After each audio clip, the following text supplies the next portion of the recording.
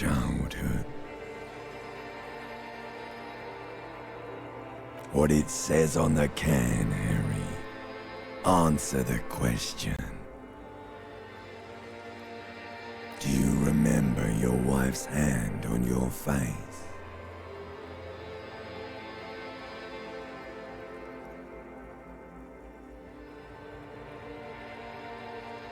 You know who I am. I'm the bad day. The one where you ask her, and then later in the streets wandering. It's the worst day of all time, Harry dear. And it's coming. She will hear about it on the phone.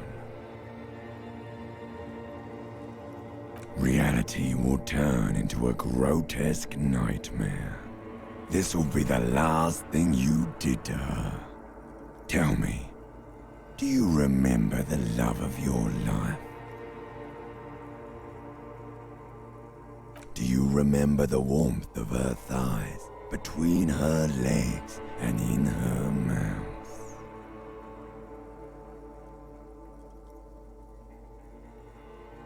Oh no, funky baby, you stayed.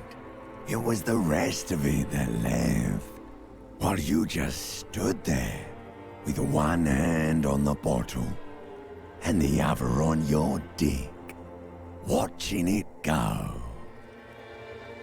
Tell me, where are your friends?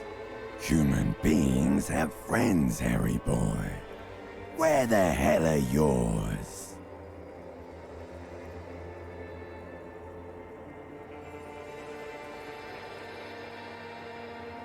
They were only cramping your descent into the abyss. Now they're gone. 3 times gone and never coming back. All of it. You failed. You failed me. You failed Elysium.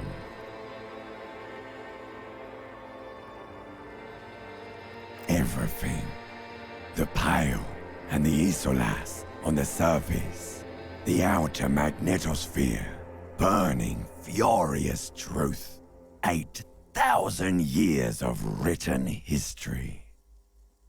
You really dropped the ball, Harry.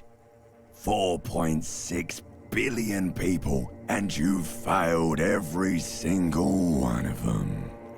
You really fucked up.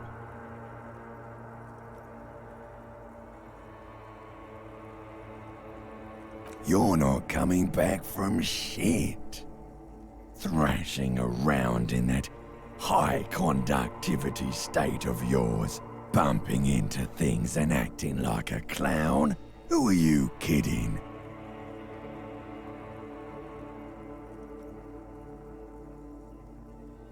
You're trying to what? I can't hear you. This is just a word dream now. Jumbled up garbage. The pictures are gone. The bed rises to meet you. A thin, sleep-like state. More glass than velvet, grinding in your head. So something is wrong. Sleep shouldn't be this bad, this dry, this unnourishing. There's something wrong with your thoughts. Some kind of new type of hangover.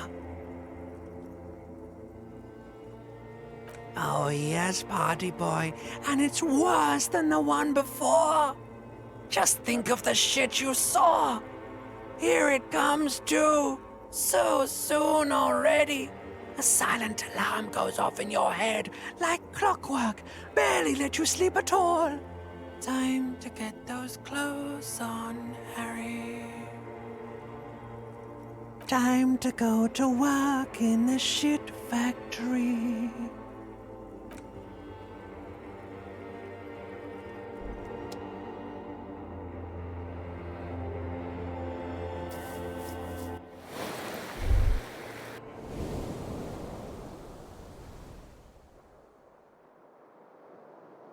Good going, buddy. 'Cause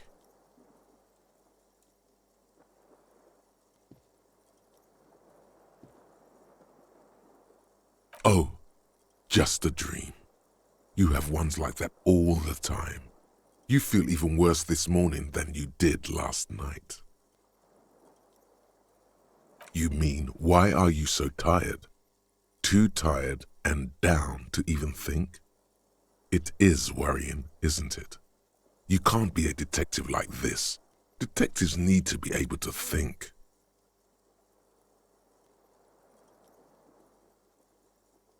That's not really true. Your heart has finally pumped all the speed out of your system, Buster. Time to get some more. Don't do that. Stay strong. The hangover will wear off. You don't need to keep doing this to yourself.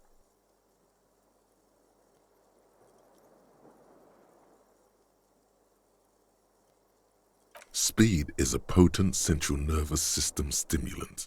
It kept you propped up all day yesterday, despite your debilitating hangover. How else did you think you even got up from this floor? You got up from this floor because of a holy vow you made 16 years ago, with me, to wake up exactly 7:30 every morning until the day you die. Don't be silly. There was no vow. You were high on speed. That was the only reason you got up. You can't detect without it. It's that simple.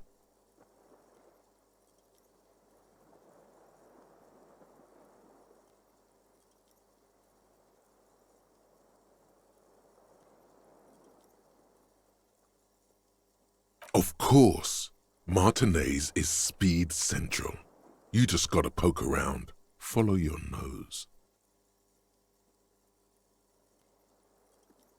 You and Speed will be happy again. You will make her come home.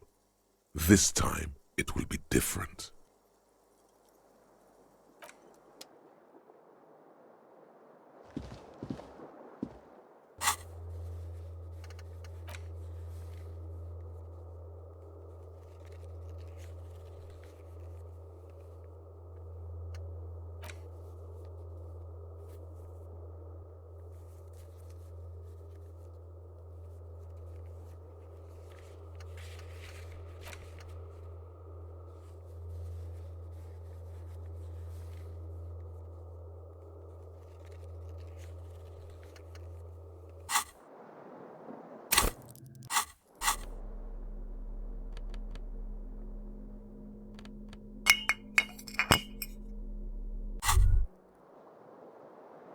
Well, hello. Someone seems to have found himself a bottle of alcohol. Here's where the magic happens. Light reflects off the green glass of the Commodore Red. The gods have been generous. Better pop it open before they change their minds.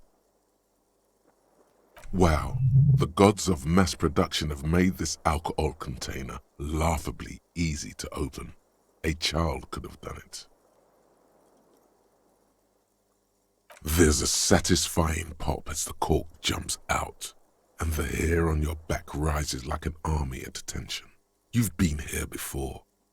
Welcome back, detective. You're home now. You see a flash of teeth, a young woman smiling at you near some railway overpass in your ruined past. She is gorgeous, and she is yours.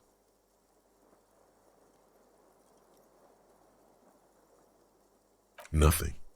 Some mental stuff. Nothing to be worried about. Physically, you'll be strong as an ox.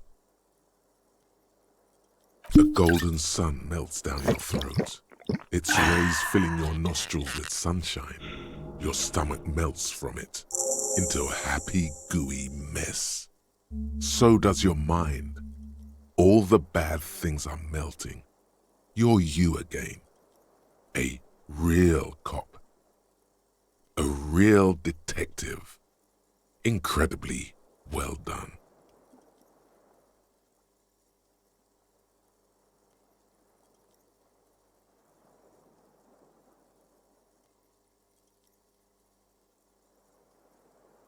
From the void we came, and to the void we must return.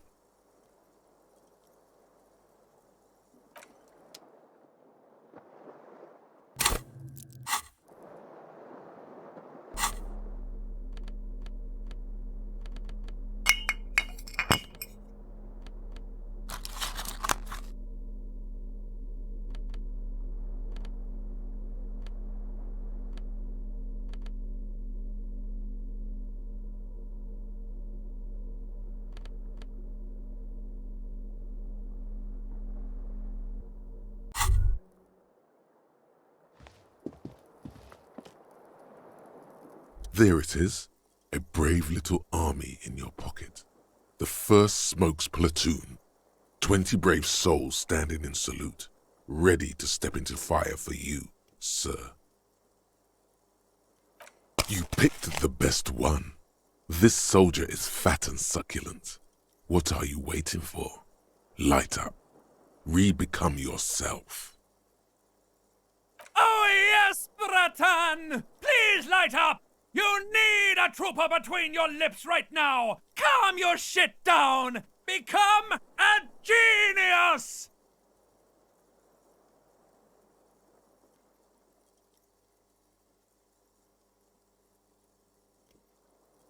Get a load of this rock and roll cop here, people. Johnny Thundercop fishes a cheap lighter out of his pants. With a flick of the thumb, there's fire. A primal satisfaction. Here we go. Repercussions. There's a high risk of glory, with a mild chance, cool genius. Smoking makes you into an intellectual. Everybody knows that. It will help you concentrate a bit. That much is true. Thick, warm smoke gets sucked down into your lungs. Immediately, you feel a warm nostalgia fill your head, body, and soul. A nostalgia for yourself, the man you were in your youth. Johnny Thundercop is back, and he's chill as balls.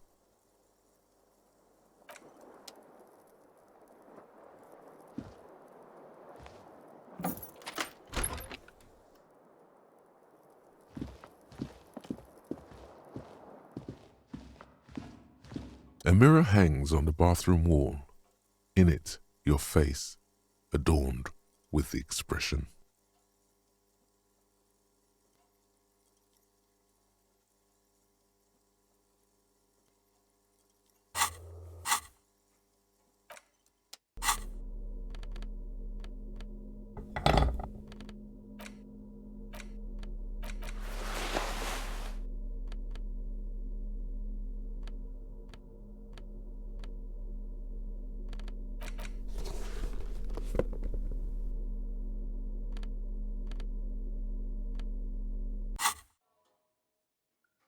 A mirror hangs on the bathroom wall. In it, your face, adorned with the expression.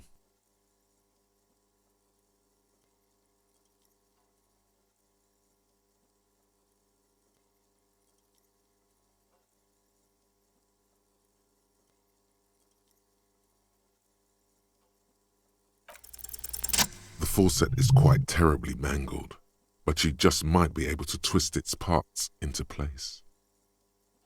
You handle the chain cutters deftly, applying just enough pressure.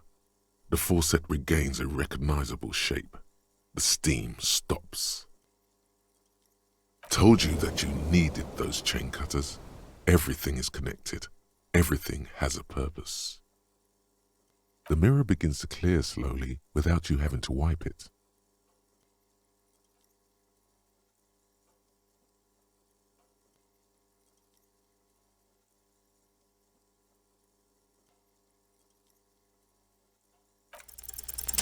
It belongs in the new, the third decade of the current century. Enough time had passed from the failure of the revolution that, for a fleeting moment, free market economy seemed like the ultimate, uncontested way of life for our species. Things were good. It was smooth sailing. People made gold and champagne-tinted interiors and facades to suit the times, calling this the new style. But more importantly, disco happened. Forget about ostentatious orchestrations. For Revachol, your city, that meant only one thing. Guillaume le Million. Out of the dazzling swirl of disco music, in an open-air boîte de nuit somewhere in Revachol West, Guillaume's blonde mane appeared on the screen. He sang some bullshit. Then he made the expression.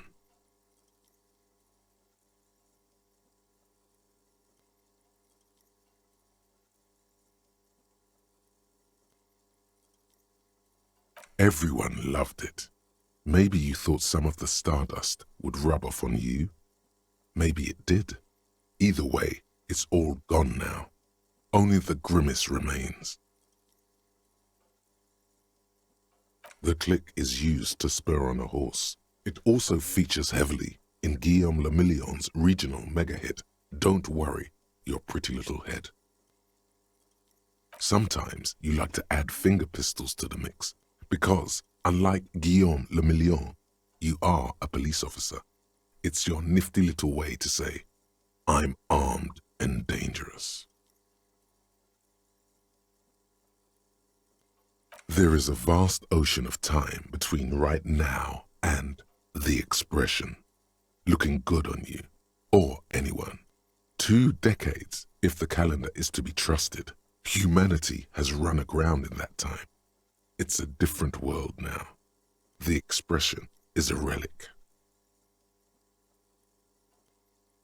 You have some understanding of the near history of disco, plus the trivia you've picked up along the way. Episodic memory, however, remains in the dark. It may never return. You should prepare yourself for that. Not really. OO must have just stirred your mind. They're more like a disco rock band anyway.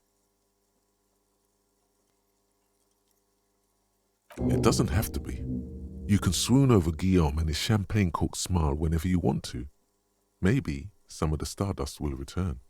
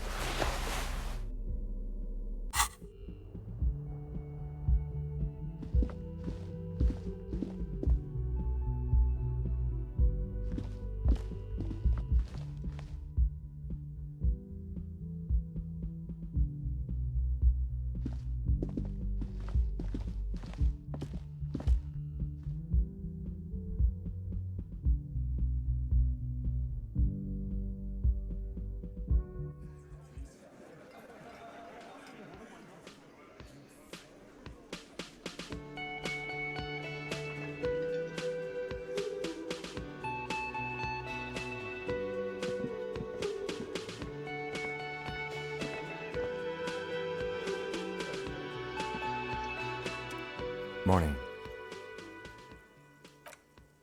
Looks like we can get to work at once. The union muscle turned up. They look rowdy. We should talk to them.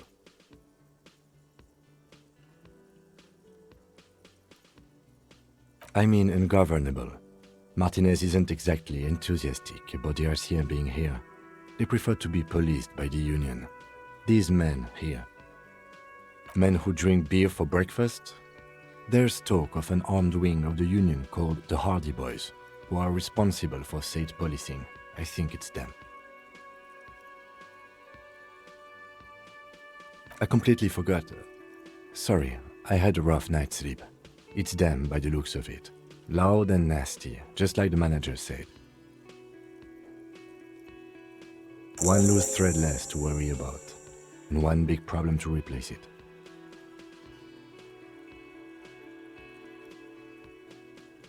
That would just escalate tensions.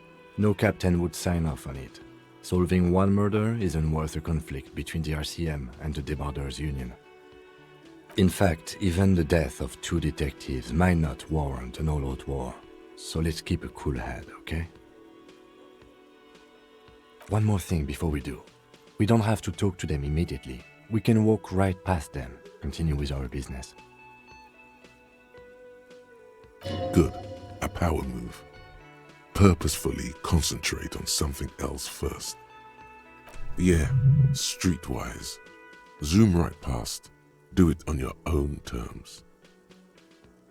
They're in no hurry to leave. They think they own the place. Anyway, I leave that choice to you. Whatever you decide is fine by me.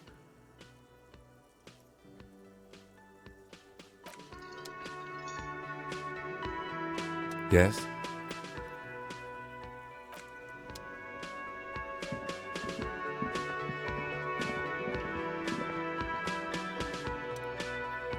Can I help you?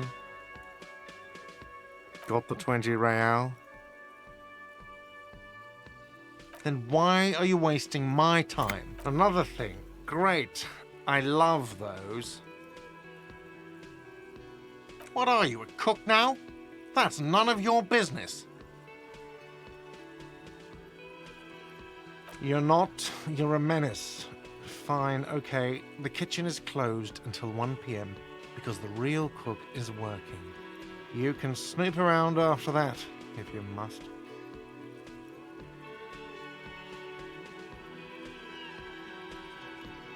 What are you, a cook now? No, you don't.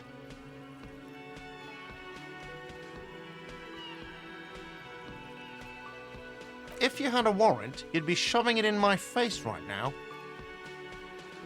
Besides, the RCM doesn't do search warrants. I know the law.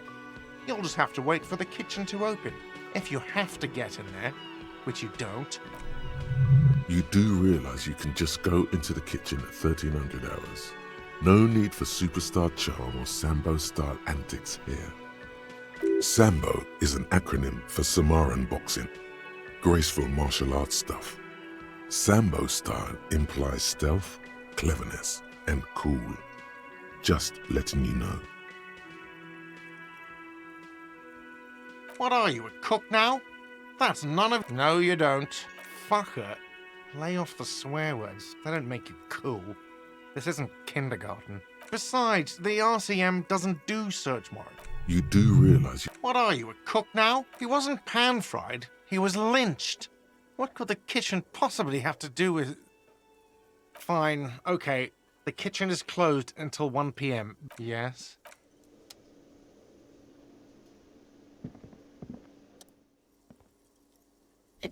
She's agitated, judging from the way she keeps pulling at the frayed edge of her blanket. And there's no public phones nearby? The closest phone booth is down the coast. Sorry for the inconvenience, ma'am.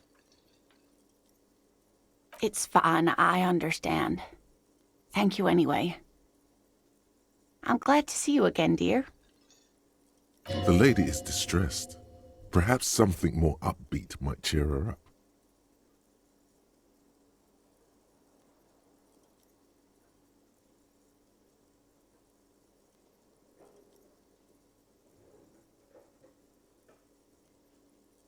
Please don't trouble yourself about me, sweetie. I was just hoping to make a call, but the Whirling's phone line isn't working. The union office probably has a phone, but I can't really get there, or to the phone booth down the coast. And Gary's phone is dead too. The manager was vague about it. Why would he be vague about phone problems? This is something to look into later. Ask God, maybe. To let the young woman who's house-sitting for us know that we may be delayed. Morel, my husband, and Gary were supposed to get back by Monday night, but they're still missing, and I haven't heard from them. I was also hoping she'd heard from Morel.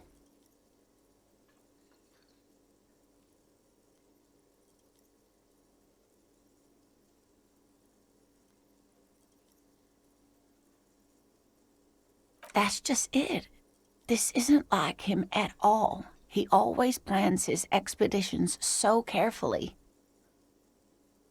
A cold breeze hisses through dense thickets of reeds. Something sweet in it, somnolent. A damp chill goes down your spine. When you look around, you're still in the whirling in rags. But you have more important things to worry about.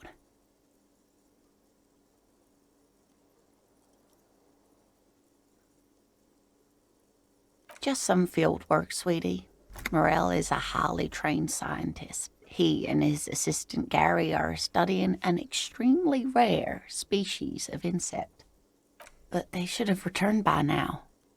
They were just going down the coast across the waterlock to set a few traps. He said they'd be back on Monday. What could be keeping them? The waterlock, that was broken. Could this be it? Oh, sweetie, it's nothing like that. Gary's as loyal as they come. I trust him with my husband's life any day. Oh my, what happened to the waterlock?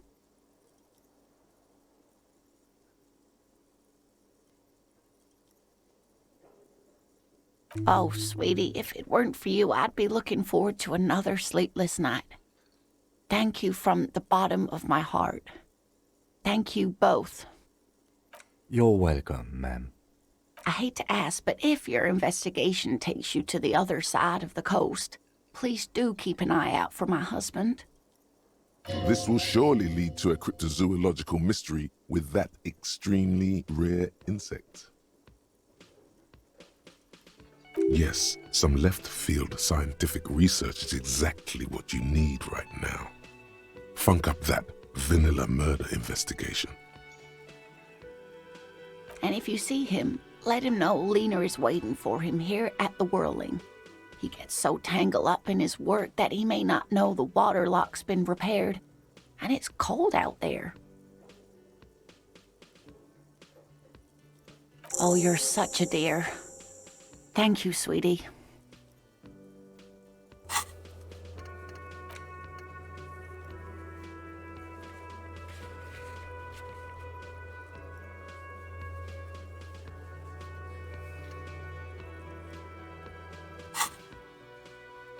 Oh, yes. A zoologist. A cryptozoologist, to be more precise. It's a pseudoscience that attempts to legitimize research into mythological beasts and urban legends. That's one opinion, yes. And people are entitled to their opinions. She's used to playing off such insults casually, but they still affect her. My apologies, ma'am. I did not mean to undermine your hobby. It's not a hobby, dear. It's a subfield of zoology, one specializing in animal species that are so exceedingly rare that many assume them to be extinct or even fictitious. Searching for such species called cryptids is difficult and often thankless, and frankly, many scientists are too lazy to do it. Universities these days are rarely interested in supporting real research. The quality of research at Revacholian universities has been on the decline, but you doubt there was ever a time when cryptozoology was embraced by the academic elite. She's completely internalized her husband's struggles. They are her own.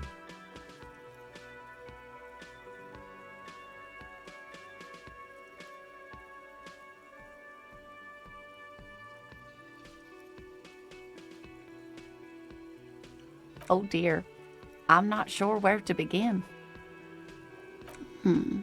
Well, his expression is slightly grumpy, but his eyes are always bright and curious, like a small boy's. And his palms are quite coarse from all the field work, but he's quite gentle. It's always a challenge to describe the person you know best in the world.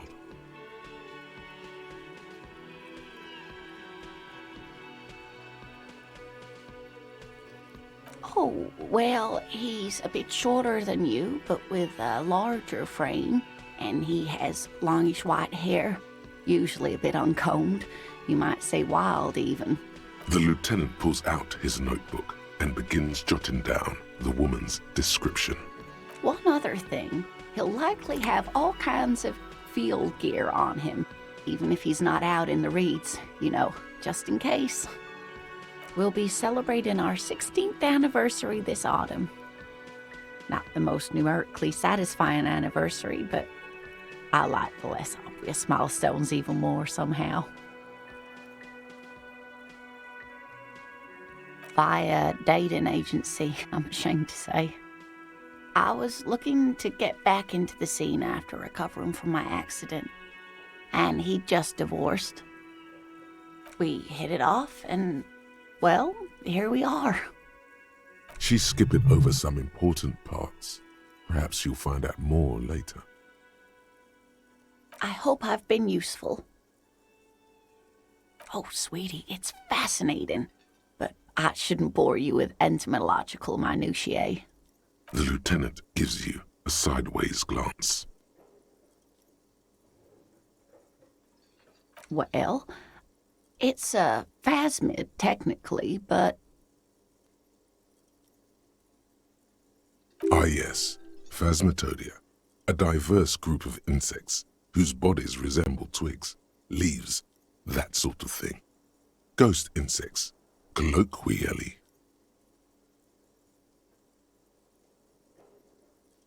Oh yeah, here comes the interesting. Where other phasmids imitate sticks or leaves, this one's a living reed. It disguises itself among the reeds here on the Insulindian coast. Hence its name, the Insulindian phasmid. Perhaps you'll end up co-discovering the phasmid with us, officers.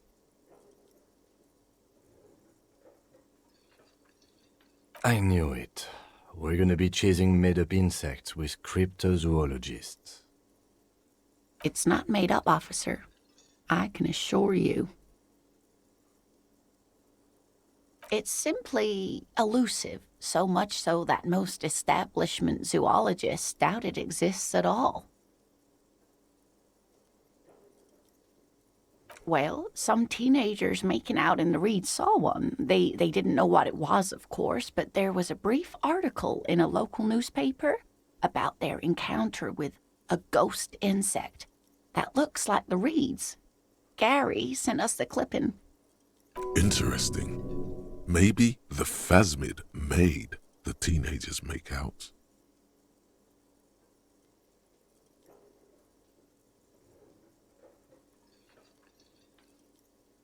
Of course, most phasmid sightings turn out to be false alarms, but their description matched the Insulindian phasmid perfectly, and they didn't even know what they were looking at. Enthusiasm has wiped the worry from her face. Her eyes sparkle behind her glasses. I suppose I have something of a personal connection to the Insulindian phasmid. All scientists have their little hobby horses. Yes, it can blend in almost perfectly among the reeds. It's how it stayed hidden all these years, centuries even. Not at all. Why else would it hide itself so carefully? Oh dear, I'm afraid I'm not explaining this very well. It is very special. Morel can explain it all much better. I wish you could hear him describe it. Then you'd understand, I'm sure.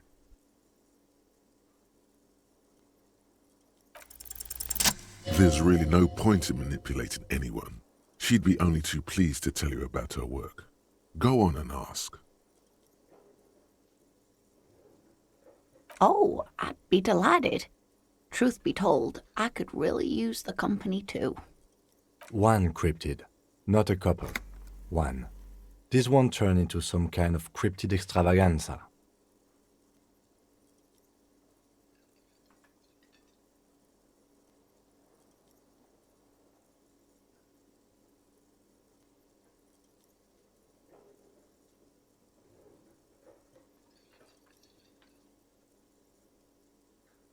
And I don't. Just one. Or he'll be disappointed in you. Ooh, tough choice there.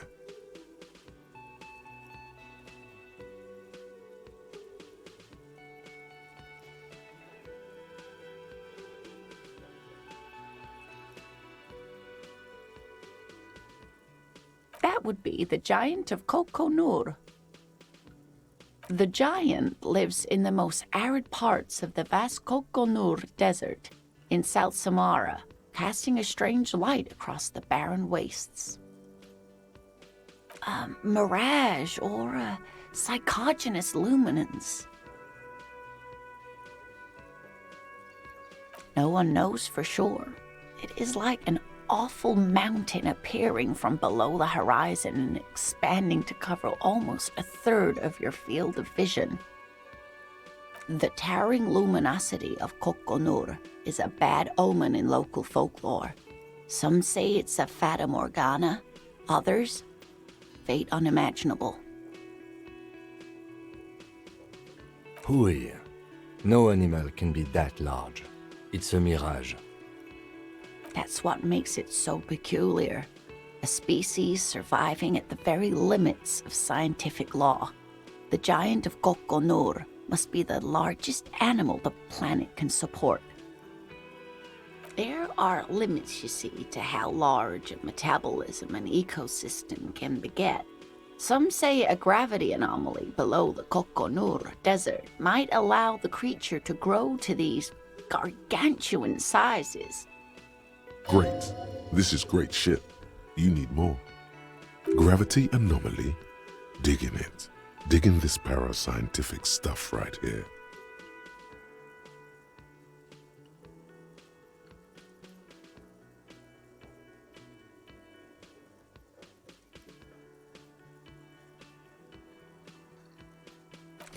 Of course, dear.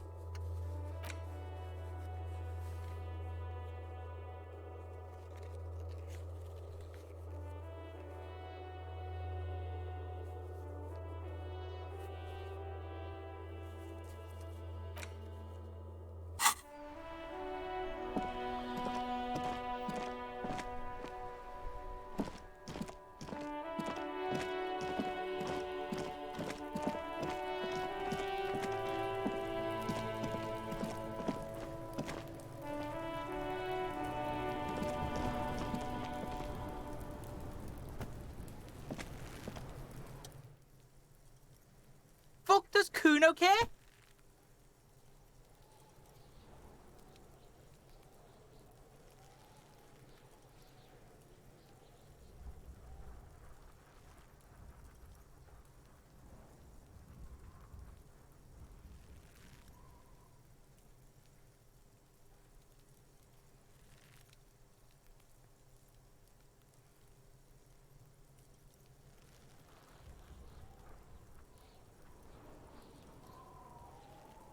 Kuno doesn't fucking care.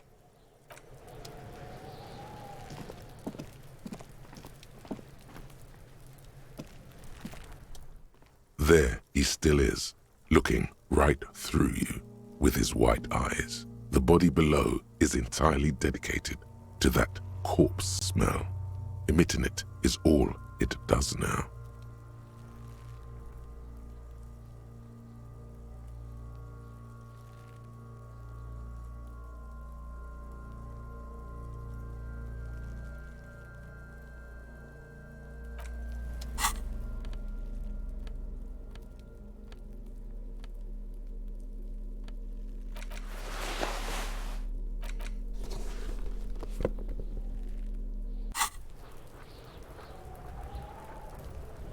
There he still is, looking right through you with his white eyes. The body below is... The smell is repulsive. It pushes in from your mouth, more instant and more familiar than anything you'd expected, more fever than odor.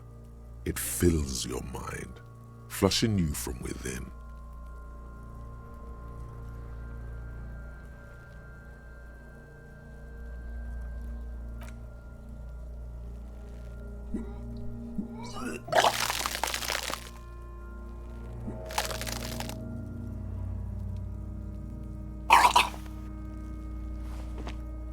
You feel a great force ringing from your stomach.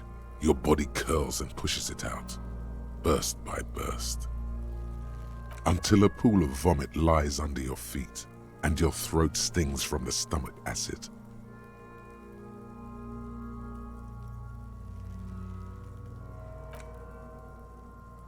It's okay. Happens to everyone. Keep it.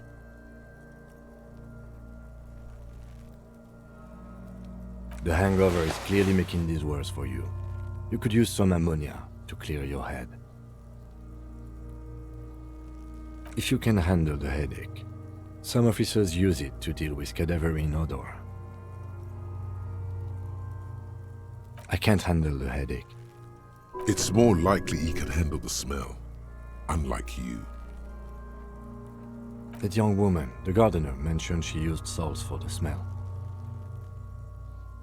If she doesn't have any, there might be some in the fruit store nearby.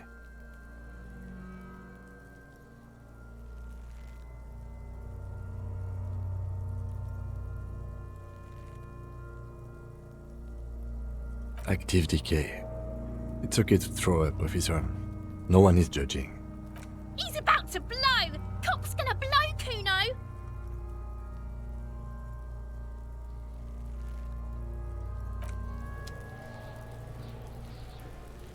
There he still is, looking right through you with his white eyes. The body below is entirely dedicated to that corpse smell. Emitting it is all it does now.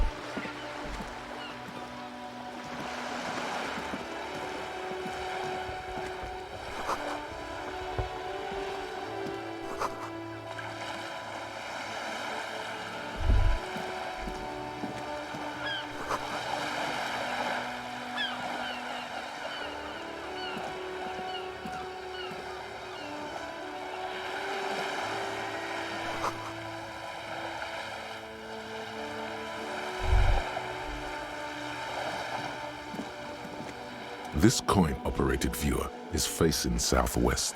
Its coin slot is full of fossilized bubblegum, rendering the machine permanently inaccessible. The metal feels cold and wet under your palm. It looks unhygienic. A thick layer of graffito covers the lenses. You spell out the word Onug written on the other side, with N and C scribbled backwards. Under the graffito, a sea of blues and greys appear. Behind the water lies a coast studded with concrete and reeds. On it, a church on stilts, lanky weather-worn wooden planks, an X-shaped cross topping its tower. You know this to be the star of Pericarnassus, or the Cairo, the central symbol of the Pericarnassian church, a star, a great moral height to be strived towards. The church looks old and weather-worn. There are no lights in the windows. Around the large wooden building you see chunks of sea ice gathered on the beach, and a small tent set up on the ice.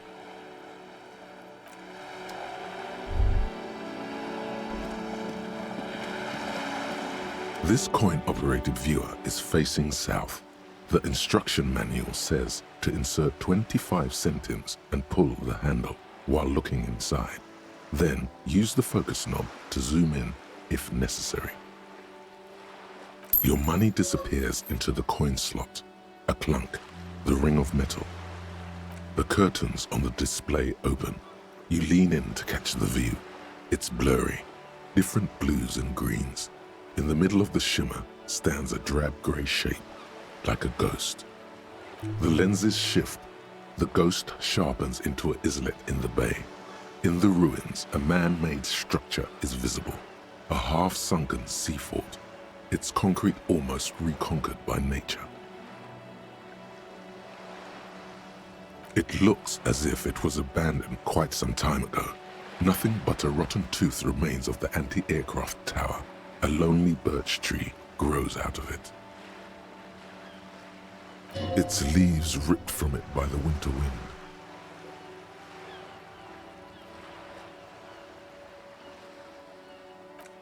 Really? I don't have the eyesight to make it out. The little brave birch tree seems to wave back in the wind.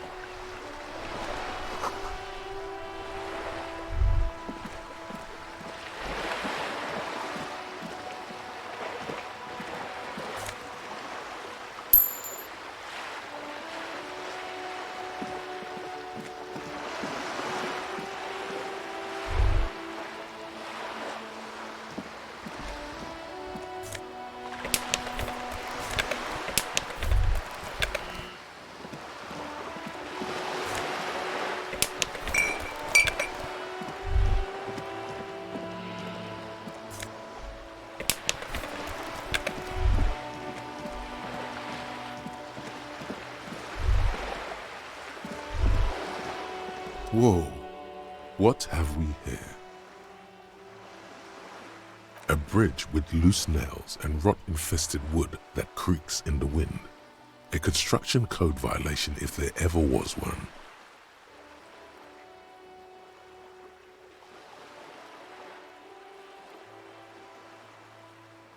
Sure, they never cleaned up the war damage. The rest of Revachol looks better, though. The bridge is fine enough. Locals use it all the time, after all. It's nothing to worry about. Shall we?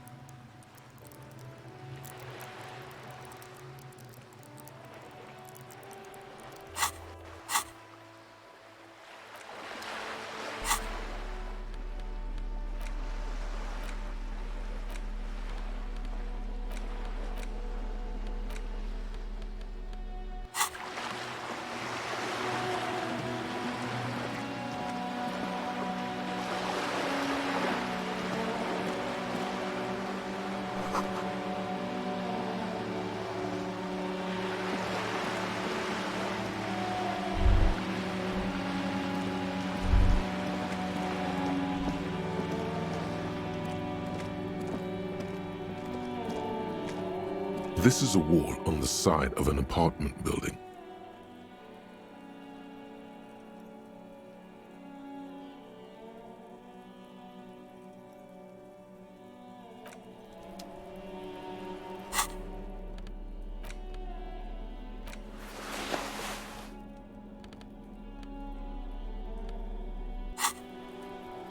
Just an ordinary wall, nothing to see here.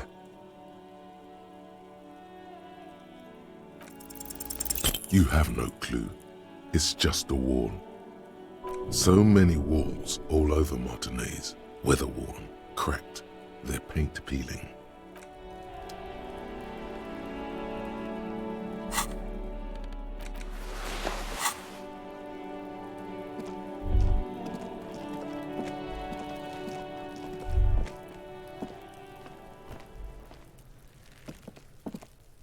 Are you trying to sneak up on me? Come to slit my throat in my sleep? Pigs come to take me out, trying to snuff me out.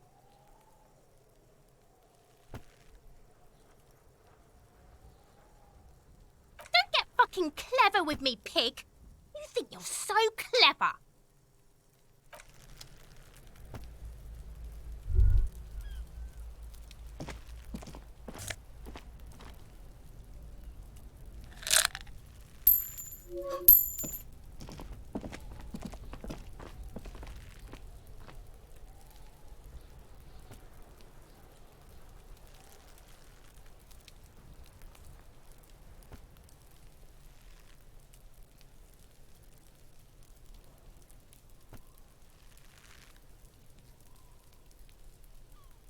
Hey, what's that noise down there?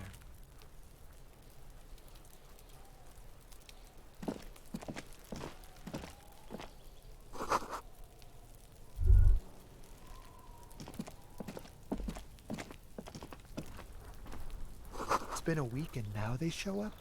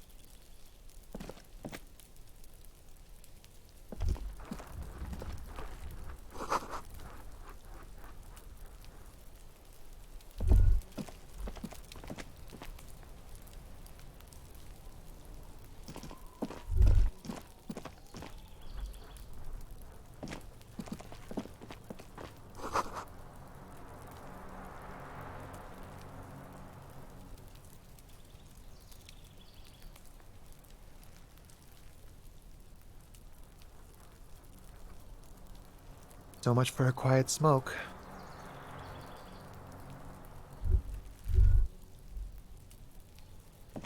You see a young man on a balcony nursing a cigarette. His eyes have been following you for a while. Not looking for any trouble, officer.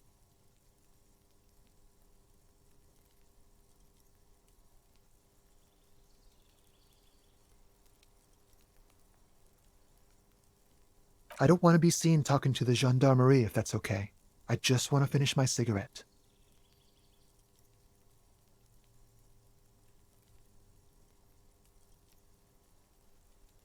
It's the god of cigarettes and youth. Ask him if he's got anything to spare. Don't let him go. This could be your witness. The balcony has a great view of the whole thing.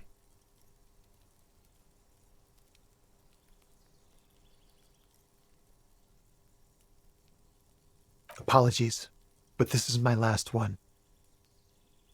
The god himself has denied you absolution.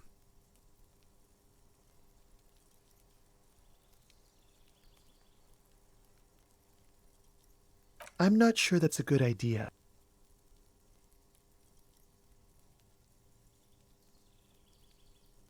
I'm not throwing anything. There's no way you'd catch that cigarette anyway. Yes, really. Don't even try. You'll just embarrass yourself. As you wish.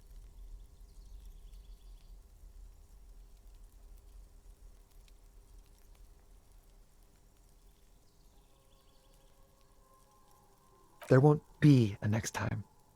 I really need to get going.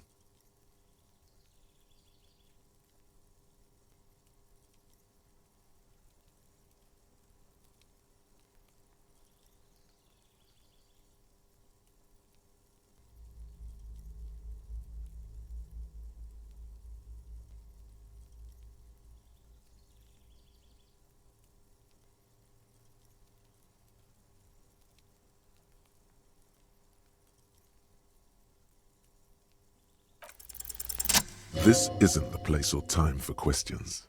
Who knows who might be watching from the distance, hidden behind the curtains?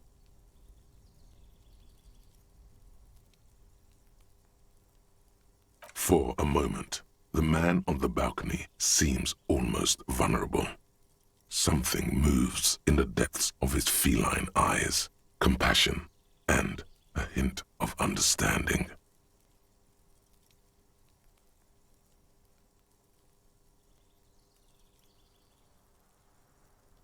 I am sorry, but I really don't have the information you're looking for.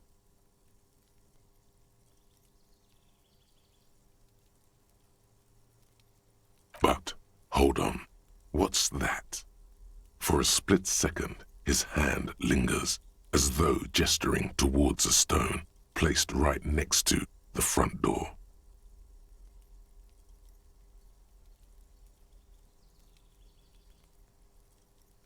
It's a sign.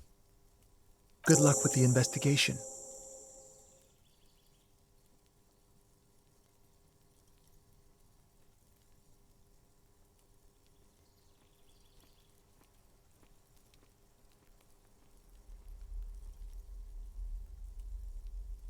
He's gone. No point in running. Tenements like these often have multiple exits. If he doesn't want to talk to us, then he'll know how to hide himself. He could be a witness. We shouldn't rule out the possibility. He did leave us a sign. Did you see that? He wanted to draw our attention to that stone right over there. If we find a way inside the building, we can ask around for his apartment.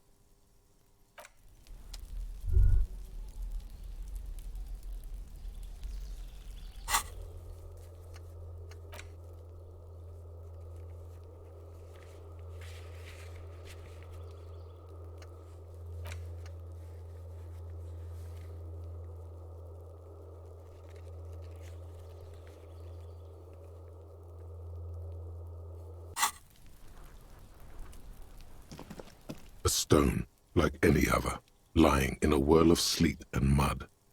Maybe there's something under it.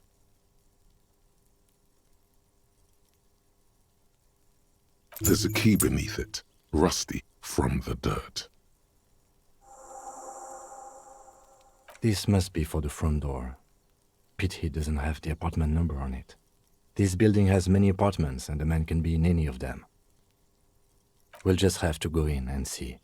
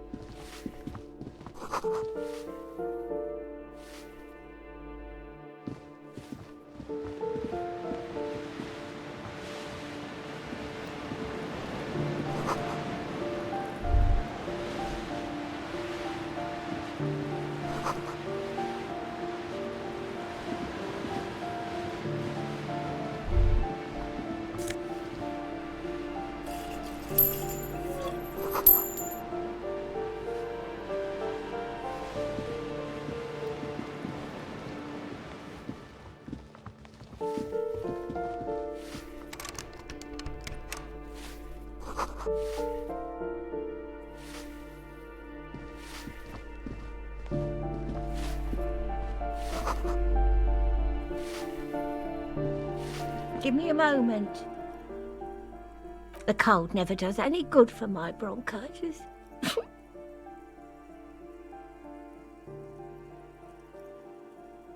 Go ahead, then. What do you want to know, policeman? Yes, I know who you mean.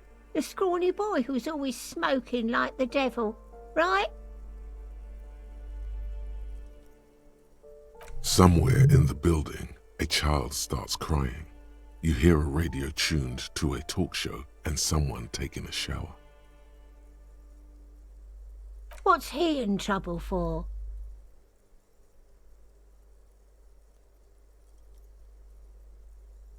Talk?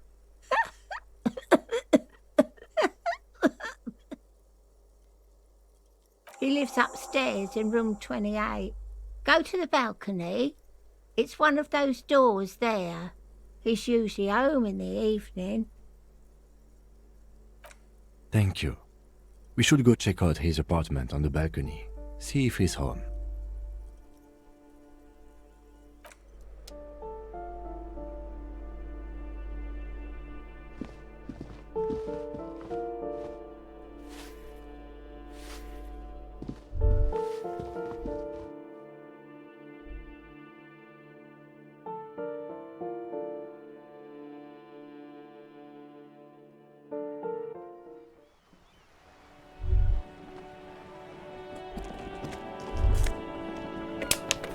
Ruination has come.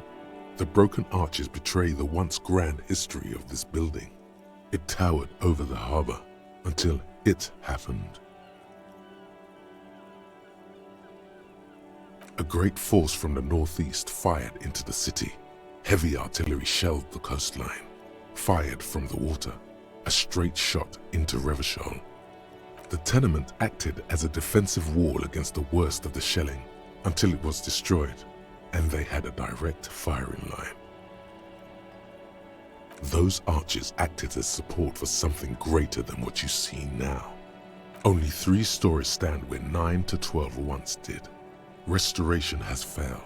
What the shelling took out was never rebuilt. The waves of the Martinez Inlet roll over the fallen remains of the building. The dark waters obscure the better part of the remains.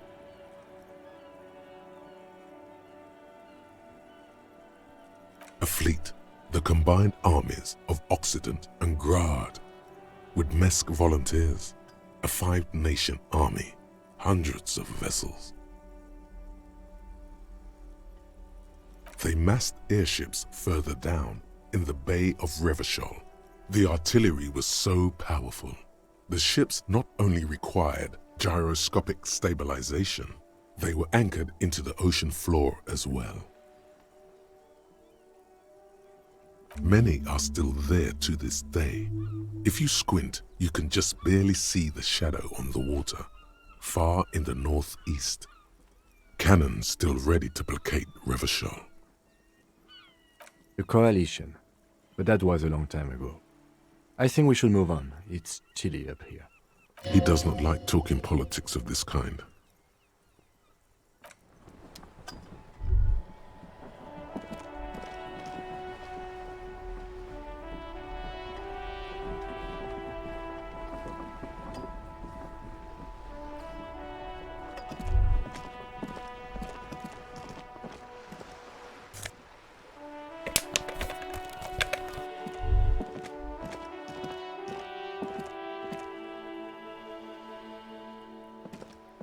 The streets will flow red once more, a great torrent rushing down Rue de Esperance. You wait and see.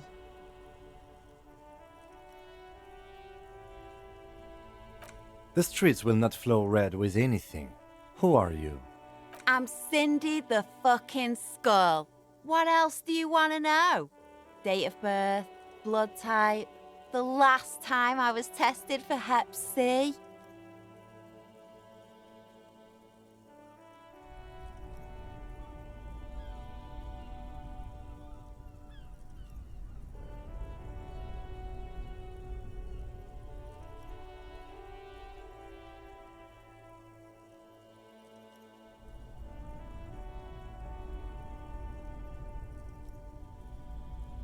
Go where? Accosting a minor? Listen to your partner, pig man. Keep your grubby hooves off little old ladies. That smell coming from her paint bucket. It's not paint. It's heavy fuel oil.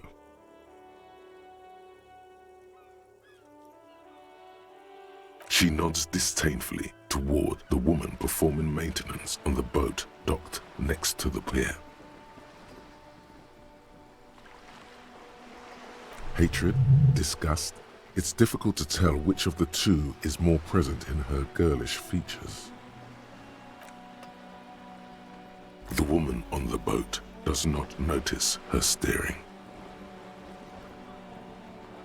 That is on her. Someone's got to keep an eye on her. Ozon is an archipelago 2 days' travel away from Rivershore. Its moneyed residents, used to posh restaurants and upscale boutiques, rarely have reason to visit Martinez. Probably the Wild Pines rep. We should talk to her. She's a professional negotiator, though. I have the feeling she will be very cooperative while telling us nothing. You should take the lead. Ask her unexpected questions, you know? Do your thing. Don't be afraid to get a bit wacky. Throwing her off is our best bet. Good idea, piggies. Run along now. Fuck her shit up good. Impound that boat while you're at it. I'd like to watch her swim back to Ozon.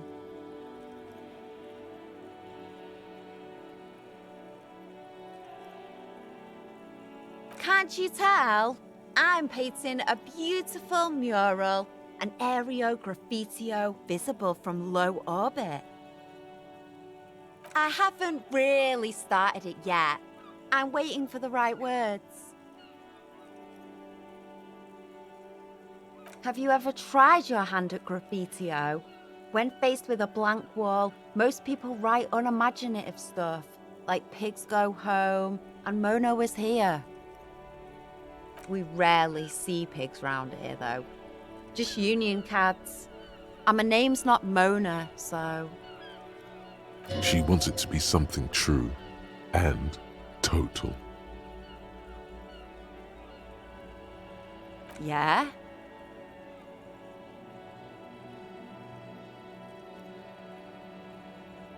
Thanks.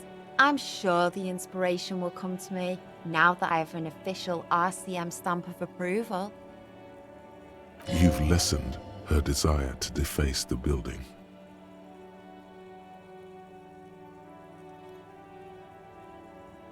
I ain't no snitch, pigstein. Go forth and forage in someone else's shit. No shortage of squealers in these parts.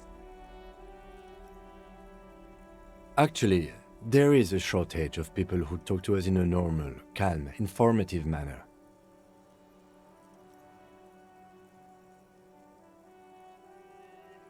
We weren't put on this earth to make your life pleasant, fucko.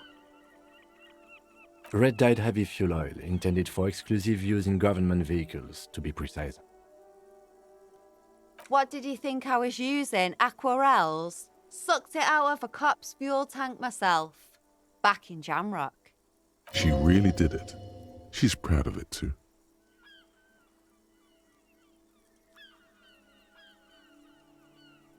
Or what? You'll push me off this ledge and pry the bucket from my dead hands?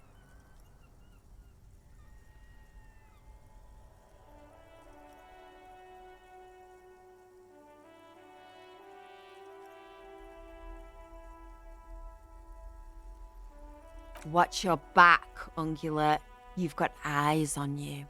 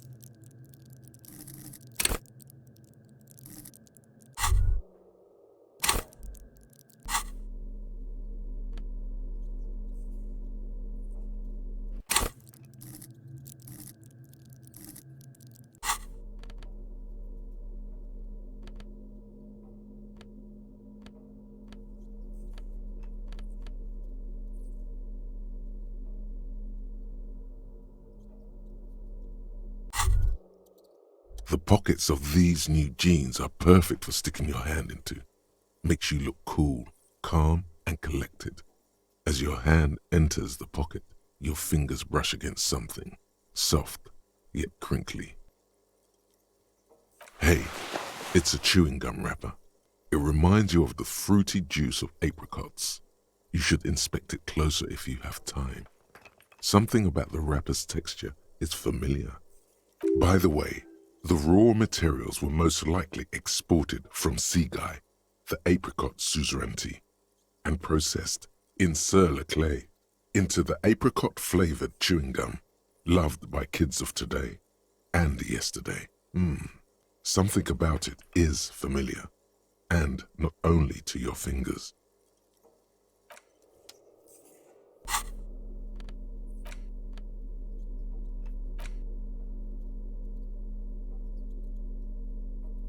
A crinkled chewing gum wrapper.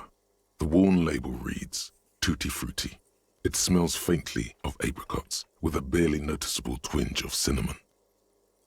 You feel compelled to point out that there's nothing fruity about cinnamon. It's a spice derived from tree bark.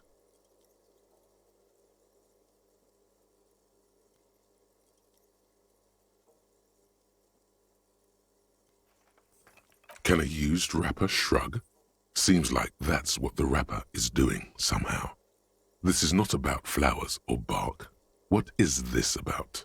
Why are you looking at this wrapper? Good question. There is no answer or secret phrase written on the inside of the wrapper, yet you're drawn to it.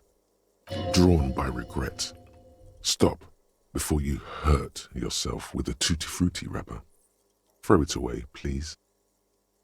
You carefully fold the wrapper into a square before putting it back into your pocket, lovingly even, despite the strange feeling of regret.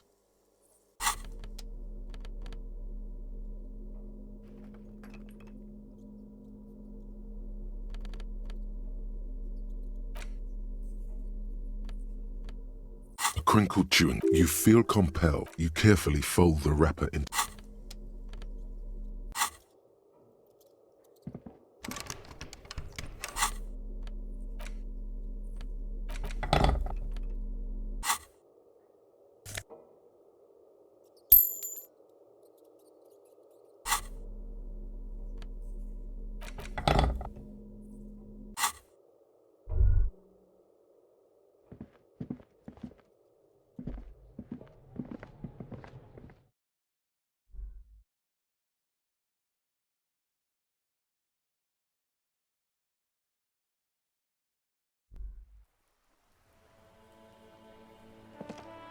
Hello again, officers.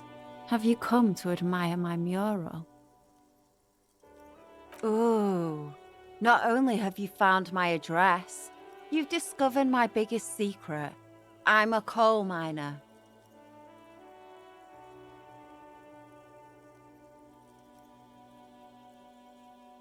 Does anyone in a city like this?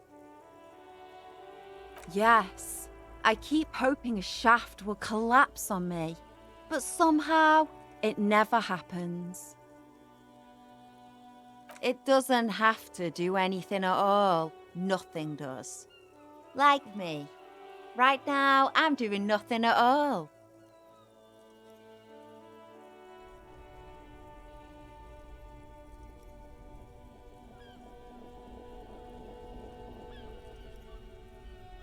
Shoot, Piggy. It's what you do, isn't it?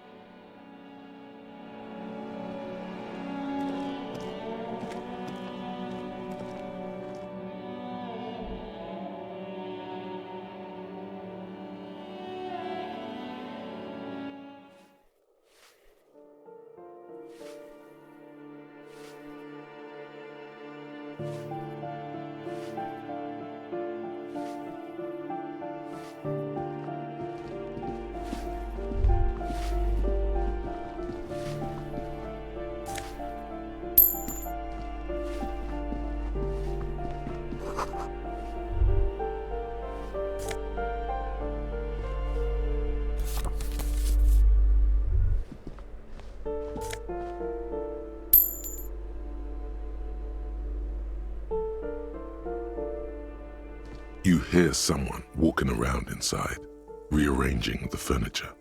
The number on the panel says 10.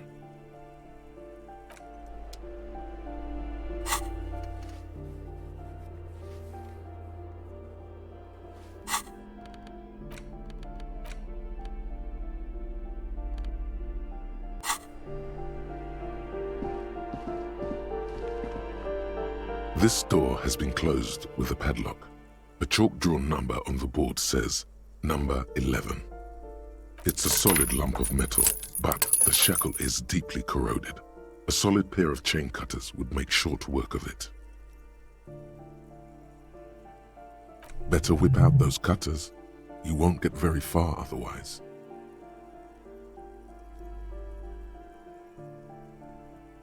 No reply.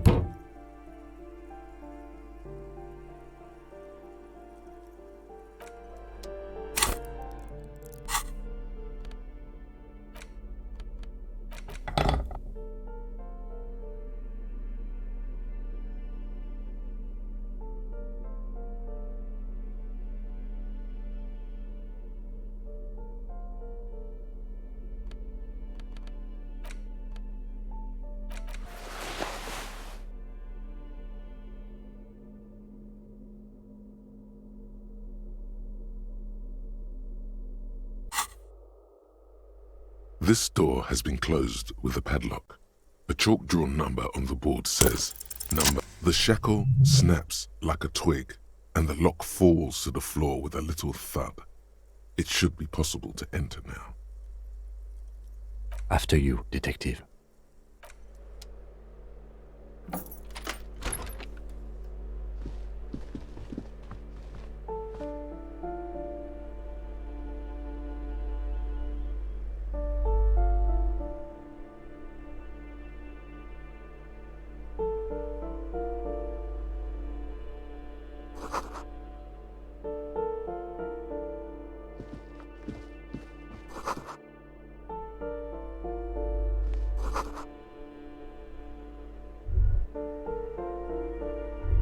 A plaster-cast bust depicts a middle-aged man with impressive sideburns. The name on the plinth reads Kraz Mazov. Honestly, he does kind of look like you after all.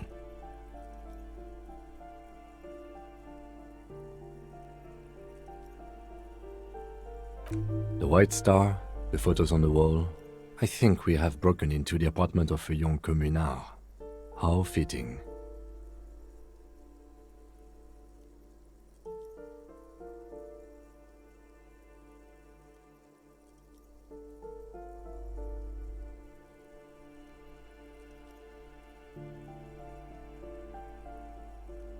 I suspect that's exactly what they are trying to do.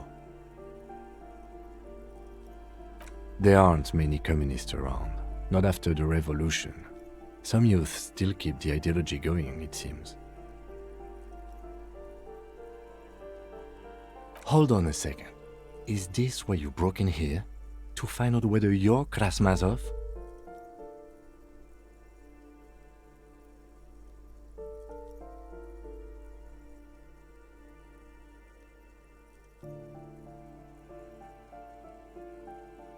Except that Krasmazov is dead. He's been dead for 50 years now. Well, you both do seem to share an affinity for sideburns, but it seems like old Kras here didn't drink nearly as much as you.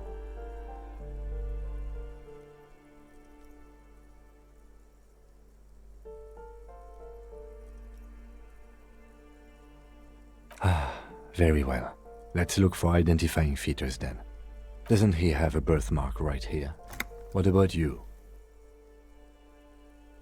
Alright, but here's the big thing. Krasmazov looks Samaran, and you don't.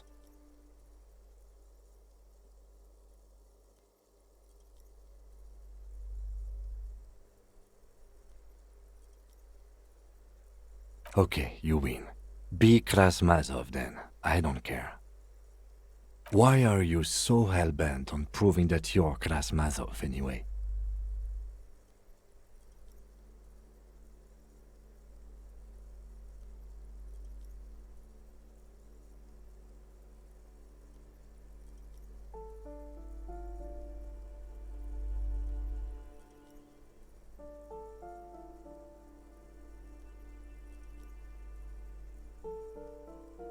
All right, Kras, if you say so.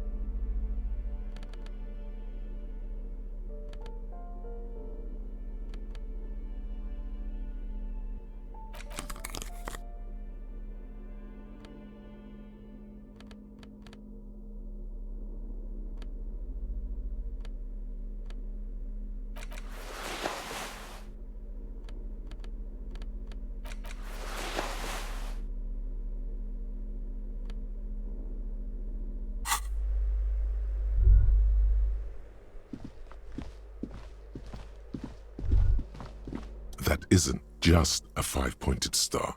It's an inverted white pentagram cradled in a wreath of antlers, the iconography of communism, in other words. I'll keep my armistice handy, detective. He doesn't actually reach for his gun. The star and antlers was developed in the 6th decade of the last century and quickly adopted by Mazov and the communards during the revolution. Even today, half a century after, the star and antlers retains the ability to evoke hope, disappointment, and fear in equal measure. To symbolize the toppling of the old order, also some social democrats were already using it. Because white is the color of peace. Smug superiority, aesthetic musings, the triumph of capital is undeniable. But maybe the guns were sort of cool. Revolutionaries had loads of guns.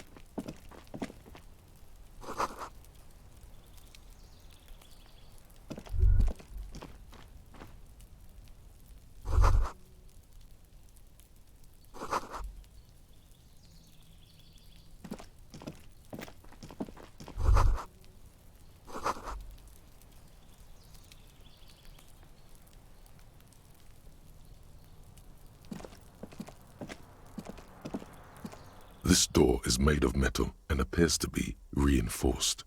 Someone here really values their security. Number 28. This is where the cleaning lady said the smoker on the balcony lives. Let's see if anyone's home. Knock on the door. No one answers. Looks like the young man we are looking for isn't home. I think our best chance to catch him is in the evening. We should return tomorrow after we have finished with our day's work. How about 9 p.m.? Sound good? The smoker on the balcony. This is why we're here, right? He might know something about the murder. So tomorrow 9 p.m.? Suddenly, he's a little worried about your memory. Don't worry. It's mostly all still here. You can remember things. You got this. Tomorrow, 9 p.m., right here. Apartment number 28.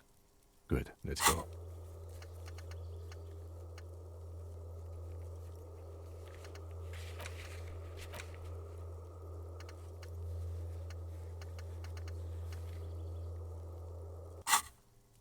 Damn. Turns out it's quite tricky finding someone in a big apartment building. Don't worry. You'll get him.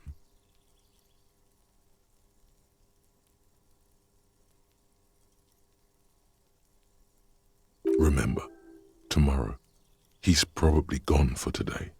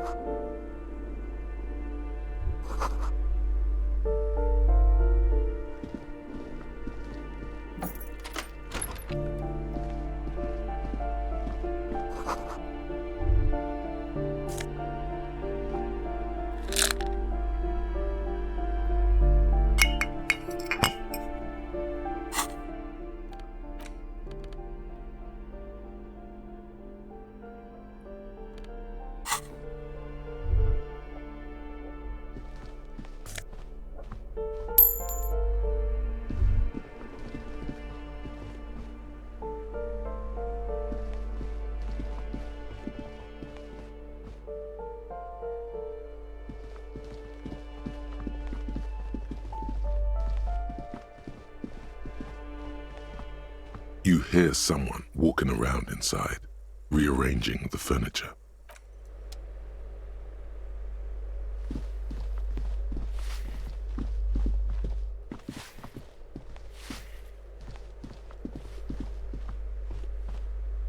You hear someone walking around inside, rearranging the furniture. The number on the panel says 10.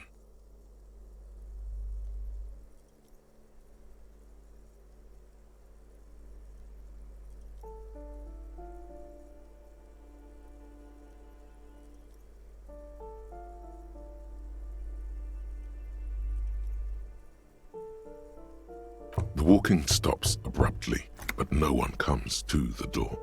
You can feel tension on the other side. A poor communard, from the looks of it. The room is barely bigger than a closet.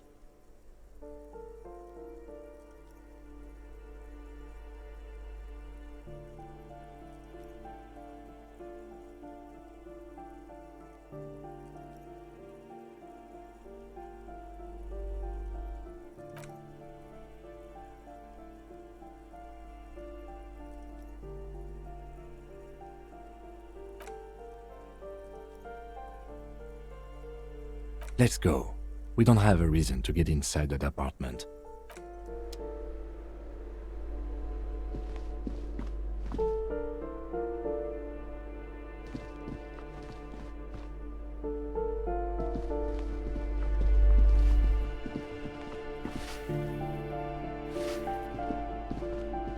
Give me a moment.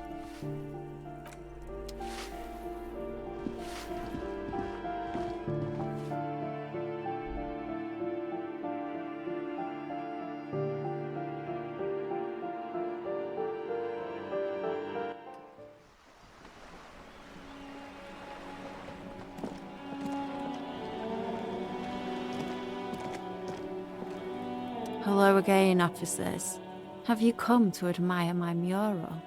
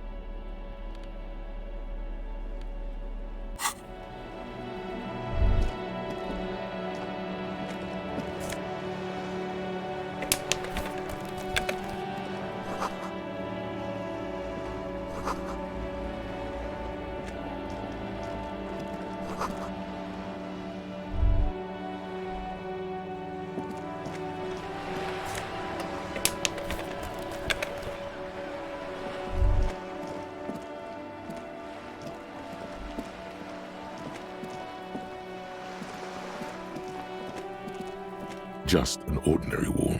Nothing to see here.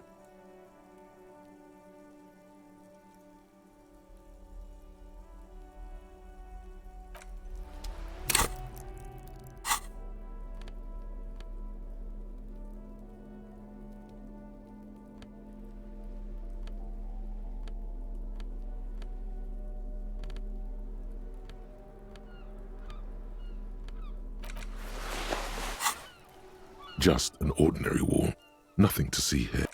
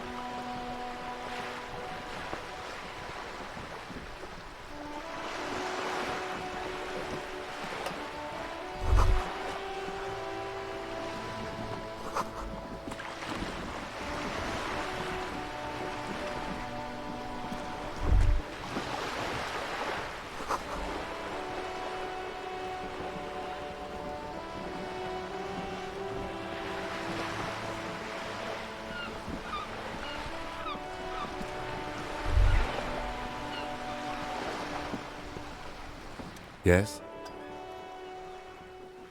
What do you want to know? Good.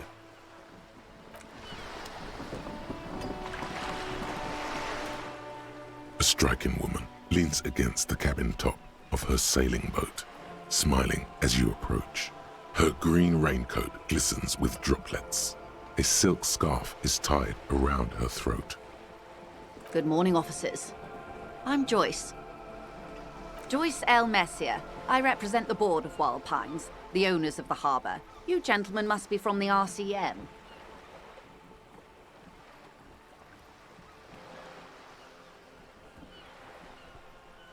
Nothing, honestly. I've said it to every drunk in town, and you're the first one who's responded. I'm glad to see you here. I was dispatched to handle a strike, not a lynching. Anything I can do to assist the RCM in this matter, I will, gladly. That is good to hear, madame. My colleague will take the lead on this interview.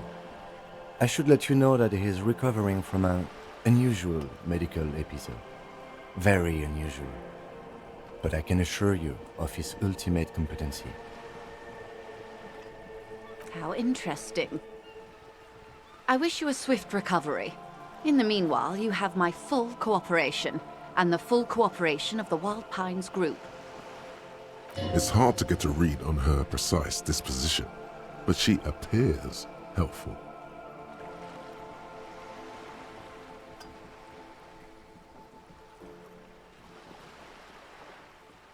Quite a few things, I'm afraid. The information I'm to share with you includes sensitive trade secrets.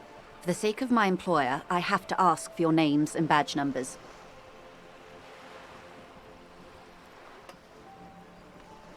Of course, ma'am. We should have introduced ourselves. I am Lieutenant Kitsuragi from Precinct 57. And this is my colleague from Precinct 41. I'm afraid he doesn't have his badge at the moment. I hope mine will suffice. How curious. Why is that, Detective? Awkwardness washes over the conversation. The woman doesn't like this turn of events. I see. So, are you saying you lost your badge during the course of this episode?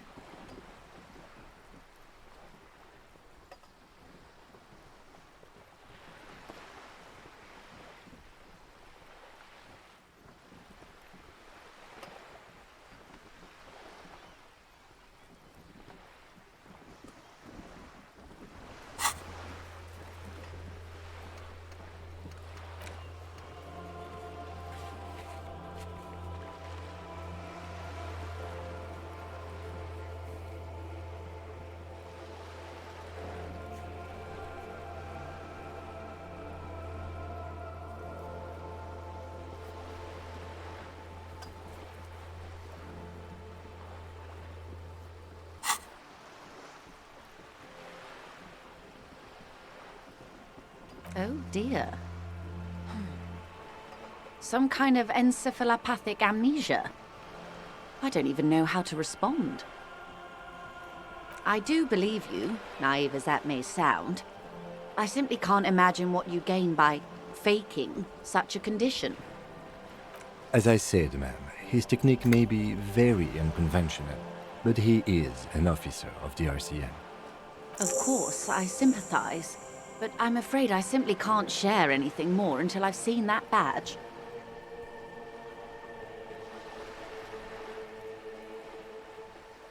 Hang on. She's a professional negotiator. She should be open to some sort of mutually beneficial arrangement.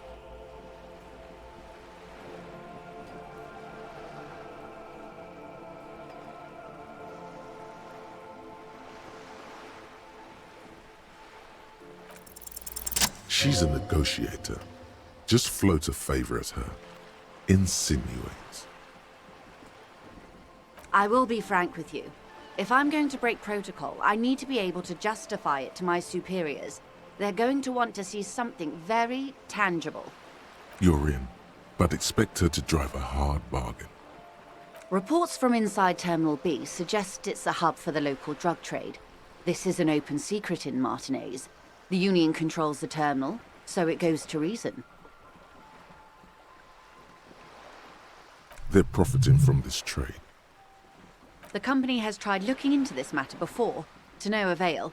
Perhaps someone with your authority and resources might turn over the right stones. Or you can recover your badge, though if I may be blunt with you, it sounds like that may be a lost cause. Detective, a word in private before we continue.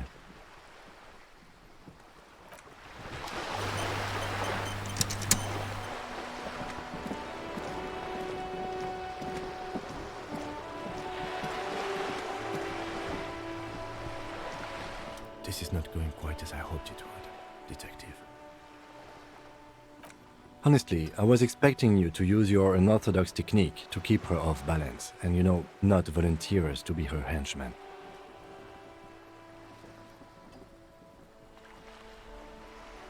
This woman is running circles around us. She might have known about your misplaced badge all along, or she's simply an adept improviser. Either way, we've played straight into her hands. He doesn't let it show. But there is a limit to how much the consequences of your unprofessional behavior can cost the investigation.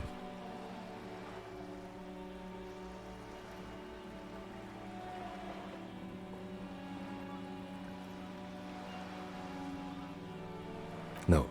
If there is reasonable suspicion, we must investigate. Otherwise, she could claim we are siding with the Union, or that we are on their take. We'd never hear the end of it. What I propose is, we ask her, then we investigate, briefly.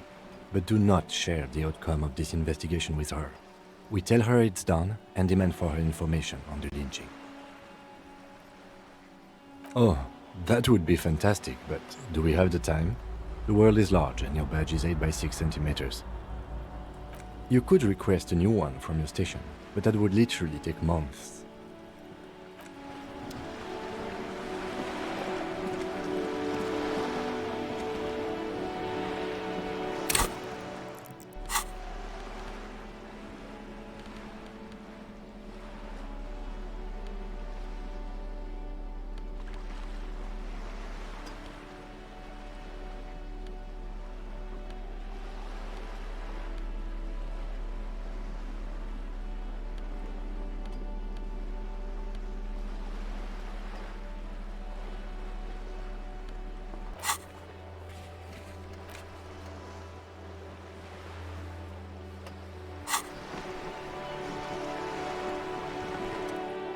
You're back.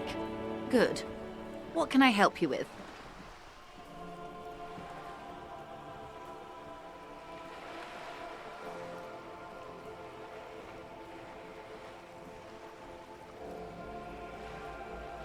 It's quite straightforward. Someone is using Terminal B to smuggle raw ingredients from the Samaran Isla into Revachol with the Union's blessing. Wild Pines has suspected it for years. Ingredients for what, ma'am? Meth and dextroamphetamine, GBL, and various synthetic psychedelics. Honestly, it might be quicker to say what you can't make from the stuff. Yes, after they clear the terminal, we lose track. The actual production is taking place at various sites in and around Jamrock Quarter, north of here. Wild Pine seems to be well apprised of the local drug trade, ma'am. Do you mean to say the Union also produces the product? Sells drugs, I mean? We're in logistics. It's our business to know. And no. As far as the company knows, the Union does not produce it. They transport the ingredients for a cut. Yes, but you won't get anything out of Evrat and the Dock Workers Union. Still, every chain has its weak link. Unlikely, officer. I'm talking about the lorries. Once the ingredients reach Jamrock, they're distributed to a network of local manufacturers, well beyond our grasp. But in transit, they may be vulnerable. Perhaps you've noticed that a number of lorries are tangled in a traffic jam at the roundabout just now. Interview the drivers who are still hanging about. One of them might be waiting for a crucial shipment. I'll be explicit. If you find this driver, I will share company secrets with you.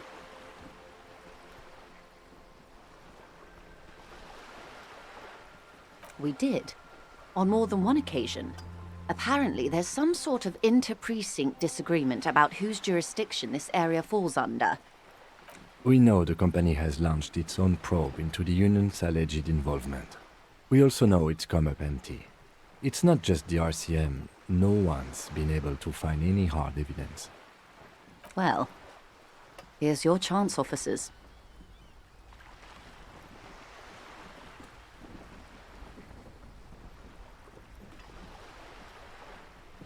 No. We asked East Motor Track to raise the drawbridge. The road company is a partner of one of our subsidiaries. However, this is a limited time opportunity.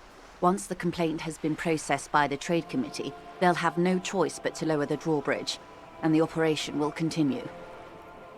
Thousands of litres of raw ingredients will pour onto the streets of Revachol. Not the east across the river, but the west. The vulnerable. The weary. Well, at least this solves one mystery. What is that, Lieutenant?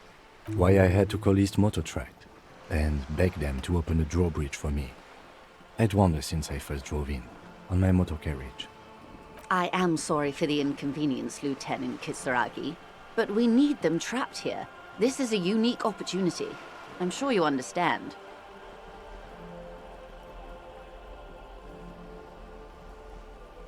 How do you think they're financing this strike? There are thousands of unpaid dock workers going strong for the 4th month straight. There was a shakedown of local businesses preceding the strike. Many were squeezed to bankruptcy to fund it. With all due respect to these desert cacti, the contents of a few cash registers cannot provide for 2,000 men. The local businesses can scarcely provide for themselves. Precisely. Smuggled out of that very gate at night, most likely, then loaded onto lorries and driven to Jamrock. You simply need to find one driver who will open up to you. It sounds like she tried looking into it herself, but she's clearly not the type your typical lorryman would confide in.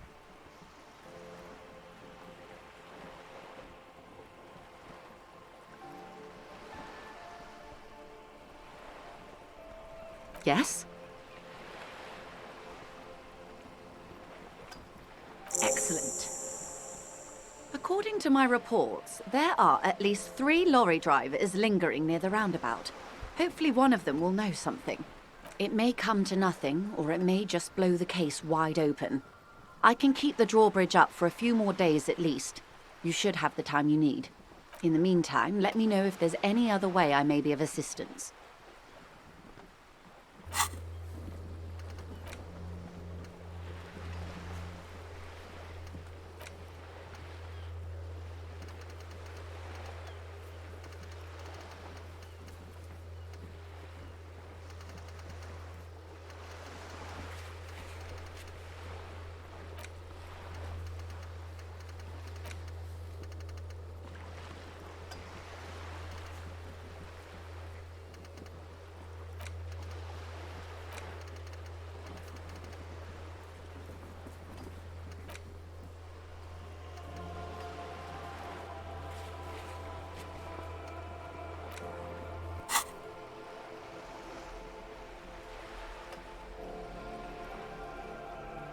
Why, yes I am.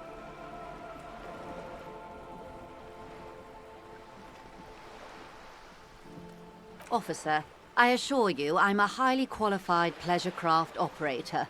The crowns of her teeth are porcelain, white as the boat's hull as she smiles.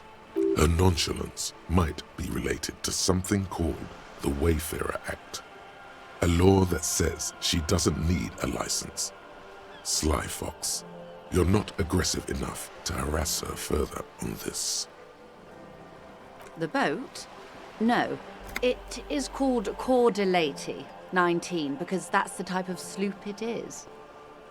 The word "it" feels strange. Such a beautiful boat deserves a proper name. Okay. How about Cordelati 19? Why? Because it was manufactured in Revachol East by a company called Cordelati, and its hull is 19 paces long.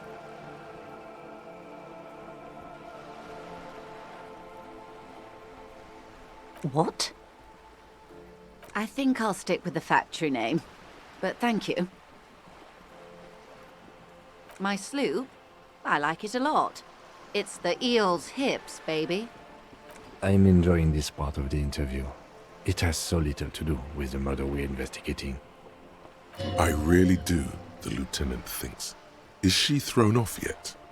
He's looking at the woman, assessing her.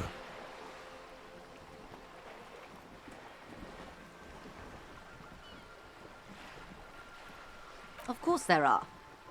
We're on an archipelago. How else are you supposed to get around? Yes, we are. We are on Le Caillou.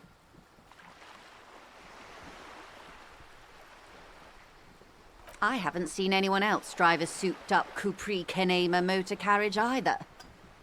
Actually, that motor carriage has been specially issued to serve as a patrol and pursuit vehicle. It's for crossing long distances in the greater Revachol industrial harbor. It's not a toy. Neither is this. A toy, I mean. It's a machine for crossing long distances in the Bay of Revachol. between the city and the islands. Good.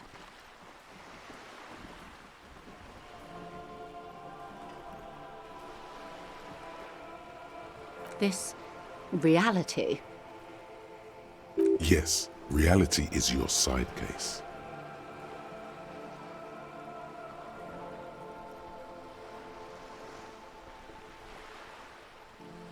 How truly curious. A sort of philosopher detective.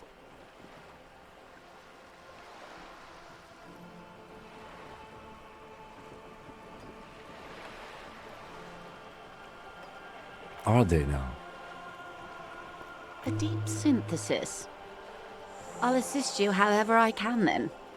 Go ahead. Ask.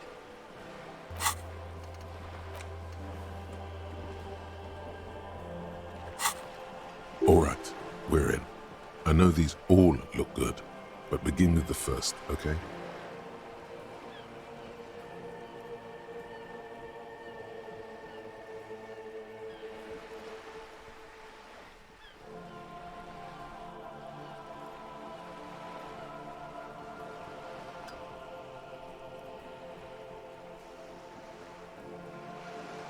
We're in Martinez, baby. A casual term of endearment popular among the 50-plus crowd. It's a disco holdover, pay it no heed.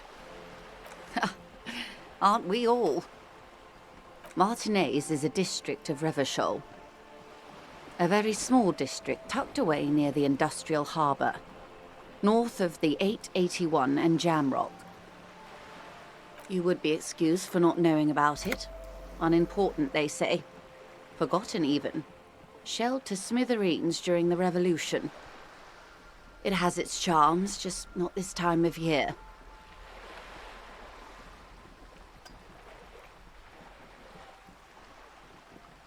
I'm not a good ambassador. I've only been here once before, as a teenager. Not a lot has changed. There are ruins, a terminal, fishing boats, reeds, boys with boxy shoulders. This place used to be a province, a workers' resort before the city swallowed it and the artillery did its work. The reeds are the real star of the show here now. The further down the coast, the wilder it gets. I would be happy to. What is a preposterously expensive education for, if not sharing? We're in Martinez. Martinez is a district of... You would be excused for not knowing about it. It's not really a sea, it's the Bay of Revachol. And the bay feeds into the ocean. Yes, we're on an island in an ocean. The world's largest body of water, the Insulindic. Known to the early Revacholians as Les Immensités Bleues, the blue immensities. Vast, lukewarm, and unknowable, flowing in and out of sight. Caillou, as you already know. Imagine a pebble. A smoothed-over pebble amidst a great blue sea, misshapen, cracked. The cracks are the River Esperance. We're in the delta of this river, on the 6th branch, the Martinez distributary. It is clear this pebble is of enormous value to her. Revachol? Revachol is what you call a city, the great kind. As if it's self-explanatory, beyond patriotism, a fact.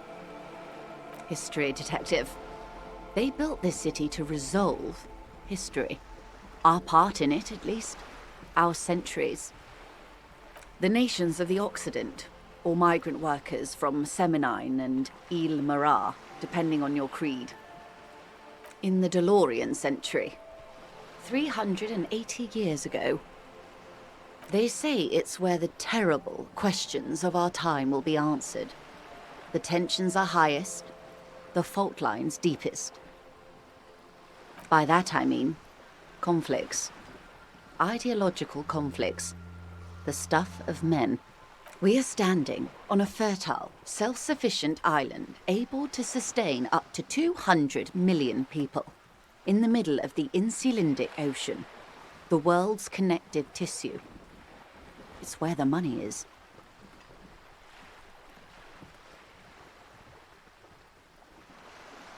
Oh, we're quite a way off.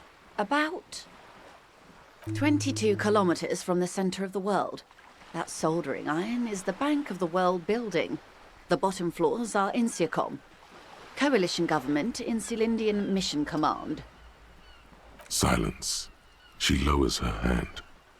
The water, the light. It's as though you're seeing it for the first time.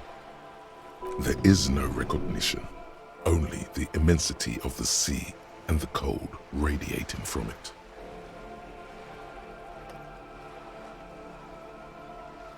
She observes your eyes scanning the horizon, then breaks the silence, slowly.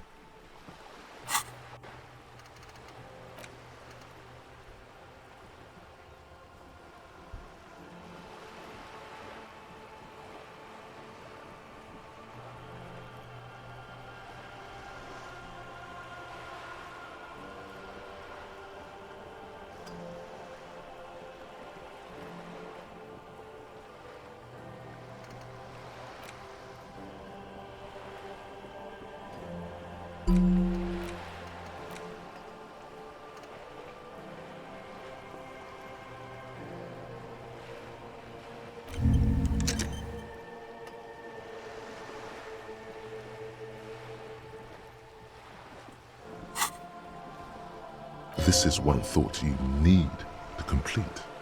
Where are you? Was there something else you wanted to know? I remember something about a lowdown. This has been informative. Thank you, ma'am. I'm sure my memory-impaired partner has many more questions to ask, about even more fundamental aspects of reality. Might I suggest not asking them all right now? Madame Messier will be here later too, and tomorrow. Isn't that true, ma'am? Absolutely. My commitment here is long-term. Oh, of course not. You are already diligent for getting this far, and diligent boys remember where they left off.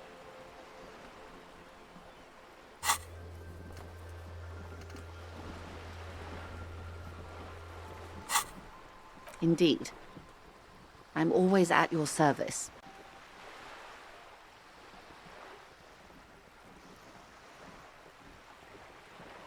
A bird? A sphenicid? A flightless bird of the polar regions?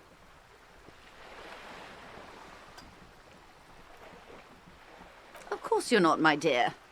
I'm just terrible at guessing games. Ah! This is the pier of Rue de Saint-Ghislain, 33A, where the tenants have been kind enough to rent me a slot, or two.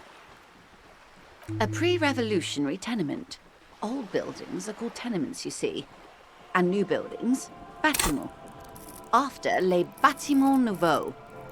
But 33A and 33B are not nouveaux. They're old.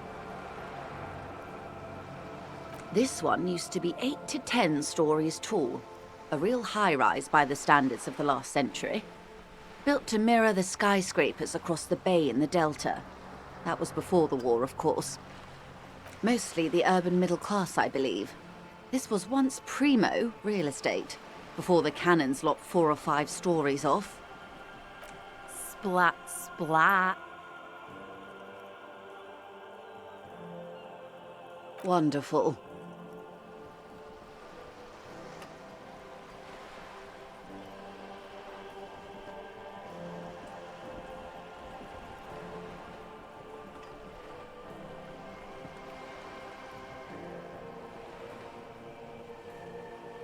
The girl in the old lady rags. Looks like a sullen and rebellious member of a teen infraculture. Yes, you and I belong to the supraculture. We're common, the herd. The music on the radio, the food in the chain restaurant, those are all too popular for the girl in the old lady rags. She prefers a fantasy world, an infraculture with its own dress code and vernacular. It is an illusion, I'm afraid. There is no refuge from the supraculture.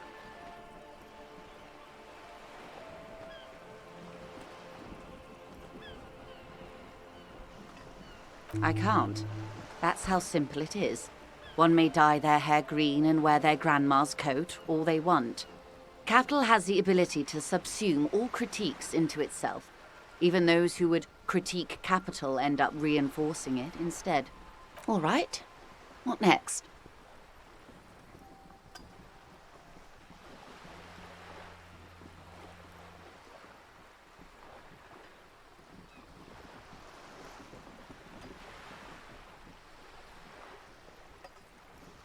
Glad to have been of assistance. The little that I know. Anything else? What we do. I'm afraid I don't speak for Wild Pines as a whole. It's a giant undertaking. The Pines' core competency is logistics. Container shipping, freight, that sort of thing.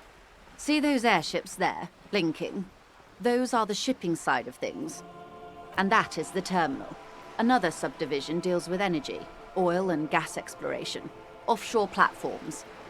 The Wild Pines Group is one of the original Revacholian Indo-tribes.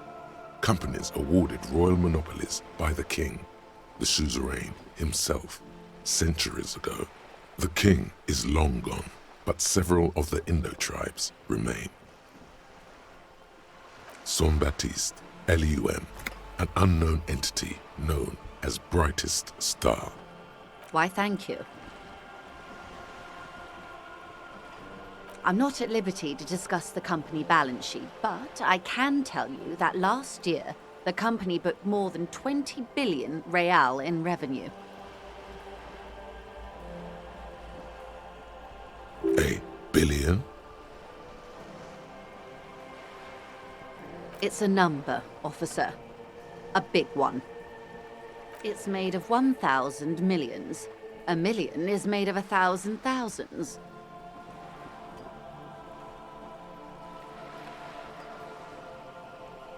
Yes, past a certain point, numbers begin to seem imaginary, but they are quite real for the 72,000 employees who depend on Wild Pines for their paychecks. A conglomerate the size of Wild Pines is like a shark. If it stops moving and growing, it will die. Then what becomes of those 72,000 families? It is a tremendous responsibility. They started as an exploration and cargo fleet conducting trade between the Samaran and Insulindian Isolas 250 years ago, when pine ships explored the South Seminese and charted Lomantang on behalf of the suzerain. Centuries of care, deliberation, and madness have gone into this endeavor. Vessels pass through the great unrest to re-emerge with apricots in tow. The logic of the system is totalizing. It's taken everything from its employees to build it. You mean aside from being the terminal's legal owners, who are responsible for moving 8% of the world's cargo? There are no minor cogs in the system. Each terminal must be accounted for, lest the entire system break. Every hiccup in such a system means thousands lose their jobs, the world over. I'm here to assure that doesn't happen.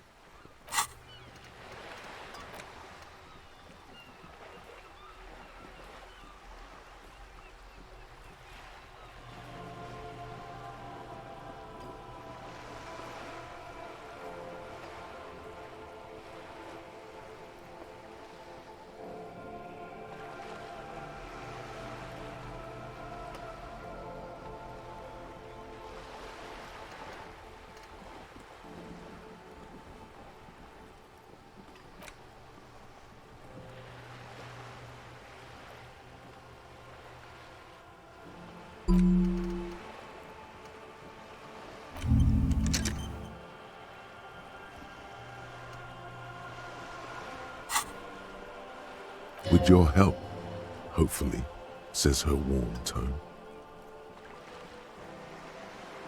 Everything.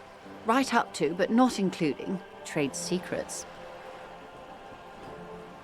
First, you'd have to repeal the Emergencies Act of Trade in Aliments that gives me the right to silence. It's quite the octopus.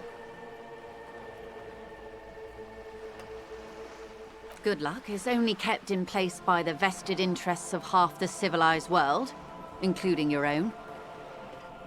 What the ma'am means is that the Emergencies Act and the RCM both get their authority from the coalition government. But I am derailing us. You wanted to know about the strike. I believe the official title is Senior Labor Negotiator. In practice, I'm a grocery clerk. I relay the union's demands to Wild Pines and return with Wild Pines' counteroffer. And how are the talks going? They're not. That's the problem. The union stopped all negotiations a week ago, after that awful lynching took place. Now they won't even let me into the harbour. There's a 2-meter-20 racist behemoth blocking the gates.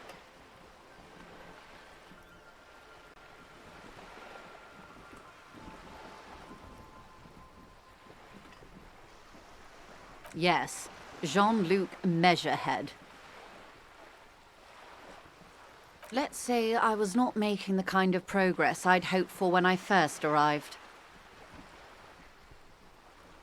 And when did you first arrive? I arrived 3 weeks ago. Yes, in the middle of February. The bay was still partially frozen then. I prefer to do these things on site, like the RCM. But the strike began in December. I wasn't the original negotiator here. I took over after Mr. Gaumont hit a wall with Mr. Clare, the union boss. Mr. Clare refused to speak with Gaumont despite concessions he'd granted the union in prior negotiations. This isn't the first time the union has gone on strike? Heavens no. There have been 2 prior strikes. Both times the union won significant concessions, including overtime pay and a medical plan. This time their demands are more, I guess you could say, aggressive. Mr. Clare told him to, how did he put it? Fuck off, midget. Gaumont is short of stature, you see.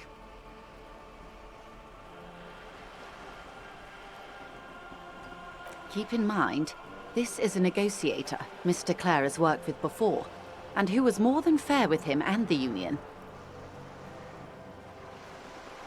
There are leaflets everywhere, and banners. What did they say again? Oh yes, every worker, a member of the board.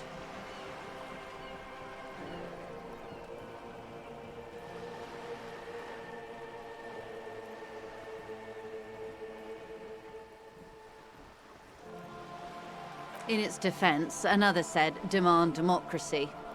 Pretty tame stuff compared to every worker, a member of the board. Fortunately, they explained it. Every time the Wild Pines group makes a decision about anything, it needs the signature of each of the 2,200 workers in its Martinez terminal. Just so you understand, this is but one of 22 terminals owned by Wild Pines. Essentially, not only are they kings of the company, they are also kings of the 72,000 employees of Wild Pines Group.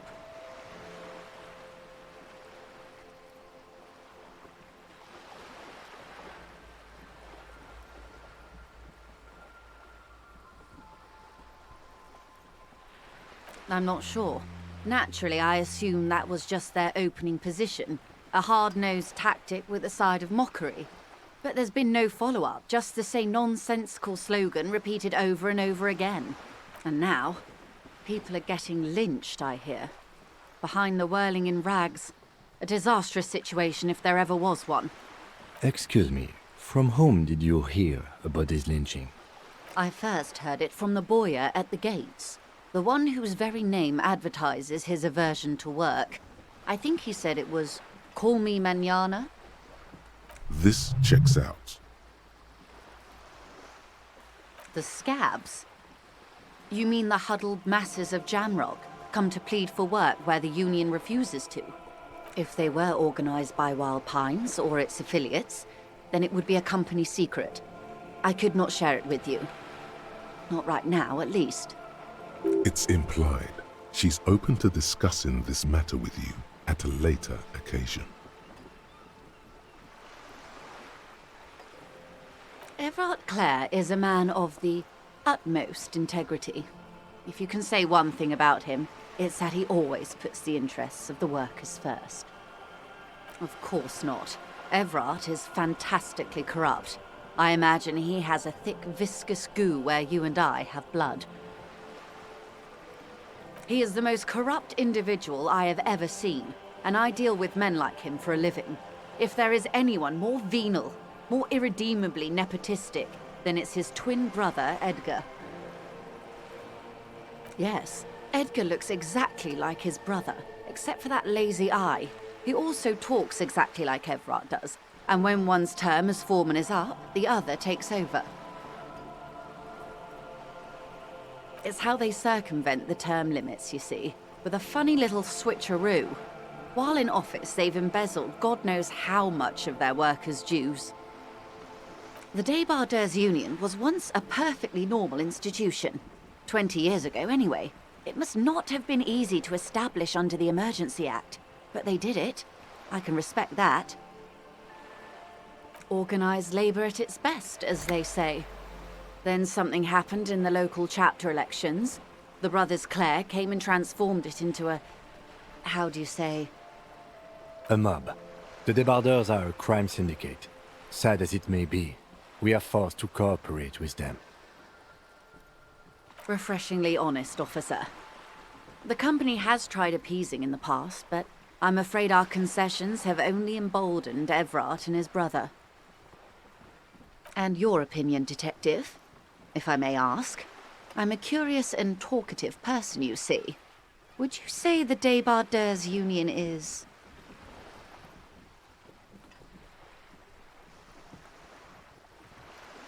Thank you for being candid. Sadly, Wild Pines have cooperated with what amounts to a crime syndicate for 2 decades. However much you feed the wolf always hungers. I'm glad you asked. There was a woman, the previous forewoman of the Union. She disappeared. Disappeared? Yes. On the last day of the local chapter elections, her daughter phoned in and said she wasn't running anymore, or coming to work. Ever. End of story.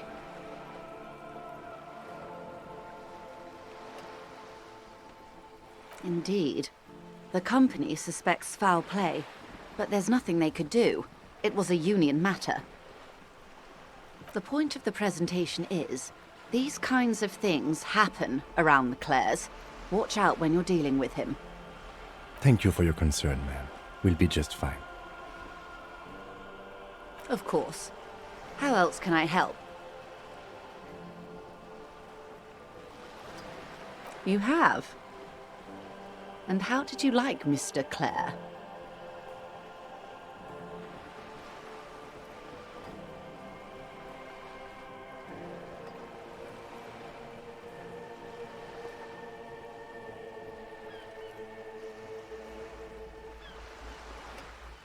Oh, come on now. He has his uses. How else would he have stayed in power all these years? Or wait, actually... corruption. That's how he's done it. Fantastic, Verm-like corruption, reaching into the bowels of the earth. The position of my unusual colleague does not reflect official policy. I hope you understand. The RCM does not pick sides. Of course. And I don't expect you to share anything he told you with me. I'm not a corrupt Verm myself. However, if you felt like discussing something, how could I stop you? Are we not human? Are we not curious to hear another person's take? It's only natural. We would only be gossiping. Tell her she'll like you for it. Yes, your disgusting necktie agrees completely. Let's gossip.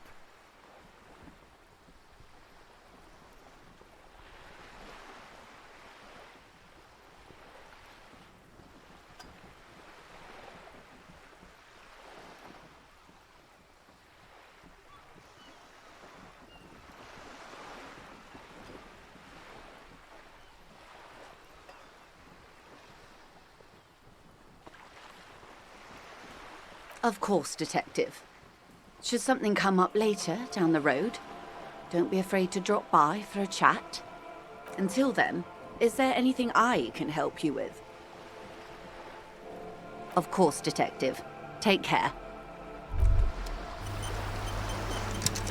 It's clear you like the hard stuff, Brota.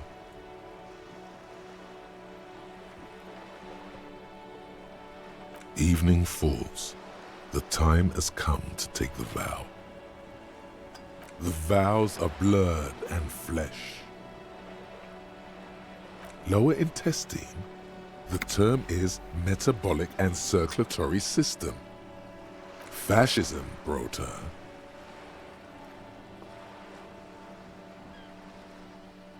Many things, but it's mostly about trusting your gut. Who does your gut tell you is the source of Revachol's problems?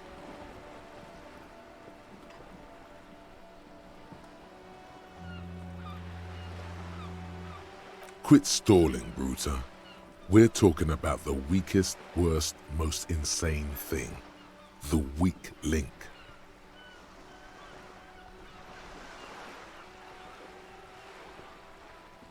Yes, them, but also Women. Women, men of war. You don't like them. They're insane. Their idiocy needs to be scrubbed off this world with rubbing alcohol. Woo men need to go back to the fucking kitchen.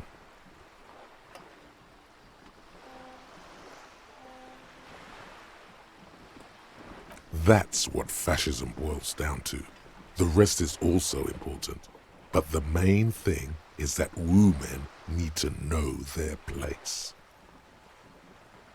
Stomach truth. You're having a stomach truth. Because you've said the hard things that others won't say. The good things, you've said them many times.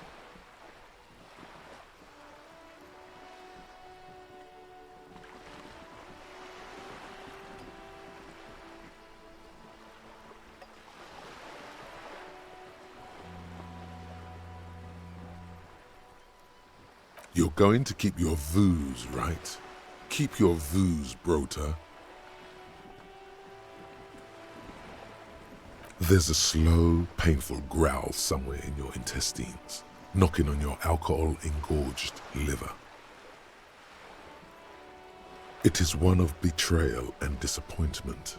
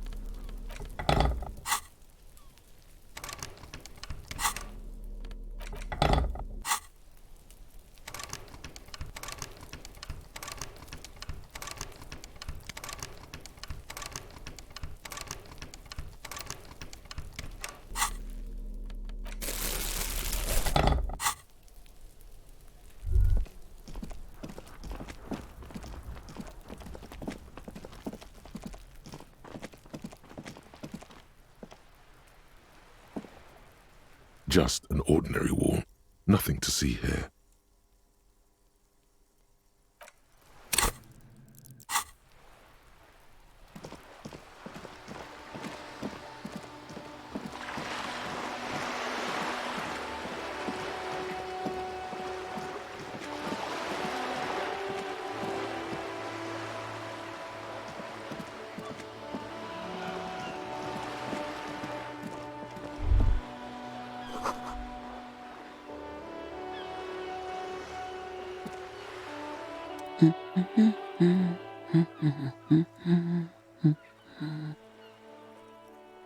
Yes? Hello? Me? No one. I'm just a working class woman. She doesn't really want to be disturbed that much.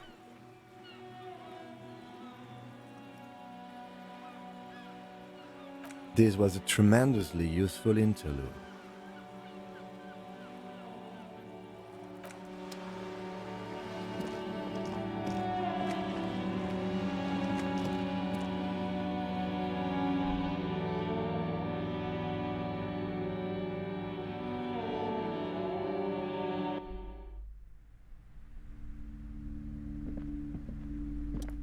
Hello again, esteemed officer, and welcome to Carve. Okay, but please, only a few questions. You wouldn't want to disturb the spirits. Yes, the Simonees are very crafty, and their wards are extremely powerful. Lesser wards simply won't do here. The woman looks aloof, her features much softer.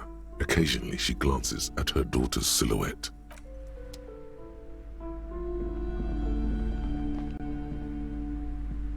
Hi, Ace Detective.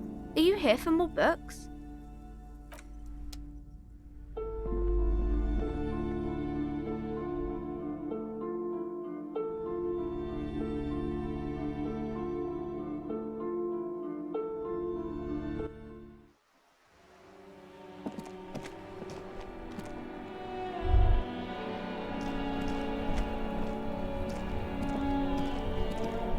The dented yellow mailbox greets you with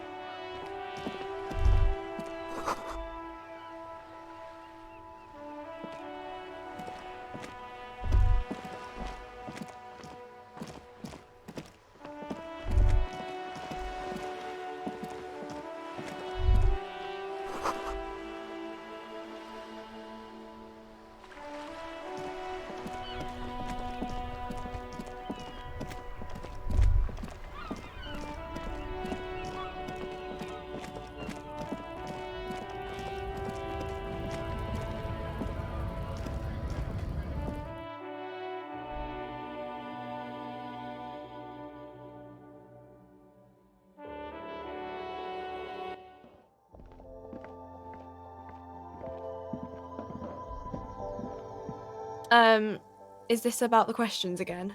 Because I don't really know anything. She looks up from her magazine, eyes filled with tired ennui. Yes, what we have is there, in the medicine cabinet. Go take a look yourself.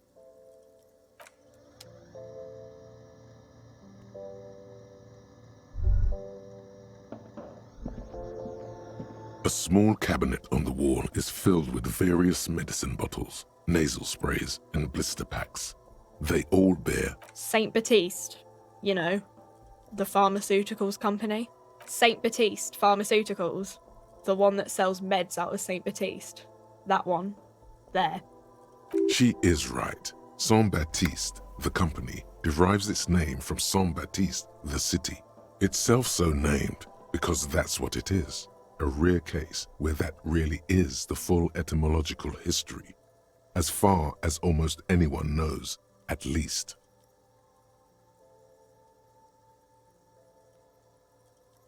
Okay. Don't, overdo it or something.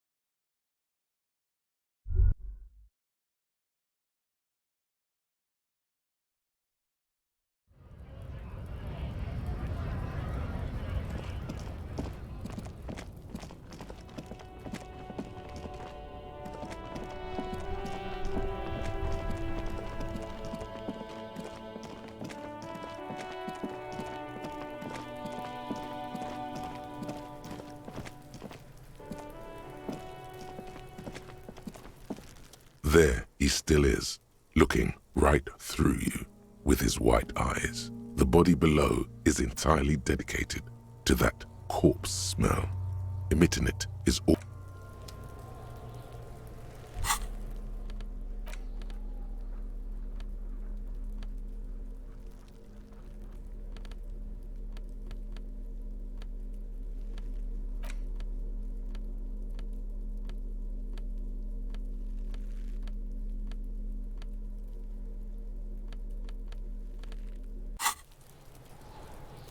There he still is, looking right through you with his white eyes. The body below is entirely dedicated to that corpse smell. Emitting it is all it does now.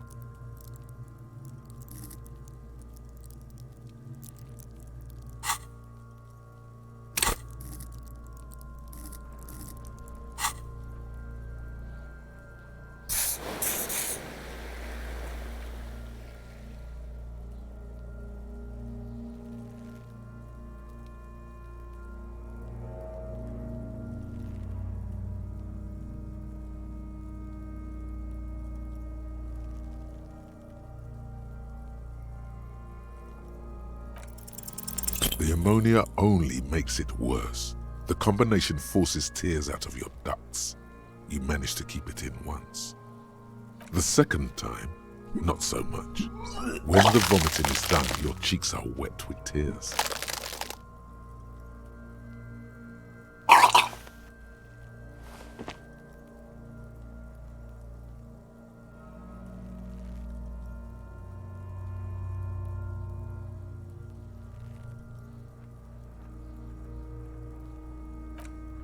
Are you okay, officer?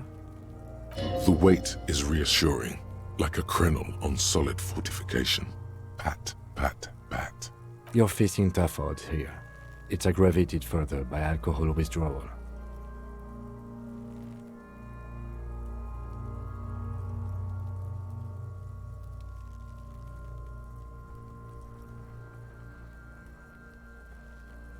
I've seen captains puke their guts out.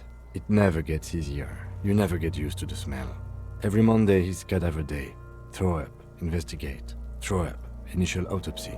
Throw up, bag it. Then drive to the station. Maybe throw up on the way there if you didn't bag the thing tight enough. I think I've lost my sense of smell. A white lie. Not being hungover helps too.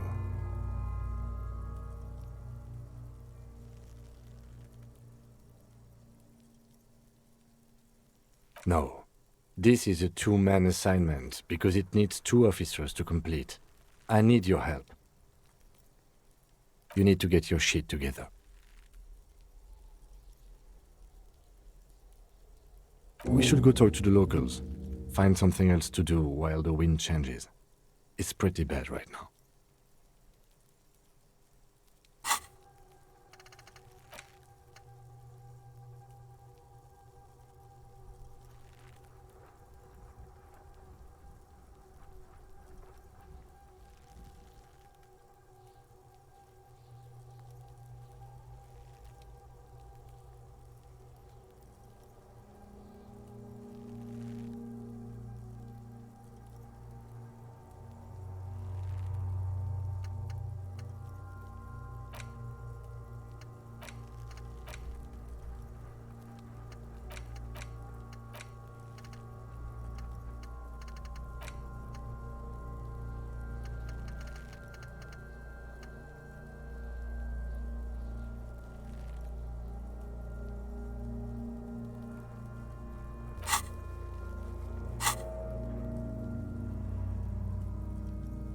Give it half an hour.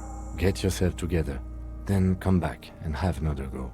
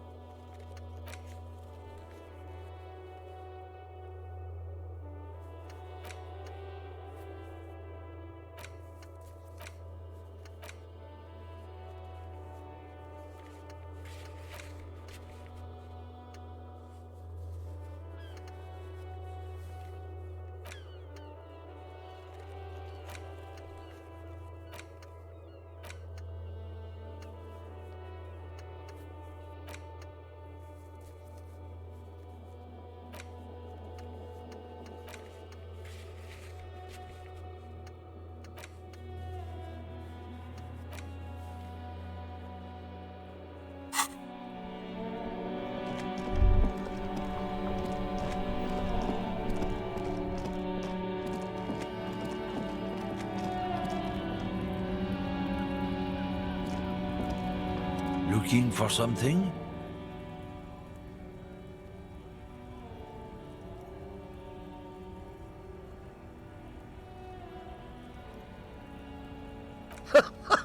Oh man, that's great. Look at that guy go. Haven't seen anything that funny in a while. God damn. Thanks for that, but no, it's not mine. Drugs? They're shit, man. I don't let anything pollute my body. You know where that shit comes from? Sarah Miriza, Safre, Ilmara. They take the money from our local junkies here and then use it to outcompete us in the manufacturing sector. They know they can't beat us in a fair fight, so they have to get us to weaken ourselves somehow. It's racial sabotage, racial economic sabotage.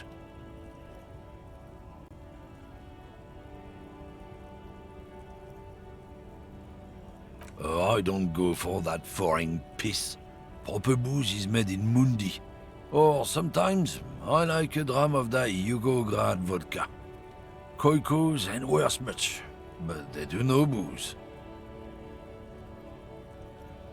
He eyes you warily, unsure how to respond. This goes on for about 2 seconds. Then, I don't know shit.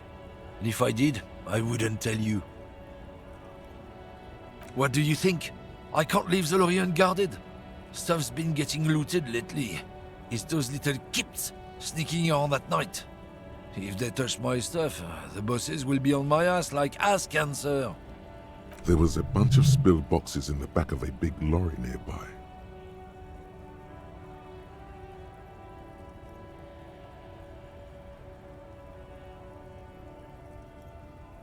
Yeah, I knew that guy. He was an honest driver who loved his country. We were having a good debate about genetics at the Wheeling in Rags when some kip boys smashed his lock and took damn near everything. Lost his fucking job over it. Since he left, I haven't had anyone to talk to.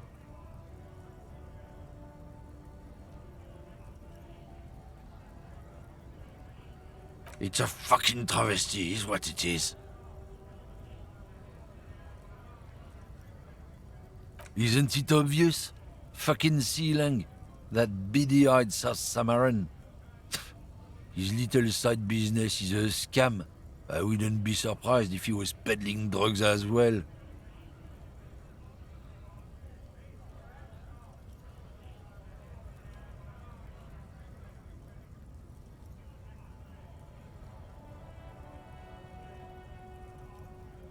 Of course he's a lorry driver. What? He tell you he's just some simple businessman or some shit? He's selling his employer stuff after he broke the seals on his Humanox lorry. His tribe are natural liars. It's in their blood. He's your man, all right? 100%. I wouldn't be so sure about it. Not until we've heard what Sealang himself has to say.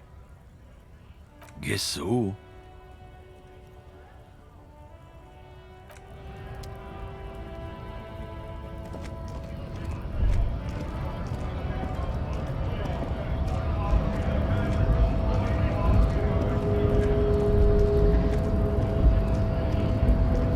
So, how'd you like our harbor?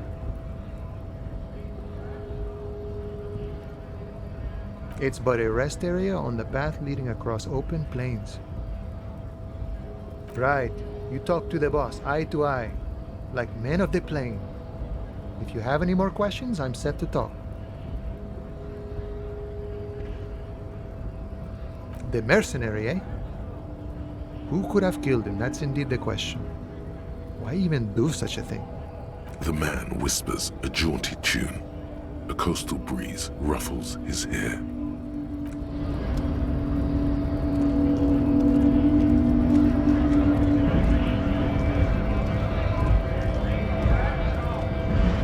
Right to work! Right to work!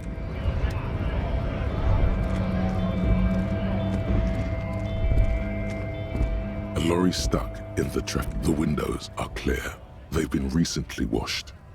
Likely, yes. This guy's proud of who he is. Drapes it all over his machine.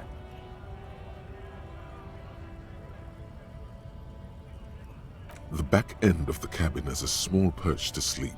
Large ashtrays. There are several suns and wheels sewn into the curtains. Racist nationalist paraphernalia. Not unusual in this part of town. This is our guy.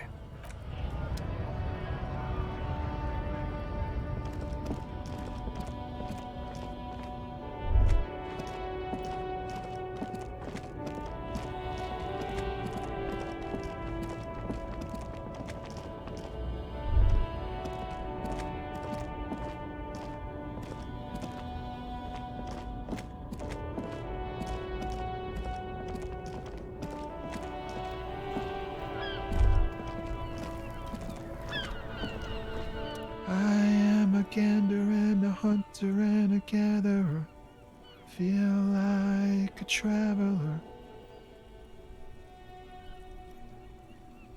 from another planet. Hey there. You sure are, my man.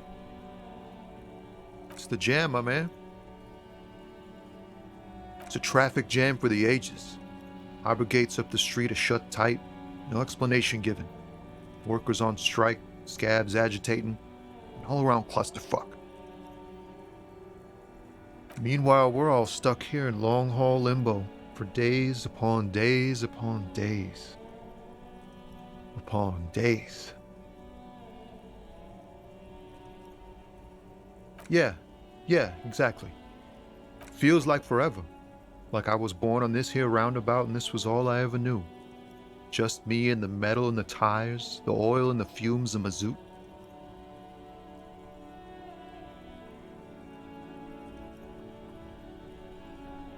Yeah, imagine. It's been a whole week already.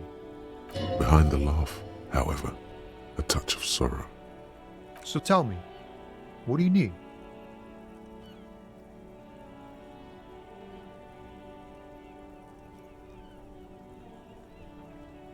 It's like, whatever's going on over at the docks. Workers got a blockade set up, making demands, no way in or out. Some pretty wild stuff, I hear. Like a giant new power crane in half the company? I forget what exactly. Good on them, I guess. I've heard talk there's a company rep in town too. Like a strike negotiator type. They'd know what's up. Precise demands and so on. They want to keep that money flowing in, my man. Ka-ching. Anything else? Yeah, this ain't really my area of expertise. I just do my job and get paid. I have things to do and places to be. All of us do. Us lorry drivers, camionneurs. If you still hang around here waiting for this mess to end, most have scurried off somewhere to get drunk or high. Or laid. Not that I blame them, really. Not my thing.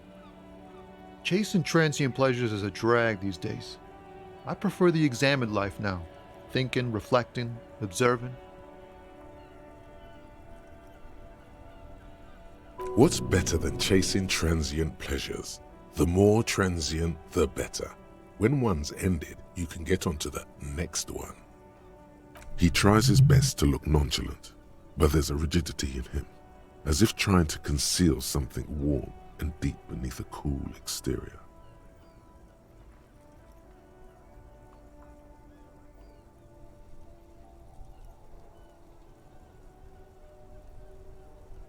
He ain't one of us drivers. I know that. All accounted for. Otherwise, I haven't really asked about that. Been wasting time right here. Keep him busy. It's easy to see he's telling the truth. He's kept his nose out of the dark stuff. Analyzing the fundamental structural and psychological conditions of being stranded in the midst of a sea of motor lorries and their sad, despondent chauffeurs. A sense of surprise there ain't more bodies hanging from more trees.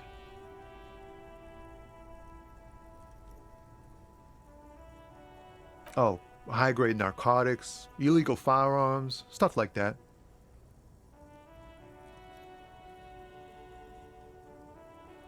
Ha! No, I'm joking, my man. Found runs a nice, clean business. This haul of cargo is mostly sporting goods. You know, tracksuits and that kind of thing. They usually get shipped to Grad in the Occident, though we've been making headway in the Il Moran market lately. This rockin' beauty. Sure is, like a rash you can't get rid of. You interested in heavy-duty cargo machinery? A motor lorry, also called a camion, on Caillou and neighboring islands. This one looks roughed up enough to be some sort of found rust bucket. Maybe the A6? Good eye, my man. Yup, she's an old one, but reliable. Me and her spent a long time together. There it is again. A little touch of sadness beneath his cool. He thinks he's spent too long in this lorry. We're pals and all, but I can't just freely hand out the merchandise. The bosses won't be happy. The man taps his fingers rhythmically against his arm.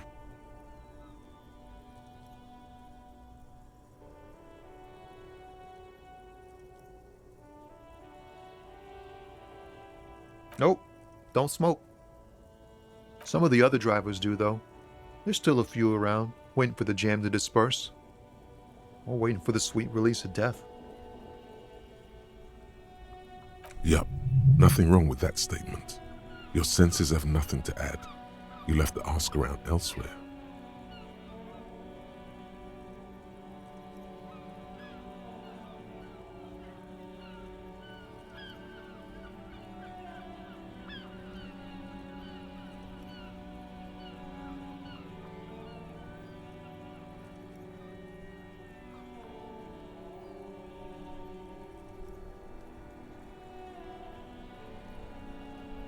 You could also check the kiosk down the street.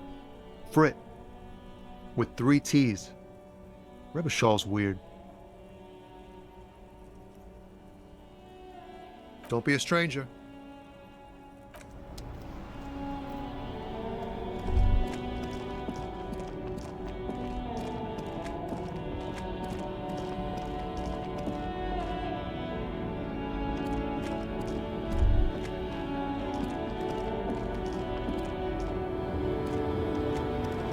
The woman still has her eyes fixed on the photograph in her hands. In the background, the radio plays.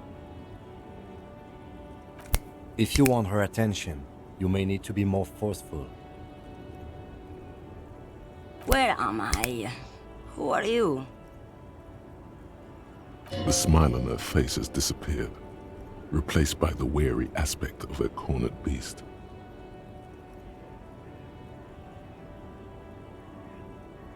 Never mind. I remember now. I'm still stuck in that traffic jam in the 50s. The men have small jaws and everything is made out of plastic.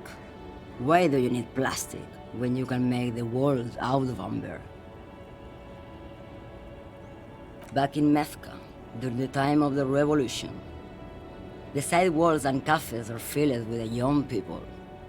I was on my way to see a new Boyadero picture starring Gabriel Buenguerro. Until you came along, that is.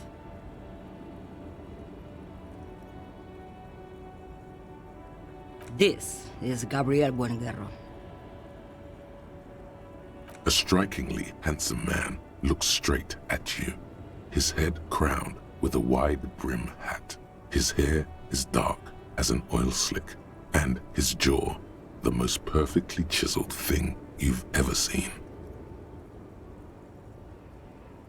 This man's got a hold over her, even 50 years later. You can feel it.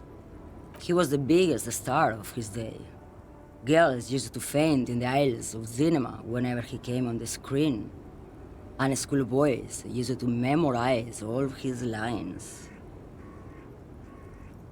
Someone was...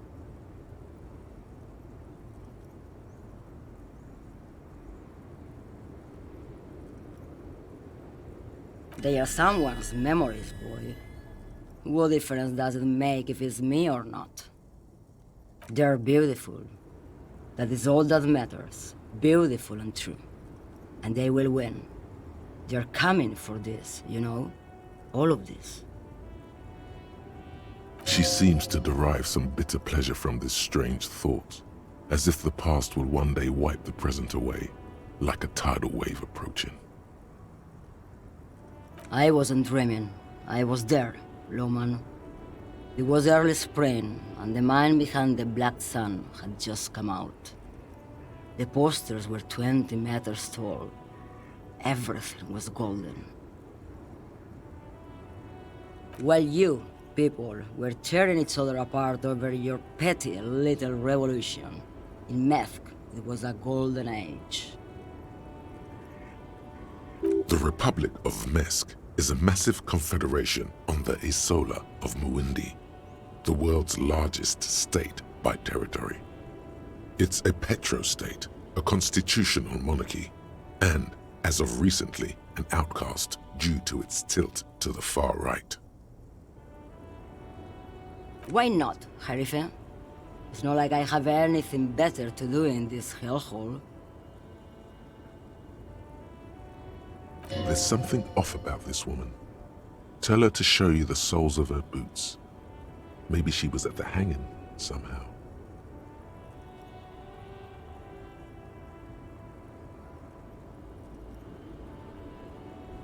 Now what do you want with an old woman's boots, Sheriff?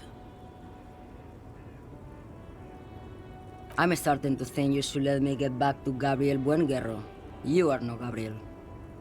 She's wearing sturdy worker's boots made of black leather. Buckles run across. The sole is also made of leather. Just before Gabriel, it was the coronation of Franco Negro. Now, there was a real man.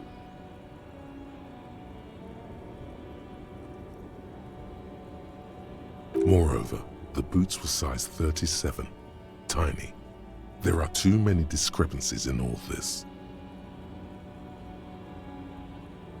Another discrepancy, although not boot-related, is the coronation of His Innocence, Franco Negro, which happened 500 years ago. It was. And then it was no more. And I was no longer holding my father's hand. He was no longer descending the stairs in Ryle. The crowd had gone silent. Perhaps it was another sheriff who came and woke me up, looking at my boots, asking questions. Or perhaps it was one of the others in this carnival. I don't remember. As she says carnival, she gestures to the empty square with the statue and the machines. I could have told you that from just looking at them. The size is 37. The feet of a little girl, they fit well on the pedals.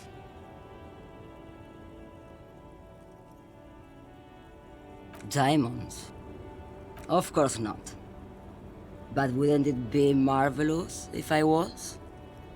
Whatever stupid things they put in the lorry, I imagine. I quit concerning myself with that a long time ago. Besides, I don't drive the lorry for the cargo, if you know what I mean.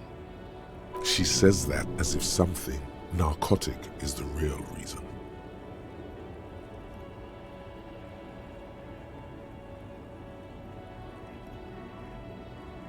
Oh, it's so much more than a high where I go, Sheriff. It's low. I go to the bottom. Yeah, it's definitely some kick. Some terrible kick in the dark. A sleep kick. Perhaps you can find out later.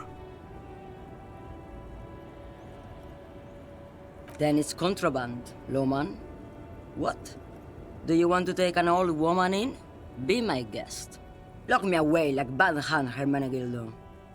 Bad Hand? Hermenegildos' bad hand strangled 300 people. What can I say? Some people just really like strangling people. She's just a distracted old woman. We should maybe let her get back to her things. So he doesn't think she's a smuggler? You hear that, Lowman? I don't think your partner likes you spending too much time with me.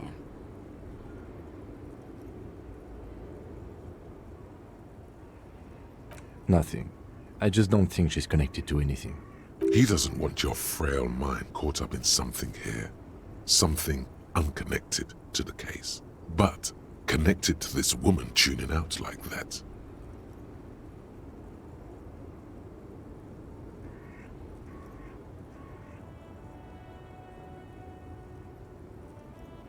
A pale dream is what it is.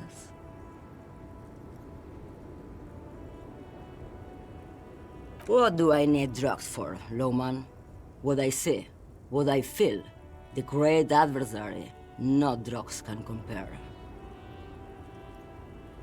Yes, there is a protagonista and an adversario. I am on the side of the adversary. There's no coming back from that hole. Those epithets are familiar somehow. The great adversary, the great unrest. Then what were you getting at? Maybe if she thought you're corrupt.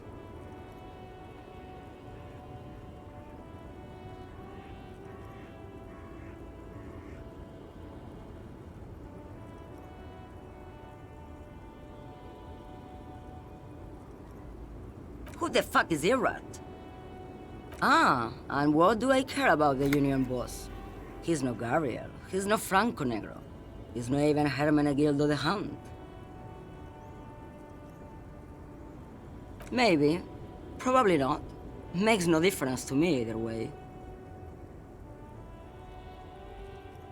Just this month, I made half a dozen trips from Saramiriza to Grat, on the U41A. What do you think they take from Saramiriza to Grat, Lowman? No, Lowman, diamonds.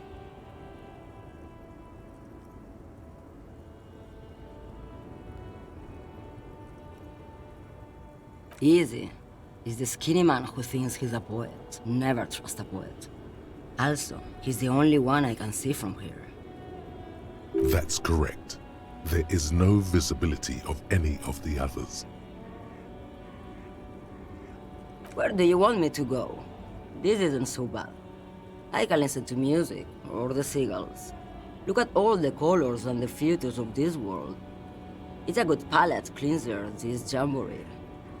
Or I can just relax and let my mind carry me back where it will, to the Great Plains. I think we're done here, no? Yes, go.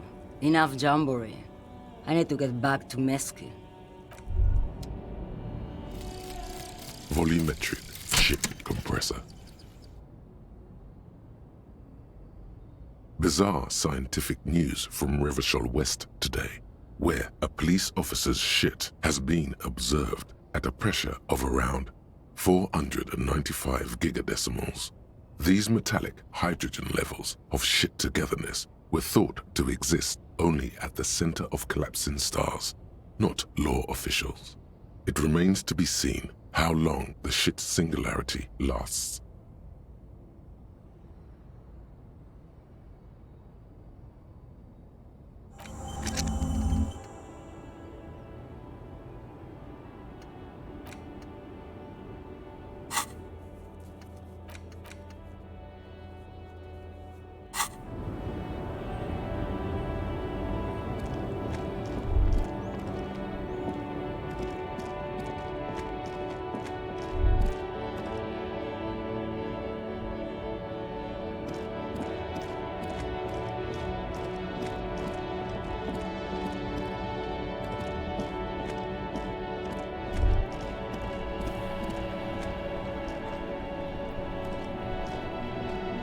Still here, stuck in this damn jam, my man.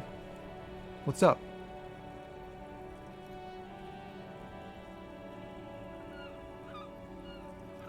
Ah, man.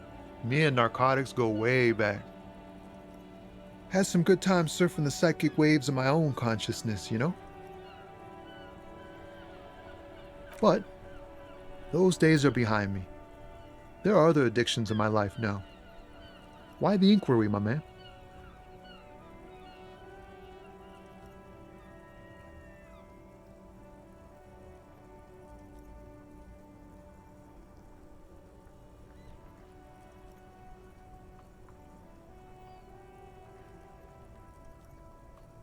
Hey man, that's serious criminal talk. Are you trying to pull some sort of an entrapment thing on me?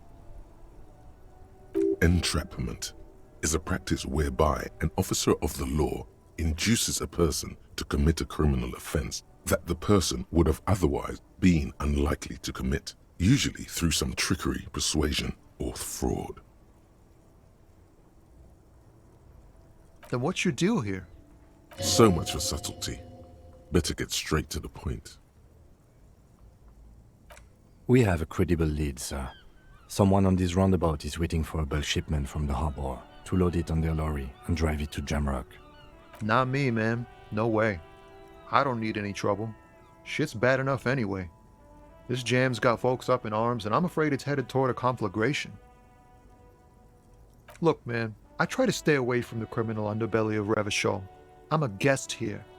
You really need to find another man to probe with those questions. We wouldn't say he's lying, sire.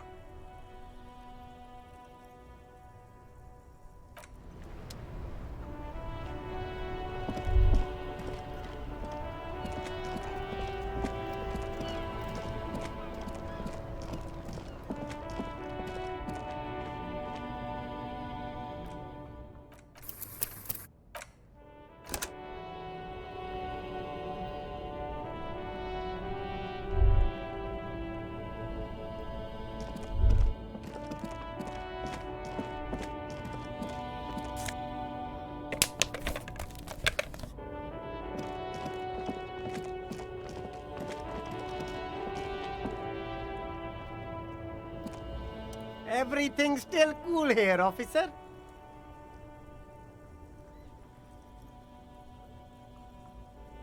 Drugs? I don't go in for that, officer. Drugs ruin lives. Unless you're into drugs, of course. In which case, drugs are excellent. Mwah! Tasty, tasty drugs. That's very cool. A lot of the coolest detectives do drugs. Sadly, I don't have any drugs on sale, or at my home, or on my person. That's even cooler. You investigating that and all. But I am not a lorry driver. I'm just a street vendor. I don't know anything about that. A blatant lie, sire. Yet he tells it with such conviction. We'd believe him if we didn't know better. Who said that? It's the fat racist, right? I bet it's him. He has an agenda against me because I'm an immigrant who works harder than he does. He's a hater. So you admit you're a lorry driver? No, I just said I work harder and he's an asshole. Okay, maybe I'm a lorry driver too. A little. But that's not the most important thing about me. That's my day job. This is my dream.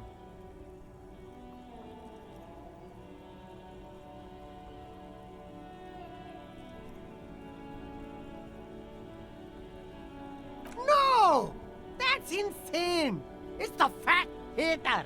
He's been eyeing me for a week and he sent you here. Maybe he's the one, huh?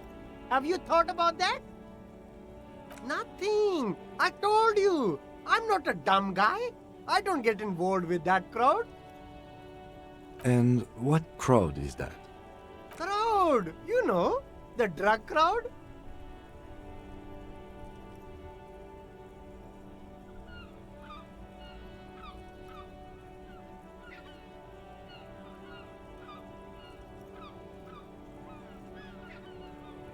Shush, please. There's bad people doing bad things here. That's all I know. Please, don't get me into this mess. I spent 15 years working my way up.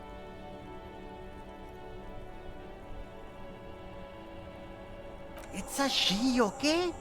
The other drivers call her the lady driver. You're better off staying away from her. The way they talk about her, she's no lady.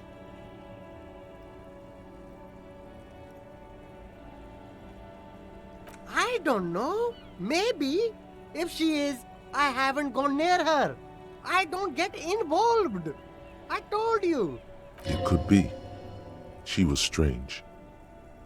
All of them. I don't know. I told you all I know. Are we cool now? I really want us to be cool now. Who exactly is talking about this lady driver of yours? The racist or the other one with the tattoos? All of them. Even the ones who've left. I don't hang out with them. I don't remember who has tattoos. All right. I scored. Let's cap this off with a purchase. You can walk away from here with funky sunglasses, detectives. Both of you. You deserve it.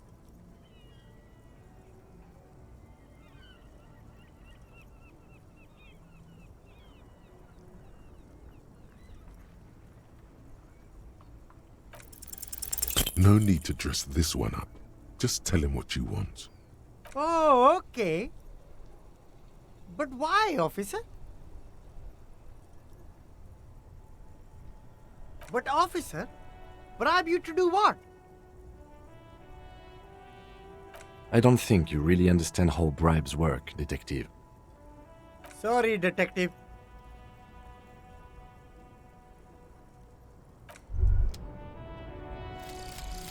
Guillaume Le Million. Bad news. Guillaume Le Million did not become a cop. In 1938, he went on a tour to the Sinyao province in Safre, where he died of autoerotic asphyxiation. His body was found hanging from a decorative dragon tree in his junior suite amid drug paraphernalia, unwholesome objects, and the Sylvia Trainer single, Wonderland, skipping in the background. And yes, you can take this as a metaphor for Revachol in the 30s, and also as a warning.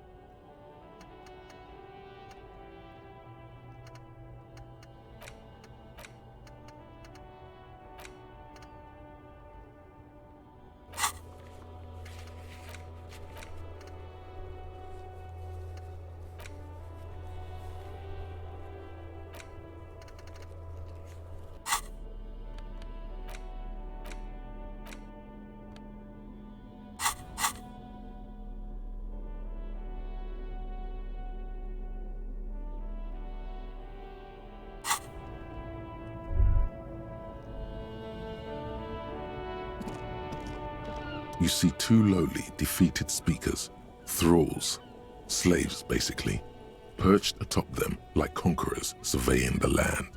A pair of found, durable wear sneakers, Ultra Series. I can see you've a taste for luxury, officer. Can't keep your eyes off those sneakers? Speaking of luxury, you should go over and ask about paying for those sneakers with your net worth.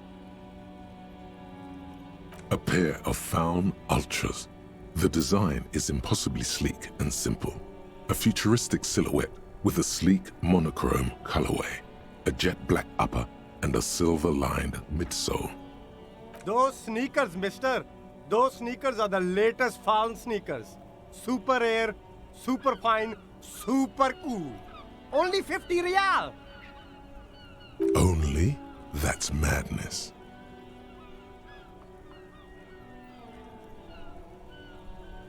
These once respectable speakers have been conquered, reduced to a mere prop by the indomitable found Ultras atop them. No, don't look at the speakers, officer. Look at the sneakers. The sneakers are the stars here. Then look at them again. These are the premium lifestyle sneakers, officer. The best on the market. No way, officer. These aren't for sale. They're bad speakers. Low-fi socialist junk. Well, if you want them, but see, they are the pedestal for my sneakers. If I let go of the speakers, where will the sneakers go? I can't leave premium lifestyle sneakers on the ground. If, on the other hand, you wanted to buy the sneakers too, I could maybe throw in the speakers for little extra. 50 cents?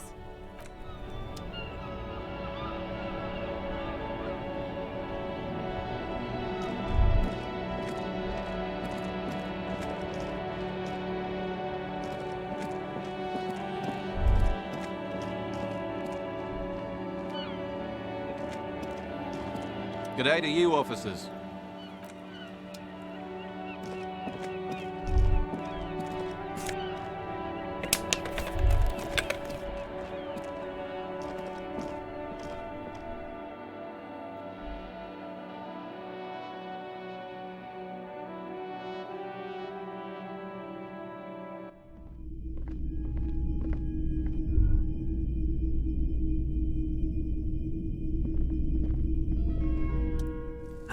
Hello. Let me know if I can help you with anything. Sure thing. Sure, man.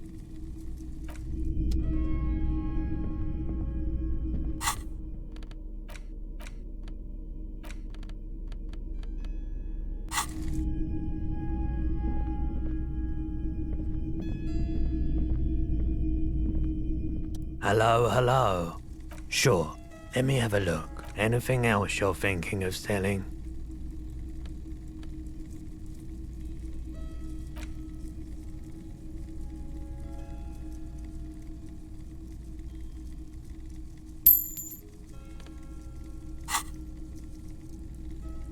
Another time, perhaps.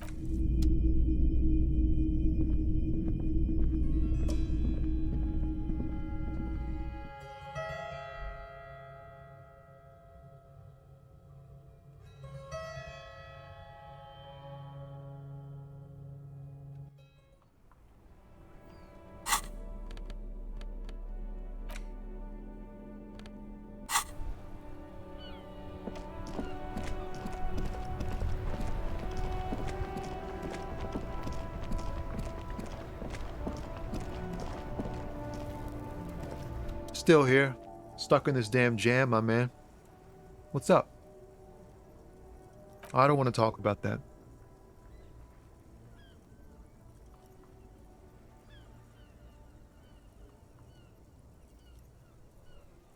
Man, I was hoping it isn't going to be her. All I can say is, she isn't around here anymore. She isn't some evil drug trafficker. And I don't know where she is.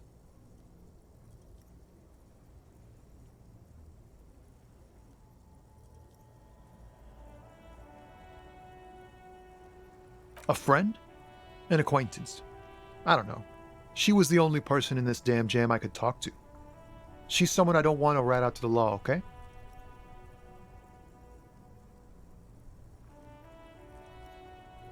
Thank God I don't know. People here call her the Lady Driver. She kept her name a secret. From me too. Now I see why. I didn't, man. I told you I was hoping it's not her. That she wouldn't be mixed up in it.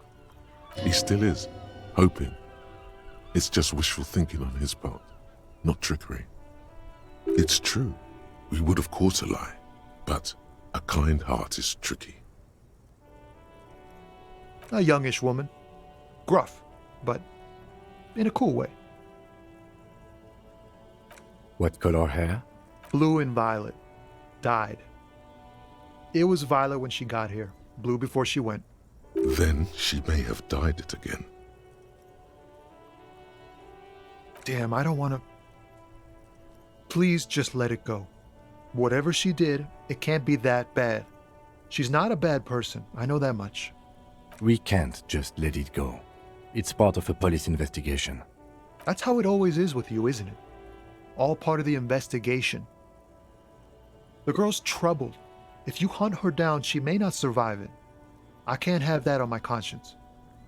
It won't come to that. We won't pursue her on this. This is information only. I don't believe you. I just can't, man. I'm not naive. She's got the darkness in her. That young person's darkness when you think it's all over. And you're looking for a way out. She shared this with you? Yes. Which is why I don't want to snitch on her.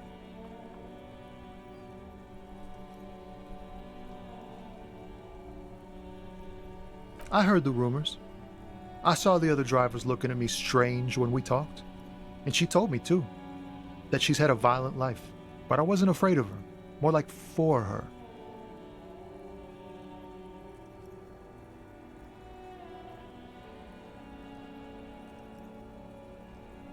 Did this violent life include drug trafficking? Well, it looks like it did now. But we didn't talk about that. We talked about life, you know? She talked about her mind. The way it worked. The trouble it was giving her. Fuck, man. Go grill someone else with these questions, okay? There are plenty of drivers here who couldn't stand her, or were afraid of her. They'd be more than happy to rat her out. He's right. There are other options. The raceman, for one. Push Tommy and it will break his heart. And his spirit. Don't expect you to be pals.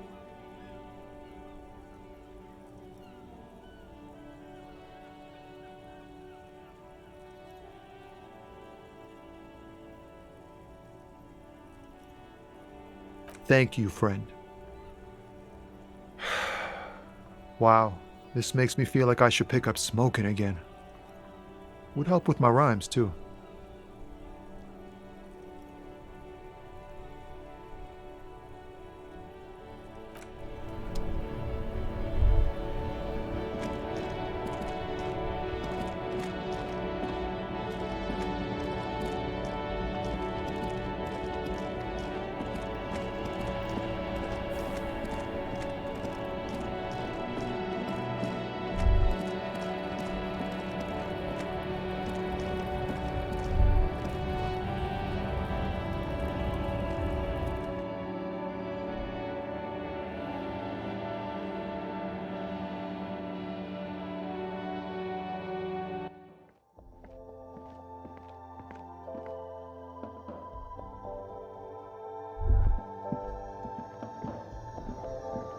The tear machine stands in the corner.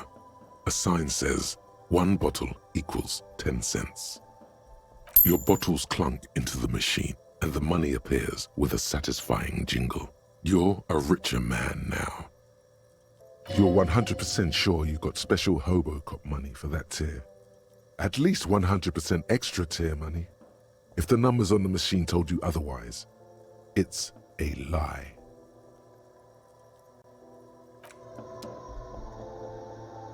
The tear machine stands in the corner. A sign says, 1 bottle equals 10 cents. No. You need tear to use the tear machine.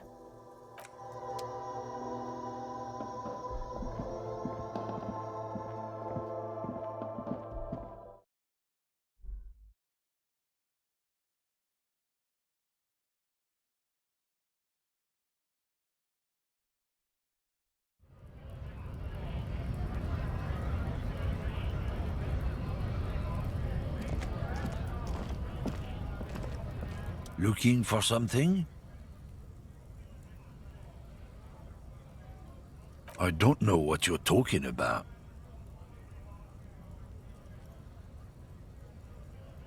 He did something. He stole his employer's goods and another lorryman's job. You should be thankful for the tip. Listen up, fuckwits. You don't scare me. You cops don't run Revachol West. You don't run Martinez. You don't run anything.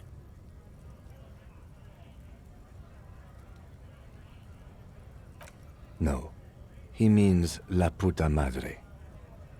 A legendary, and not in a good way, crime boss from Jamrock controls what is probably the most powerful organized crime outfit in Revachol West. Looks like the lieutenant has a plan. Let him do this. Yeah, him. Then I presume you are familiar with his peonies. Yeah, they're his little bitches. He's got them all over the unions. Not just the unions. He has peonies everywhere. Some say he even has them in the RCM. Dirty fucking peonies who'd do anything for him. Multi-ethnic drug addicts. The lieutenant adopts a rodentine quality. Be cool, sire. He's getting into this.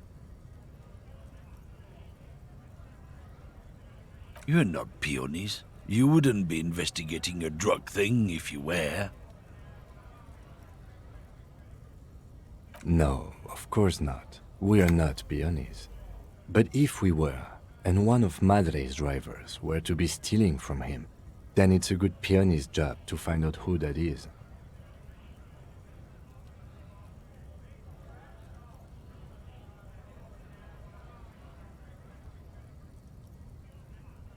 He's surprisingly good at this. Not bad at all. Look at him lurching. It's not a hard job. It won't take a long time. It won't make Padre Madre angry. But a stupid fucking racist is standing in the way, protecting this fucking thief. I'm not scared of you or the mob. I'm under the protection of the Lorrymen and Carters Guild. You've seen the corpse in the yard, yes? You took a peek. I know you did. Does it look like his friends protected him? Nah, you wouldn't just leave him out there if you... The lieutenant turns and gives you a barely perceptible nod. I've softened him up as best I could. Now it's on you to finish the job. Be careful. This man's still got some fight in him by the looks of it. It won't be easy to break him.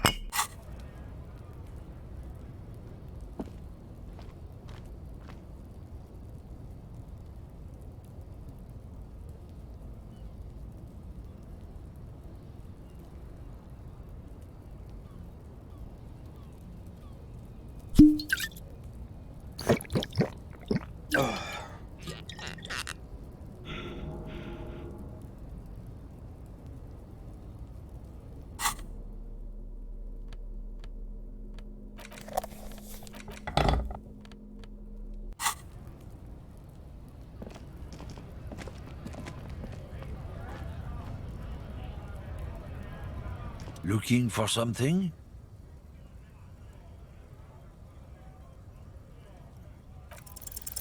Men like this only respect two things: strength and fear. Time to turn up the volume.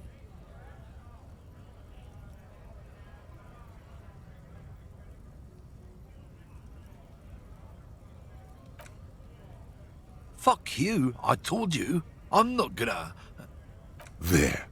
His voice grows smaller as yours.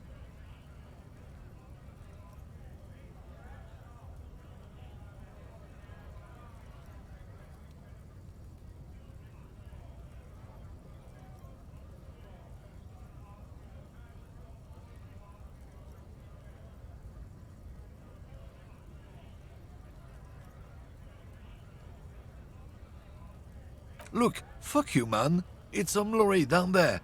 Green, banged up thing. I don't fucking know who she is. When did she go away? I don't know. I don't even know her name. She just rolls with the fleet and acts like a big shot. Some dyke, probably. I haven't even seen her for days. Past the monument. Down there. The Green Temple. Now, leave me the fuck alone, okay? A small temple by the monument. Green. Let's get into that lorry. Looks like he got his adrenaline up, too.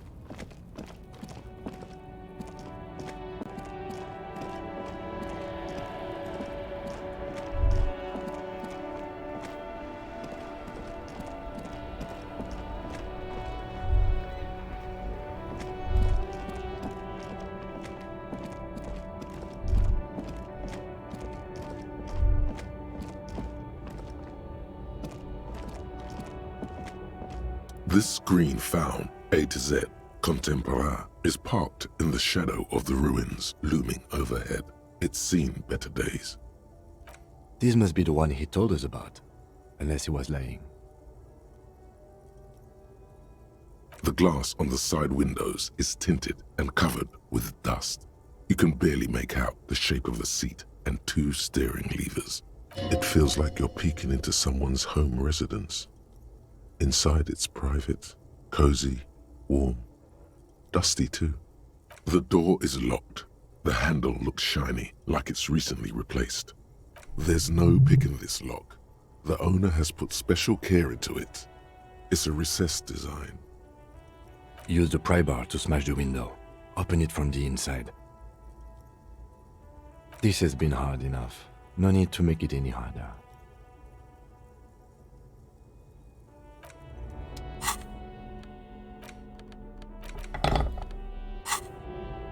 This screen found, A to Z, contemporaire, is parked in the shadow of the ruins looming overhead. It's seen better days.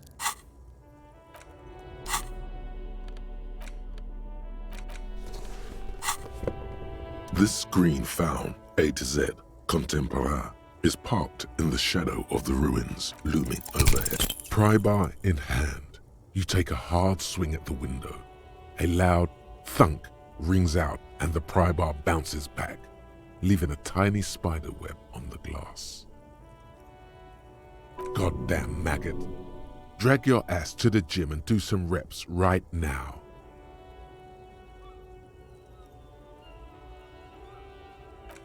No, it's not shatterproof. Give me that. He smashes it into the window.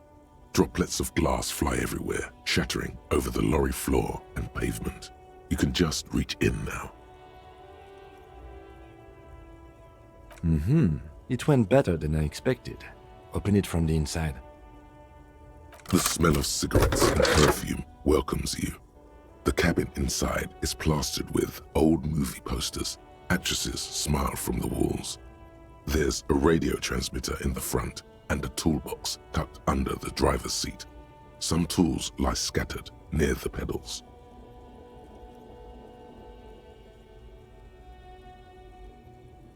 A metallic drawer slides out from the seat. It's empty, except for a folded newspaper. It's an issue of Périphérique from last Wednesday. A piece of paper falls out from its pages. It looks like an article ripped out from a radio enthusiast magazine. Complex mathematical equations explain the basics of something called the Ulan frequency system. These formulas look oddly painful. Maybe it's the hangover, but they give you a headache. The Ulan frequency system? I've never heard of that before. I know of FM, AM, UKV, but... The pull-out toolbox slides back into its nest. The rest is as it was.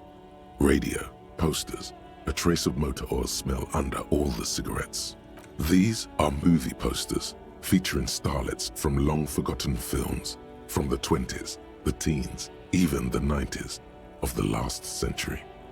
One of them particularly catches your eye, a centerfold of an ingenue attached right above the back seat.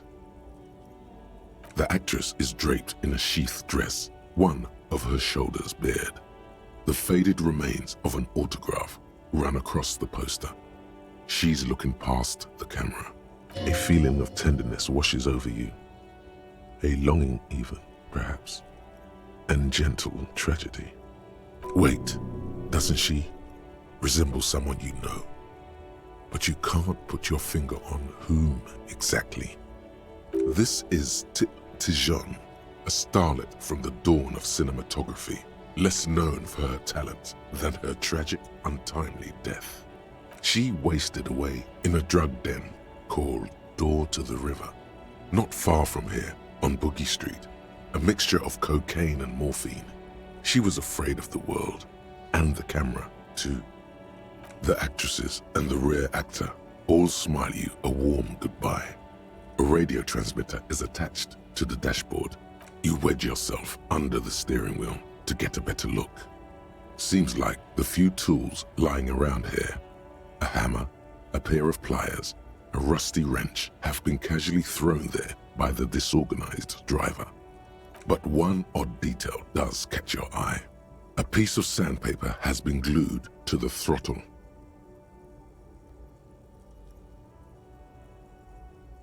Sandpaper adds extra grip. Sandpaper? A novel technique? Yes? Do the honors, he thinks. Connect it yourself. Which means that the missing lady driver was present at the lynching.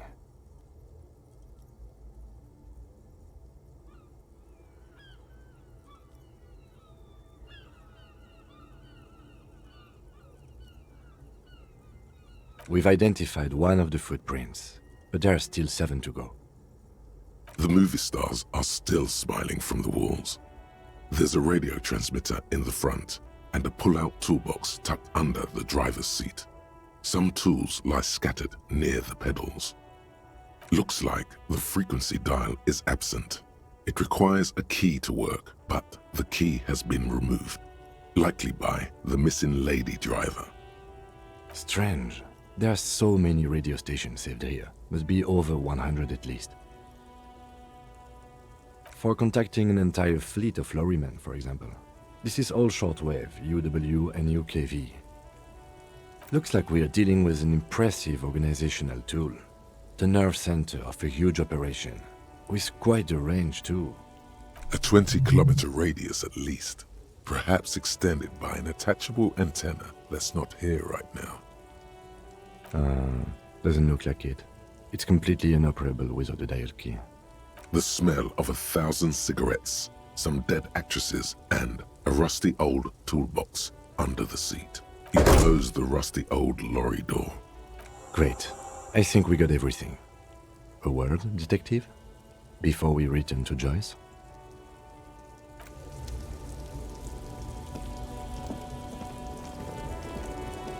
Alright, we've finished here. Let's quickly debrief and go over what we found, so we don't do it in front of the company rep. Honestly, I'm quite worried by what we've seen so far. The evidence seems to point to a rather extensive and well-organized operation. I'm especially intrigued by that radio transmitter, particularly the sheer number of stations it can connect. Looks like this alleged drug trade casts a wide net. I'm not sure what the ULAN frequencies are all about, but they may hold some significance. Perhaps it's a better way to connect between fleets while avoiding frequency bleed, or maybe it's used to tap into RCM networks. As elegant as they are, I don't think they are relevant to the drug trade. Don't be fooled. Desire always plays a role.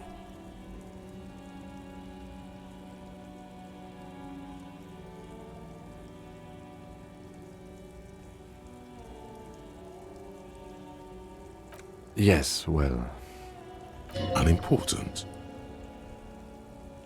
We didn't find anything conclusive linking them to the smuggling operation. But somehow, I doubt that Evrard Clare would be oblivious to something like this happening right under his nose. My suggestion is, we use it against the Union in any way we can, to our own ends. It's a slippery hill, but we just might be able to pin them down, indirectly, down the road. We should return to the murder case, see what Joyce tells us about the lynching. When we are done for the day, I call my station and suggest our narcotics department look into it. There are more than enough grounds to start an official investigation, sometime later when we are done here. We do not want to get caught in that. The fact that one hasn't started already gives me pause, an investigation I mean. Especially if the Madrid grouping is involved, and I can't imagine they aren't. It's certainly worrisome. All the same, I don't like the idea of internal affairs descending on the matter. That won't help anyone either. Debrief over, after you.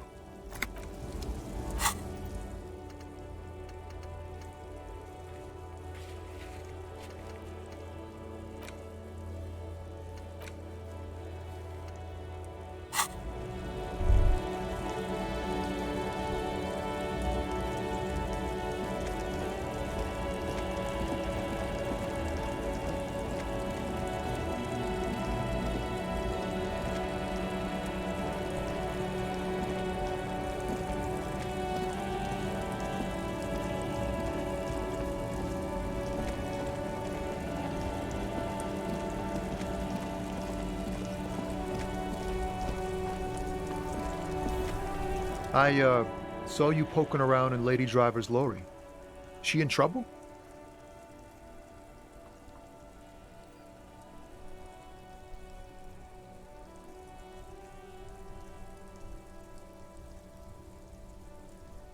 It's that bad. Man, what should I do? What should I do to help her?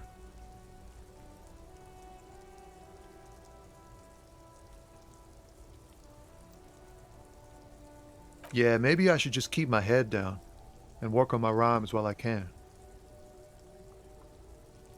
Oh, you know, Tommy Leham's gonna be a musician. Sprechgesang, but with beats. I've got a lot of free time on the road to hone my craft. Tommy Lam was taken. My real name's Jerry Lafitte. Tommy's way better. It's more him. The man taps his fingers rhythmically against his arm.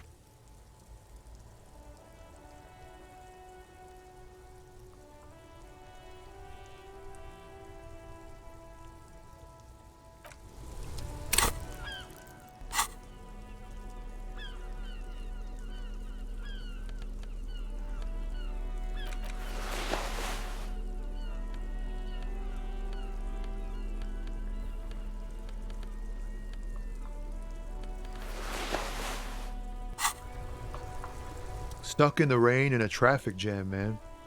What's on your mind?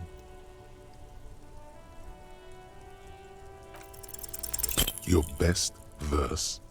You don't even have a bad verse in here.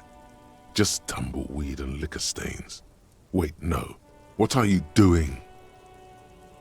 That's brutal, man. But you know, time will... No, stop. He's already mortified. That's, In the name of God, what are you doing?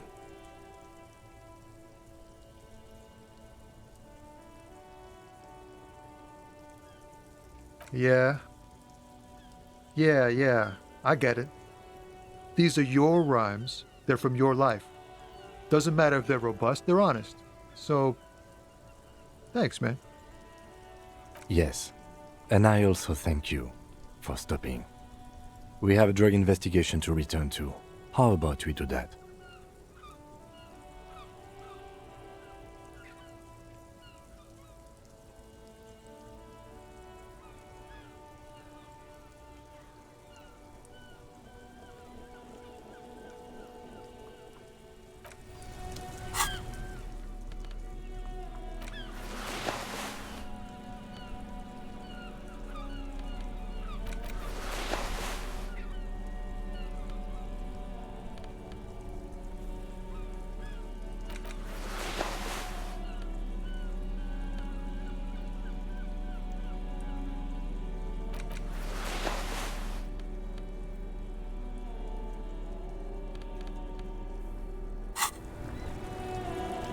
Stuck in the rain in a traffic jam, man.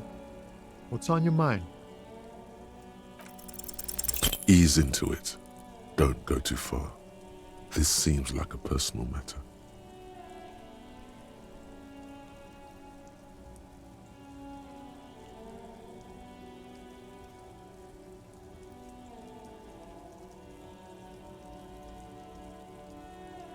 You really are the law, aren't you?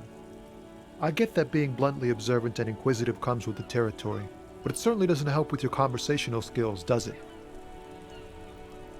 Maybe the full-on, direct approach wasn't correct. Damn, it's tricky business looking into someone's eyes and not doing it wrong.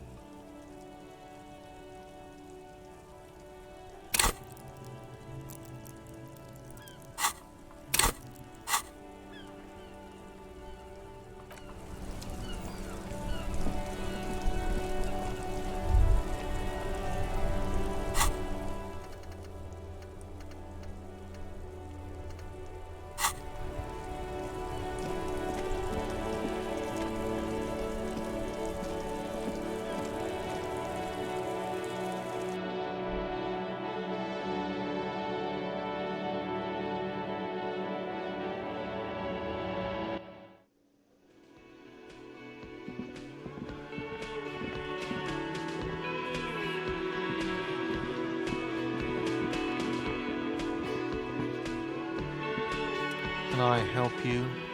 Got the 20 real? Good. You got the room for the night, but remember, you'll need another 20 real tomorrow. Another thing. Great. I love those. Yes, and the phone company is taking its sweet time sending someone to fix it. Losers.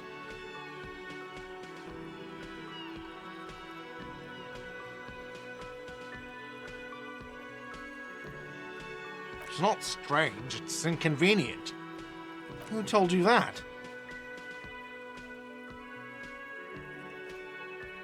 Fine, yeah, it looked like someone had messed with the wiring. It was shortly after the hanging, but I don't know if it's at all related. Plenty of assholes around here who aren't murderers. If you do find out who cut the line, though, let me know, so I can forward them the repair bill. Oh, yes, that door. Sure. Yes. Yes?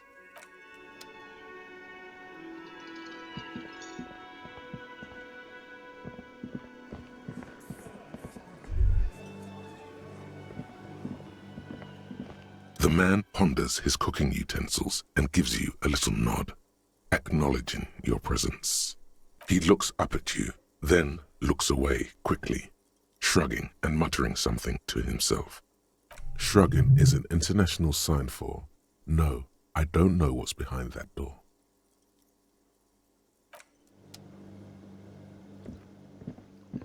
You see a heavy steel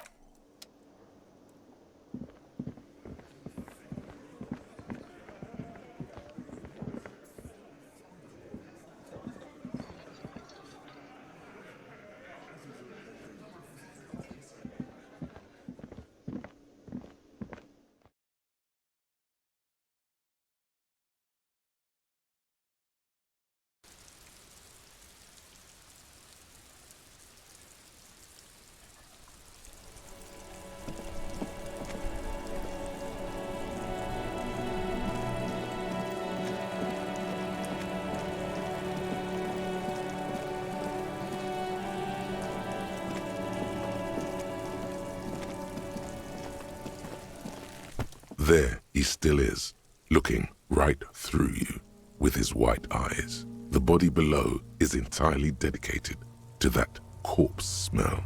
Emitting it is all. As you breathe in, the odor comes over you. It's a smell of the mind telling you to run, and your stomach to wring itself empty. With your hands at your sides and your eyes squinting, you stand in it. They do after 7 days, yes. We are deep in decomposition here. The man before you is naked, but for a pair of underpants and enameled boots. His skin is greenish, marbled with decaying veins, and blotched by lividity. A fading web of tattoos covers his chest and shoulders.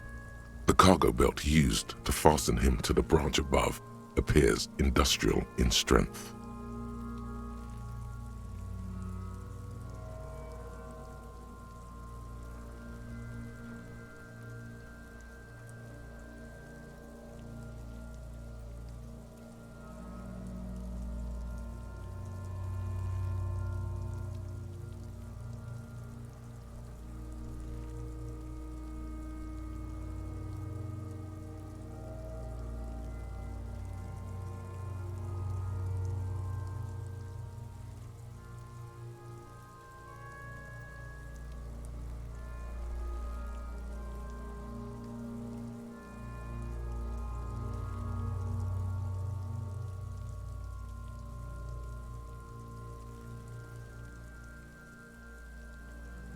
The material appears to be ceramic.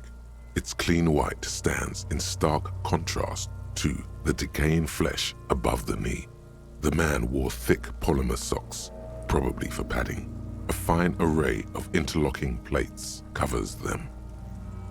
Delicate and fragile, they feel alien to the world around you, out of place somehow. These are clearly not boots. They're armor, possibly part of a larger set. Indeed. Technically speaking, these are sabatons, not boots. Ceramic plate, zirconium dioxide, most likely. This is where the make would be. Under the heel, fair weather model T500 VE. I'm guessing that's vitreous enamel. This is advanced stuff. The locals probably scavenged it. It would be odd if he had more on after 7 days. We should keep a lookout for these species. The armor could yield information. This is one thing he might actually know. If you wear those pieces, it will help me protect your mortal coil.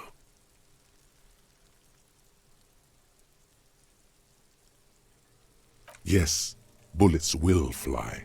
They always do. And the coil is fleshy and mush and permeable. Cast it in ceramic shell. Resist death.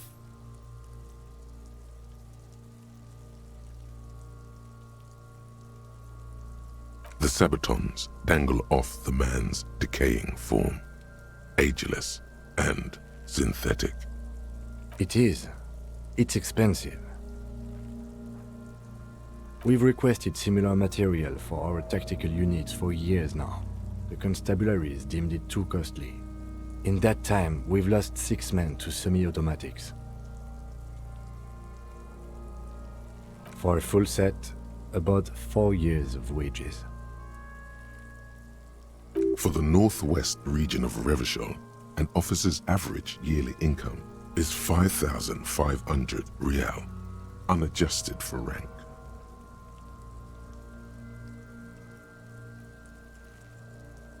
Not too much, yes.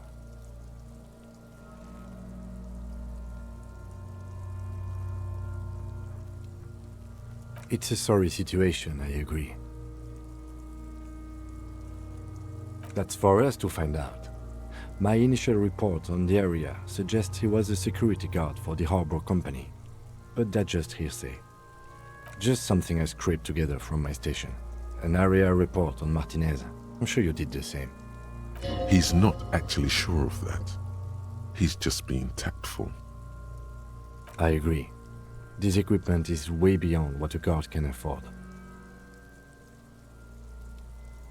A small bell-like sound fills the air, like tapping on the side of a porcelain cup. The pry bar in your hand is itching for some action.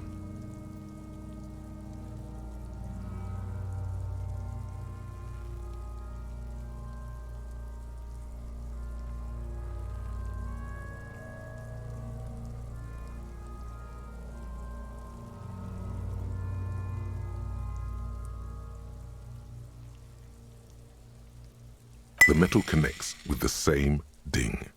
The sound does not appear to get louder. Did you hear that? A click?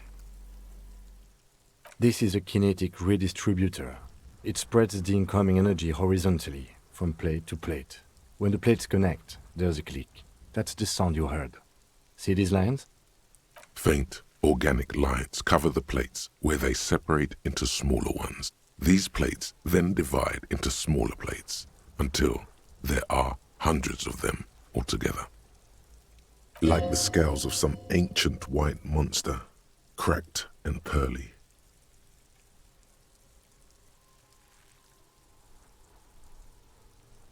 This feels dangerous. Are you sure?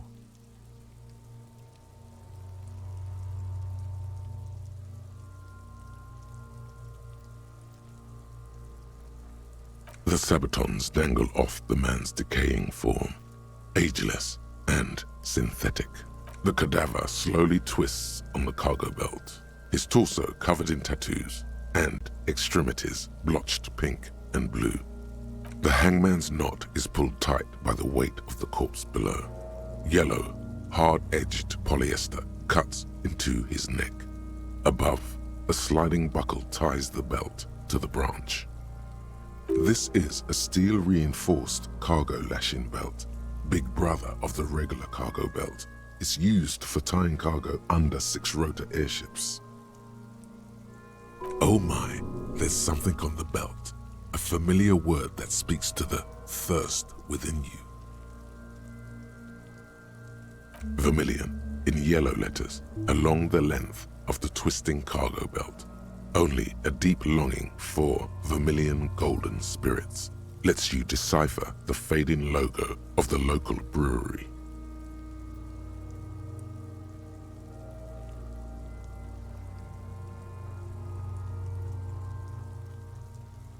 No, you should not get a drink. You should perform an initial inspection of the victim's corpse. We are on the rope part. Airlifting. I thought it was used on lorries for strapping cargo to them.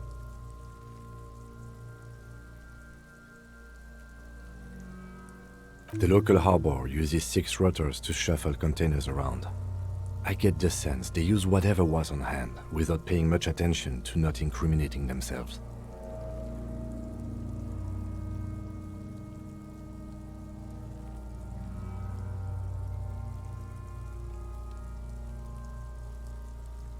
The brief suggested as much, politically motivated by the ongoing strike.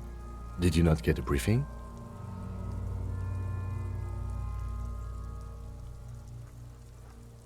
Okay, You should ask me for one the first moment we get.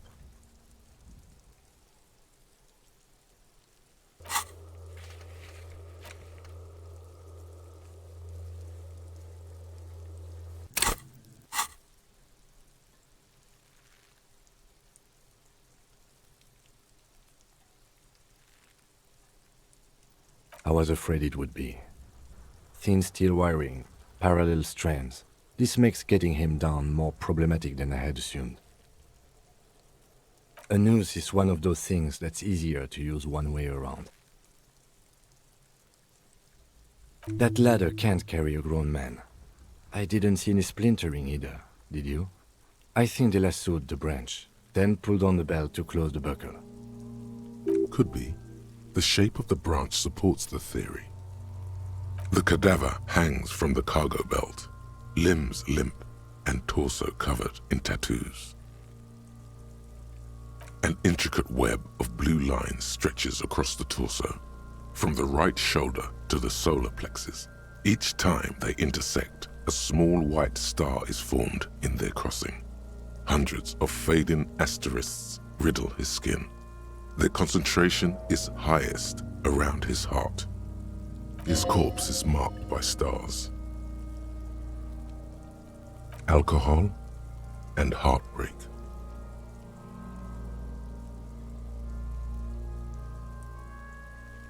A map of the stars. I do see some similarity to astronomical charts. Great Century Messinian, maybe. But this seems more particular. Customized somehow. As if someone left out most of the night sky, filtering it through personal choice. The principle of this filter remains unknown to you. The thought dissipates, and you feel as though you were only half right. So am I.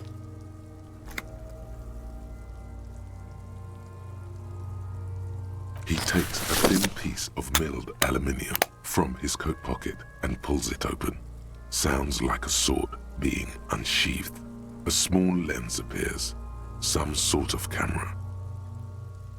Interrogate Sunshine, Mini.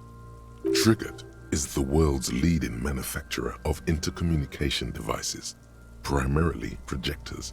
The camera before you looks familiar somehow. Shit, Kuno! What the fuck is that? An instant color camera. This is the first time he openly acknowledges the kid's existence. I have only 2 ampoules, so nobody move. I don't want to waste one.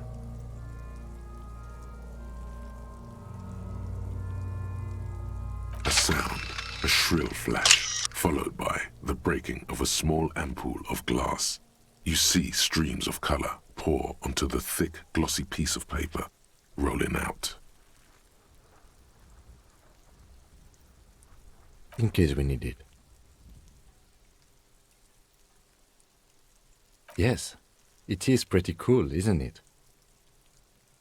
It contains insight to the victim's person. By his build, I'd say this was a man of physical violence. The story he wanted his body to tell was important to him. It is his letter, to us. Someone should decipher it. We'll need to show it around.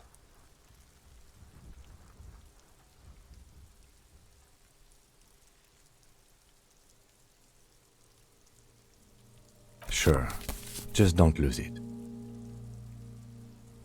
The glassy-eyed corpse looks by, his mouth mute and his skin as colorful as the chemical rainbow on the photo paper, teeming with opportunistic organisms. His eyes are milky white and blind to the world, protruding comically from their sockets. There is no one home, just subaquatic terrors there. Dark brown hair grows on his head. His face is ready to explode from the organic processes inside. The death's head grin has passed. What remains is an unrecognizable mess.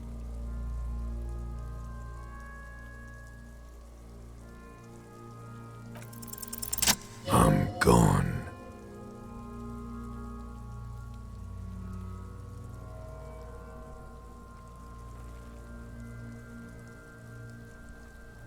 I'm a joke. Look at me.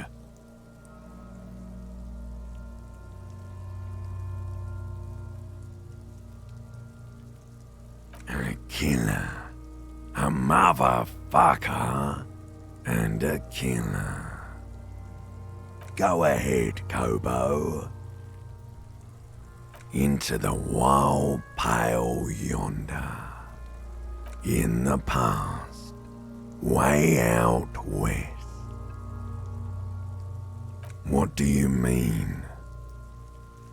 It's the power of your imagination. Yeah, man! Don't be crazy! Inanimate objects and dead people can't really talk to you. Your wild imagination is doing this. Ask some more of those questions you love so much. He loves those.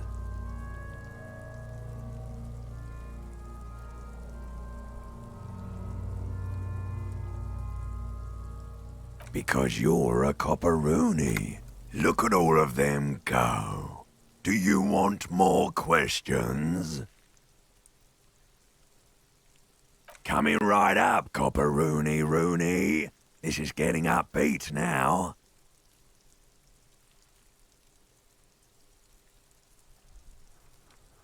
Love did me in, brother Copo. It was love all along.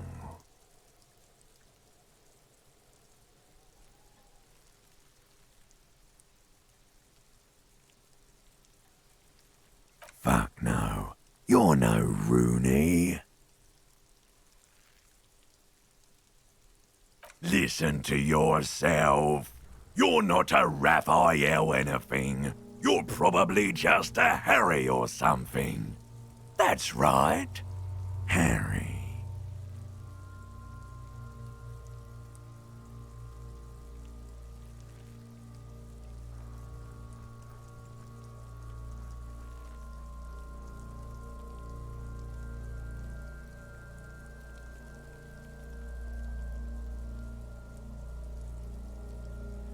You might be onto something there.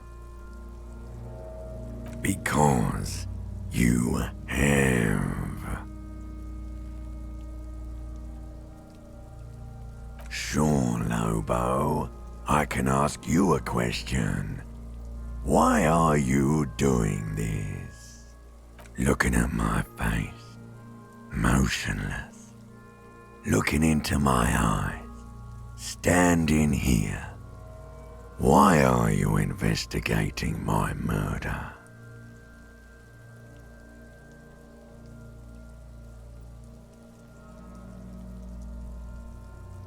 Ha! Something is on its way. Something hidden. It's coming. A miracle from the northwest, and it's almost here. You can feel it in the air, on your hands. The cold spring air smoothing them over.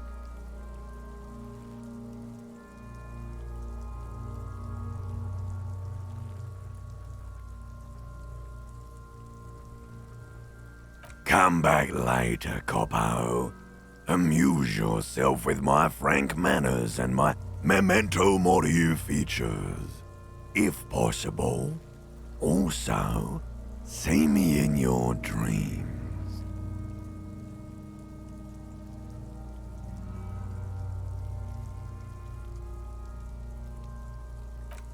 As you narrow your eyes, the monster before you blurs into a violent mess of green and pink. This is a trick. You've done it before. Pink is where the blood settled in the first hours post-mortem. You can use it to see if the corpse has been tampered with. Does his position at the time of death match the discoloration? Only the lower extremities are pink with a dash of blue. His fatted hands, thighs, and his neck, just above the noose. The rest of the corpse appears dark green in the cold spring air. I see it. His neck too. The lividity goes right up his chin. We have good, well-pronounced discoloration here. The monster comes back into focus, an explosion of color, coursing with dark marbled veins. His stomach appears pregnant with something. Black liquid streams down his thigh and onto his boot. So, what do you think?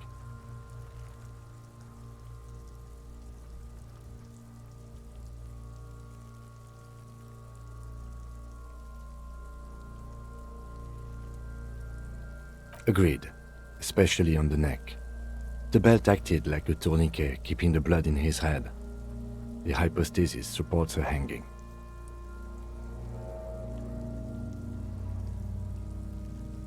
There's always a chance. We should check for ligament marks on his neck to see if they're in tune with the belt. We'll have to get him down first.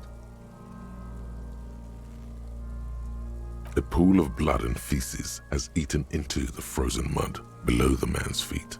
Purge liquid is dripping into it, drop by drop. The victim appears to have contained no more than half a kilogram of digestion at the time of death. The fuck he's saying? Talking about shit.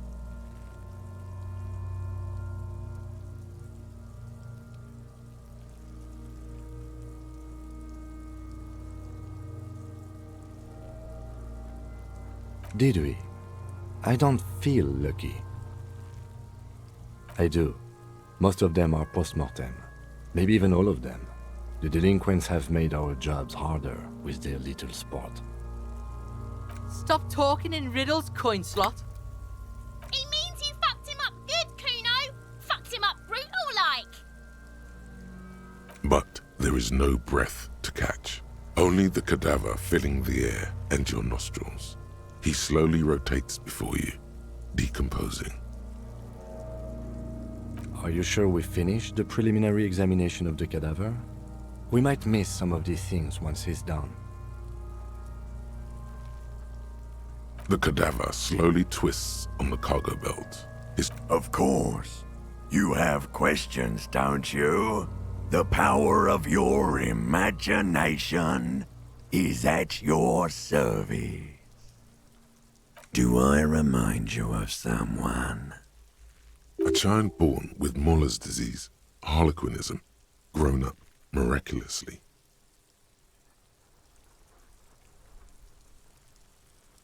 No, not quite. Be fair now. You sure wrinkled out of that one, Coppolini. Come back later, Coppo. Amuse yourself with my frank manners and my memento mori features. The steel-reinforced belt presents a unique challenge. I brought chain cutters, but I don't see a good angle of approach to the belt. The cadaver is a good 1.2 meters up. Neither one of us can reach the belt without assistance. And even if we do, there's the question of cutting the airship strength material.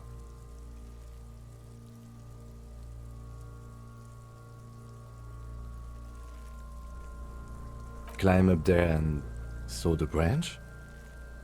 There has to be a less risky way, with less falling down of trees. Yeah! Bang bang time, pig! Shoot his head off! How? Where the buckle ties the rope to the branch. That's a good spot to aim.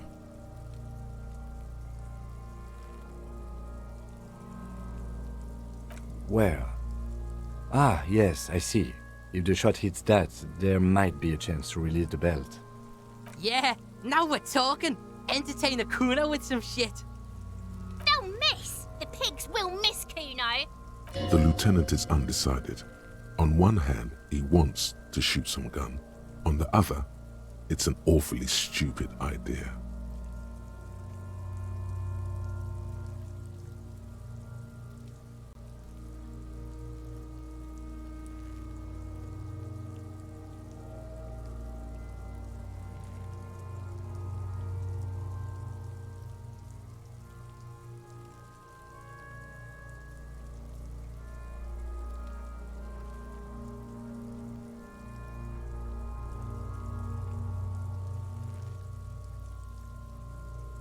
Silence. With his elbow sharp, the lieutenant unzips his jacket and produces a lightweight firearm. He drops a paper cartridge in the barrel, separates the scouring stick, and gives the cartridge 5 tucks.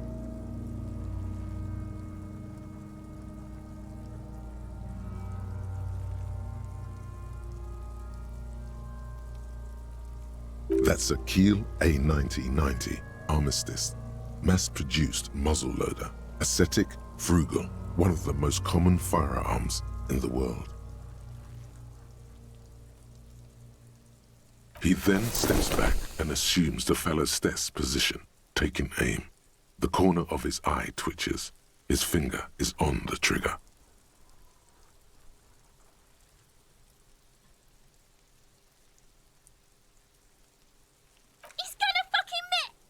The chick's voice is drowned in a shrill blast that echoes off the walls of the surrounding tenements.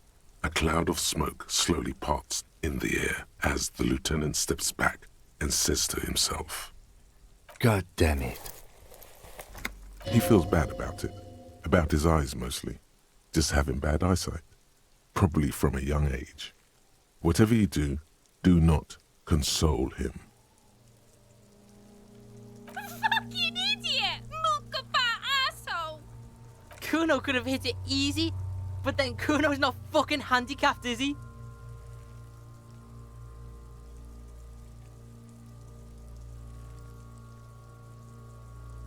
No, we are lucky as it is. We didn't break anything, and the victim remains uncompromised. Any more mistakes could put us in an unfortunate position with the locals. We have eyes on us. I didn't do us any favors with that. I have to say, it's beginning to look unlikely we can get him down without assistance.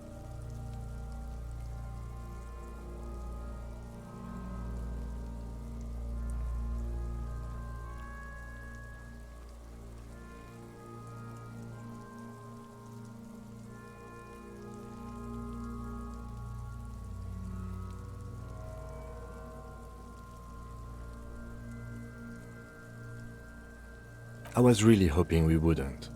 The Union appeared to be suspect in this case. It seems like a dangerous route to go down.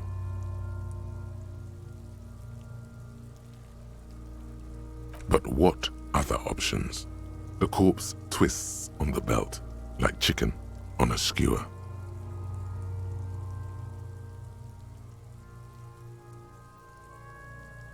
Someone else?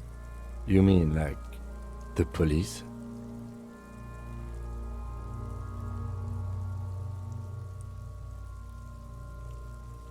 Someone like a paid garbage man? Or a cleaning crew?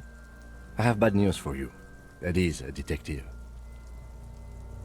I know it's hard, but I assure you, the others won't come to help us. And we have a growing sanitary concern here. We need to get him down, fast.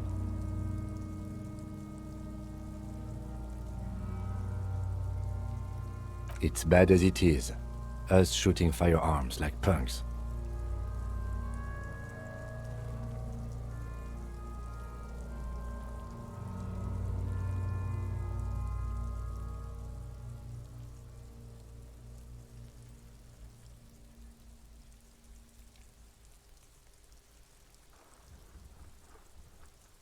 Go ahead. I'm not stopping you. Just don't lose it. They only have one gun! This is the sorriest pair of pigs Kuno's ever seen. Yeah, take it, you fucking banana poika! Take it and shoot yourself in the mouth!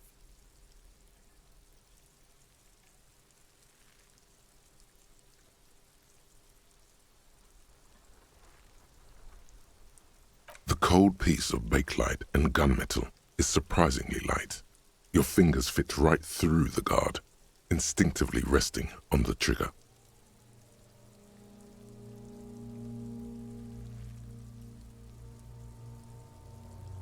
The fuck are you waiting for, Kuno? Tell him to shoot himself in the mouth! The buckle comes into focus in your sights. You stand with your feet planted firmly in the ground and your left hand supporting your gun arm.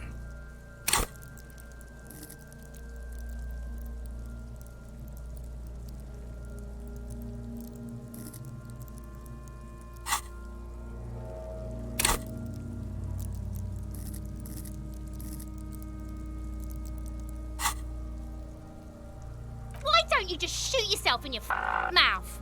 At least you won't miss.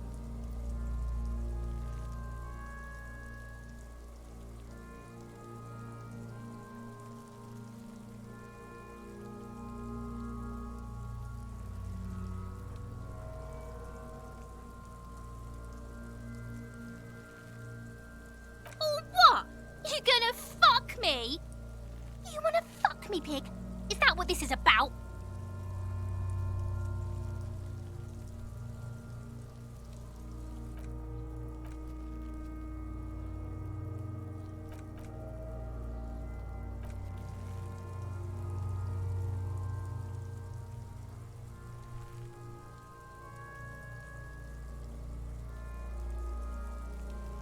Your field of view narrows.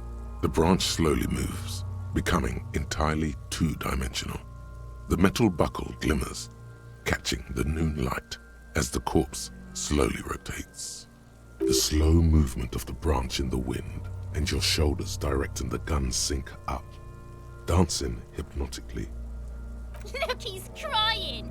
You gonna cry now, fucking faggoty?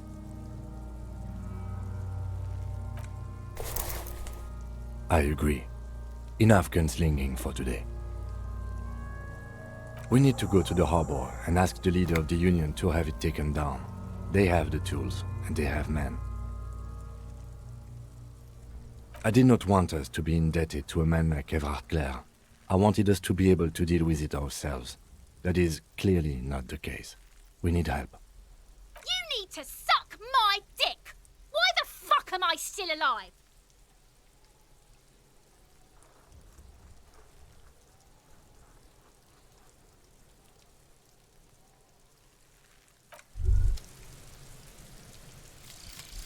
Jamais vu, derealization. Jamais vu, the opposite of déjà vu. Not already seen, but never seen. Everything that should be familiar appears strange and new, like some half-forgotten day in your childhood. Only now. That's the feeling you've been having. And for who knows how long. You should go and ask Joyce Messier about this. What world are we in? This is a fundamental question.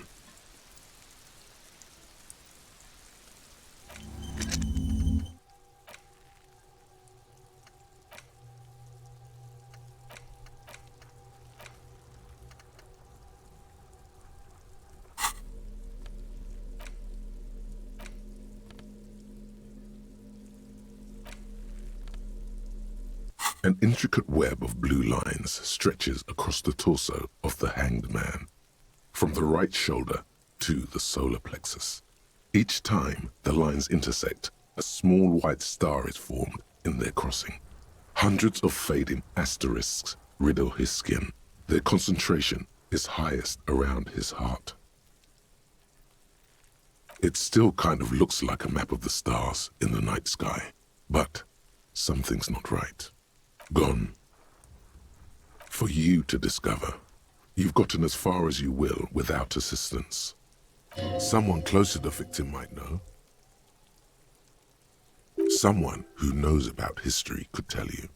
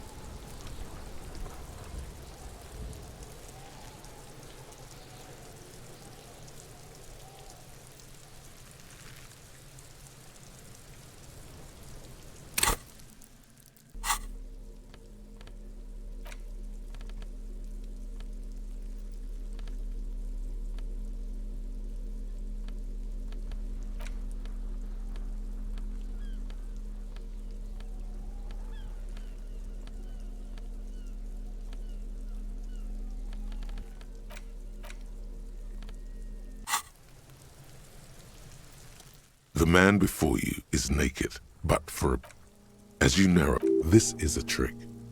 Only the lower extremities are pink. The cadaver slowly twists on the cargo belt.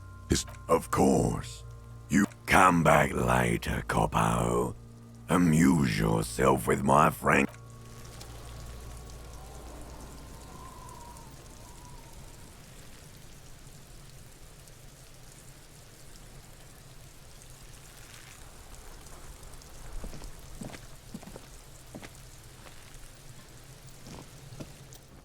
Fuck does Kuno care?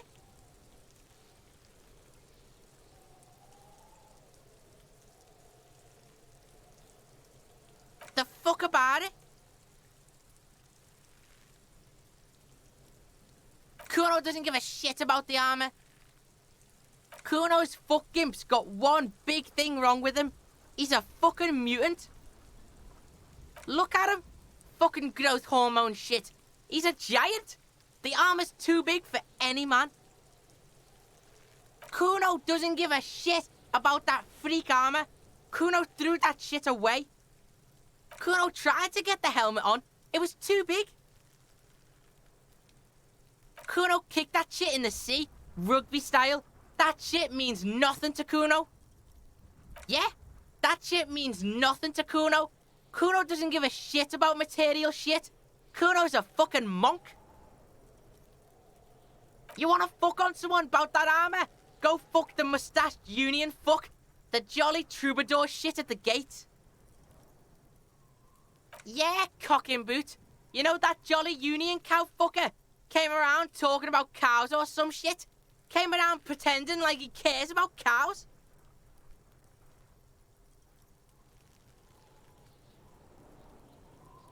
Yes, you met him at the gates.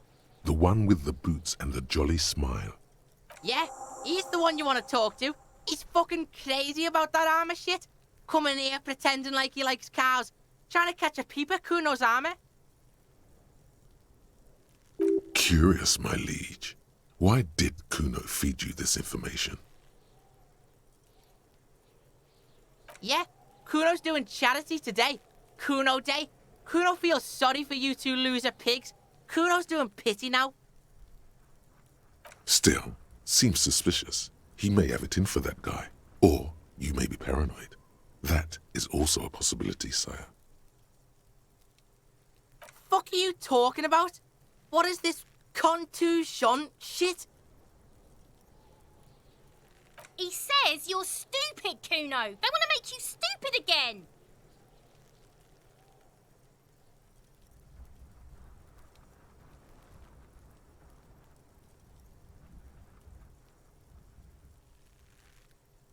Oh, did Kuno make your shit sniffing harder? Obstruction of shit sniffing? This is Kuno's kingdom. Kuno fucking rules here. You hear the lieutenant hum. You're testing Kuno's patience here. Get lost,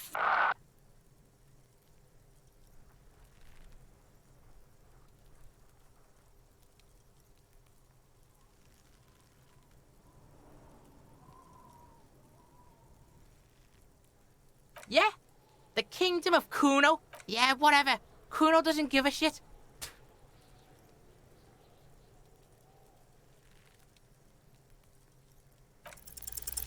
He's on your crime scene, bossing you around. And he's been here for some time too. This is where he hangs out. You have to get more out of him. He could be useful.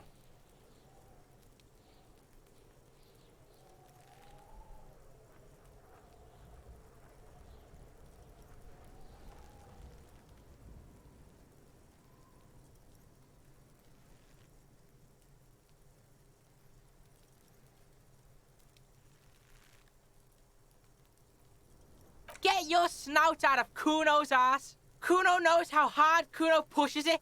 Kuno pushes it hard level.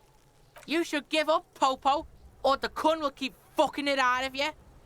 You okay, Kuno? That went wrong. He took it as a compliment. Then he had a minor seizure. Kuno doesn't fucking care.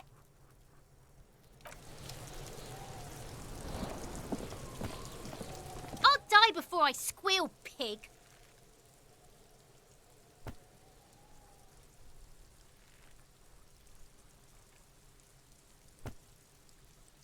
Stay away from me, pig!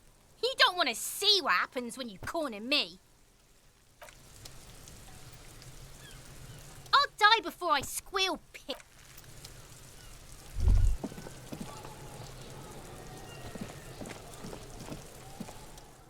What do you see?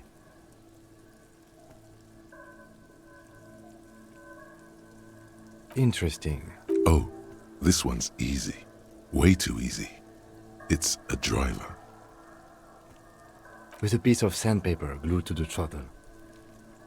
Which means that the missing lady driver was also present at the lynching? That's it. She's the odd soul. We've identified one of the footprints, but there are still 7 to go. A woman or a kid? Okay. How do you know?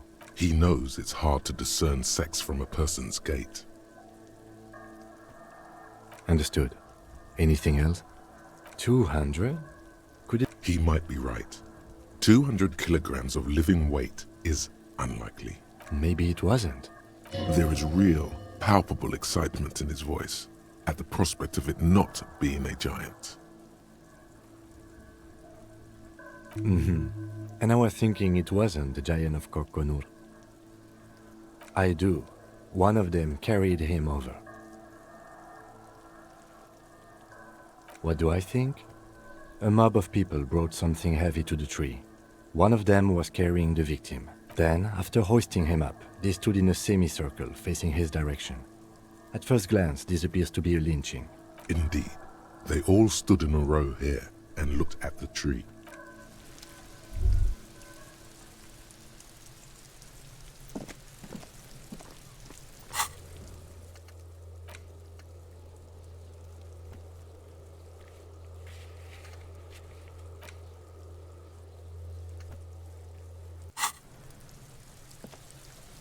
Yes? What do you want to know?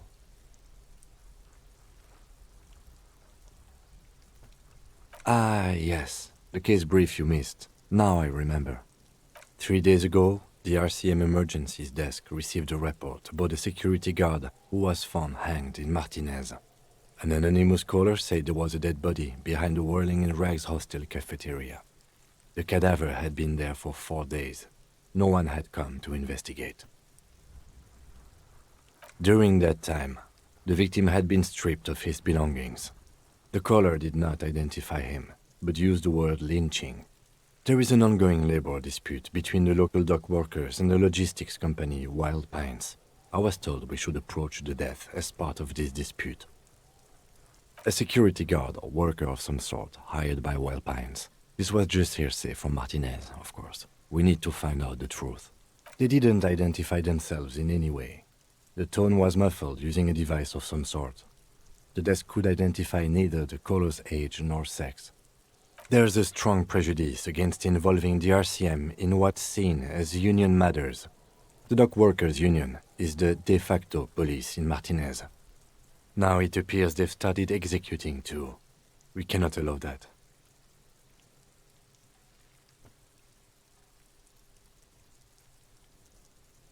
Just to be clear, we are police officers. It's our job to find the killer. That's the case. Uncover and arrest the killer. You mean like a brief? Do you want me to brief you again? There's no reason to wing anything. 3 days ago, the RCM Emergencies Desk. During that time, the victim... Okay then. Was there anything else you wanted to know? What's there to say? It's just stupidity. The cop kind. Our precincts can't decide if Martinez is part of Jamrock or the Industrial Harbor. Yours or mine, as if we somehow own parts of the city. Typical street gang mentality. So we've let the union make a mockery of law enforcement here, and now it's come to its natural conclusion. Well, sort of. It's less a matter of who gets to police Martinez than who has to. It's an orphan district, in other words. I think the dispatch desk just told both our stations about the hanging. There was quite the brouhaha at the 57th, I can tell you that. Time to settle it, they said. Cop off. But I assure you, I am not their finest or toughest with 102 cases solved. What I am is least interested in a pissing competition. So he volunteered to represent the 57th, but not out of competitiveness. On the contrary. Yes, I'm an unrepentant spoilsport. Martinez? Nothing. It's just a puddle at the end of some drain pipe. No one cares about this place. They care about sports. Most of our colleagues don't even know how to get here. North of the interchange doesn't exist.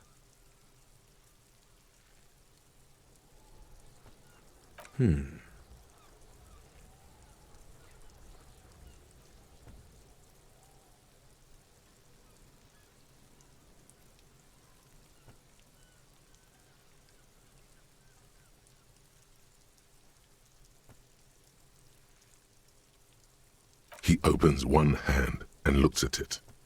A moment passes. Which school do you subscribe to? Mambo or Jambo?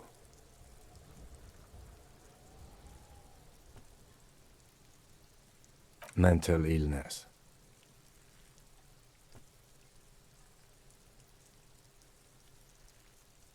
Yes. It's always good to have a police officer who can see and feel. Was there anything else you wanted to ask about the competition? If not, we should move. Yes, it's a wholly pointless matter. Forget I ever mentioned it. He's actually glad it's addressed now.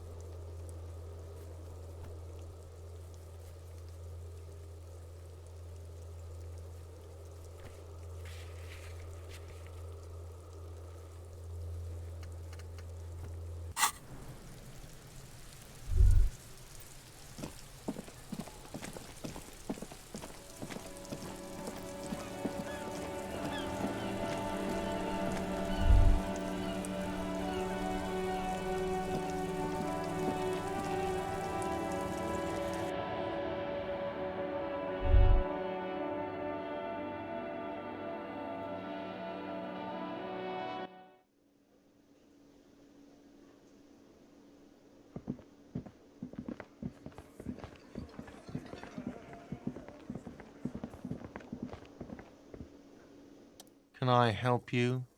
Another thing. Great. Yes.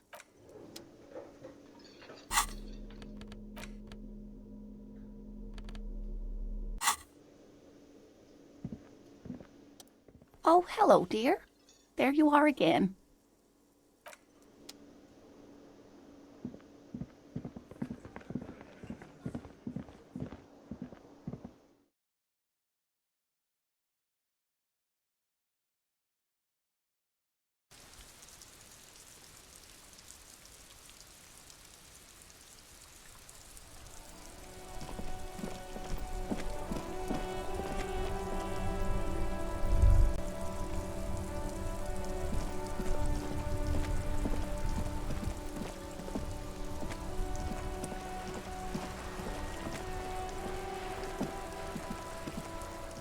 I have really outdone myself. This is divine. Yes, that's what you need, Gaston. More padding on that fat arse of yours. I hope your heart gives out. René, it's a little pleasures. Life doesn't need to be a struggle. Hello, officer. How might I be of assistance on this fine day? Let me think. I heard someone was hanged and left on a tree for a week. But that's all I know, really. No, officers, I'm sorry. And I really would like to assist.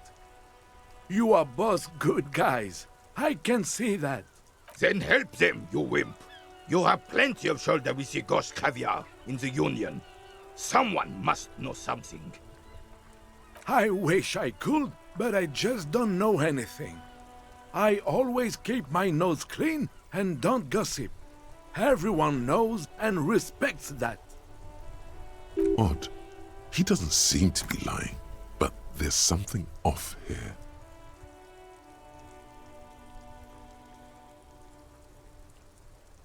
I'm not even anyone.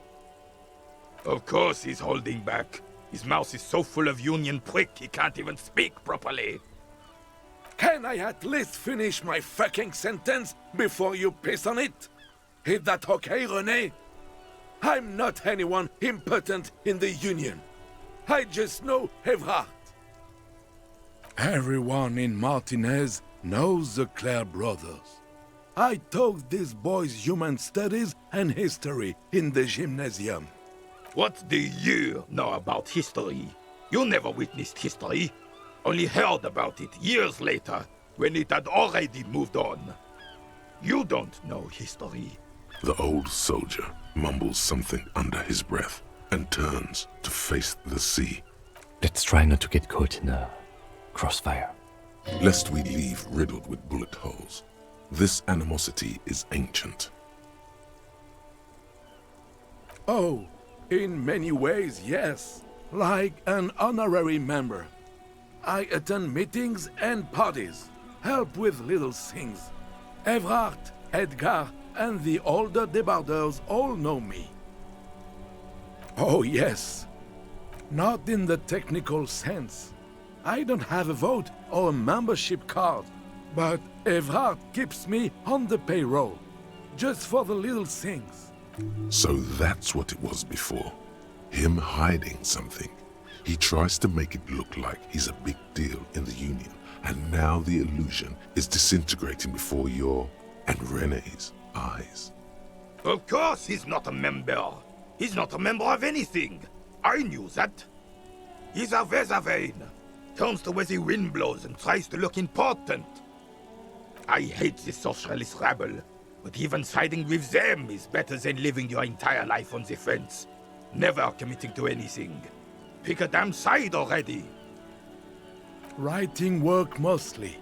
Occasionally, he needs something written, and I happen to have a way with words, people say. Oh, nothing official, I assure you. Just essays for the newspapers. About Martinez and how things are and how they could be. Evrard and I had these long talks where... Well, he tells his little pen man exactly what to say. It's commie propaganda, plain and simple. You should be ashamed of yourself.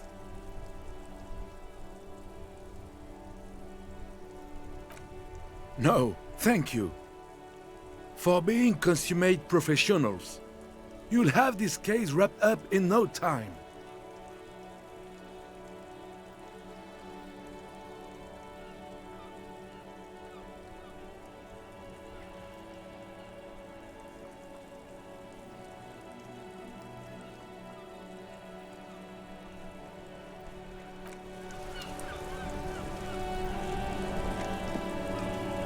Vigilance officer, what can this old carabinier do for you?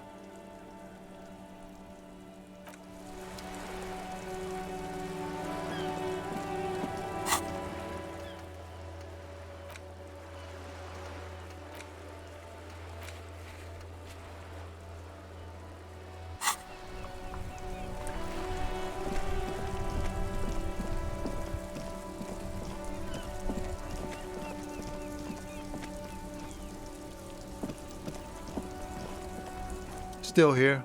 Stuck in this damn jam, my man.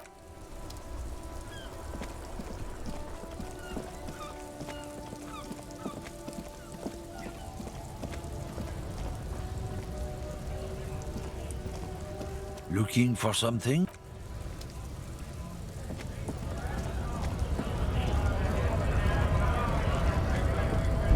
right to work!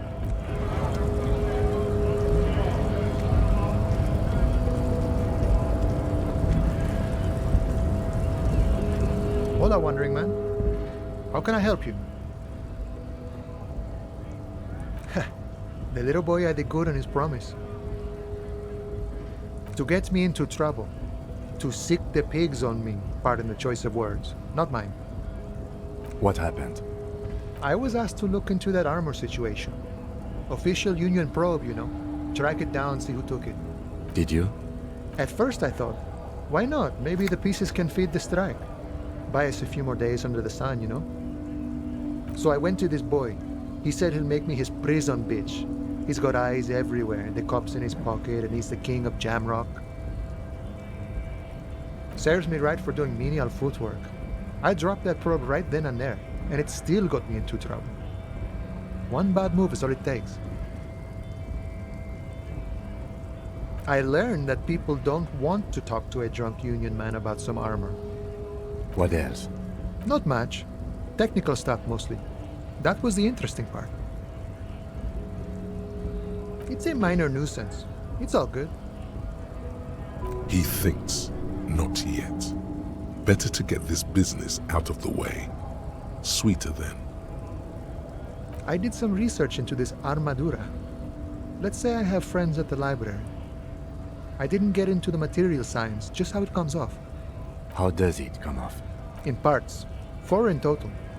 The helmet was the first to go. The kid says he tore it off and kicked it into the sea. I believe him. The boots were still on the guy last I saw. Too hard to remove. So, as I count, there are 2 parts missing. The gauntlets and the cuirass. This is where I left off. Too much hassle. More like a job for some militia.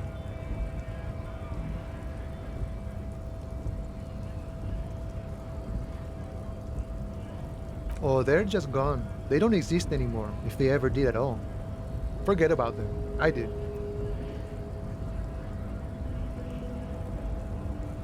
All of it?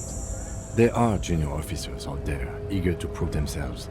I would leave some for them, and I would leave the boots to processing, but okay. Let's find all of it. And Mesqui's epic then, all across Martinez. I hope it will be a real bonanza for you. No problem. If you see that kid, thank him from Call Me Mañana. Thank him for showing me the way. He is sincerely grateful he is not tracking down pieces of armor right now.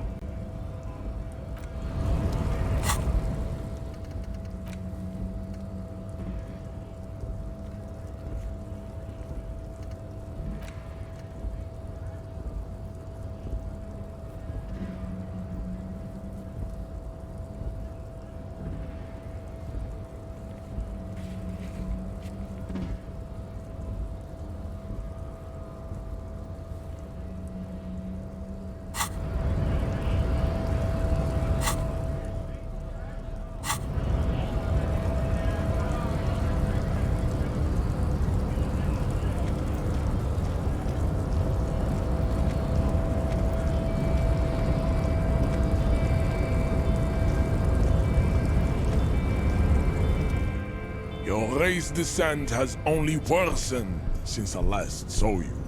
You have really let yourself go. I am not the first line of defense. I am the last. In addition, these so-called hardy boys are an effeminate clique of bodybuilders. Their company is spiritually degrading. You pick up on something artificial in his tone, like he's putting on an act. This is unlike him. He is usually more himself.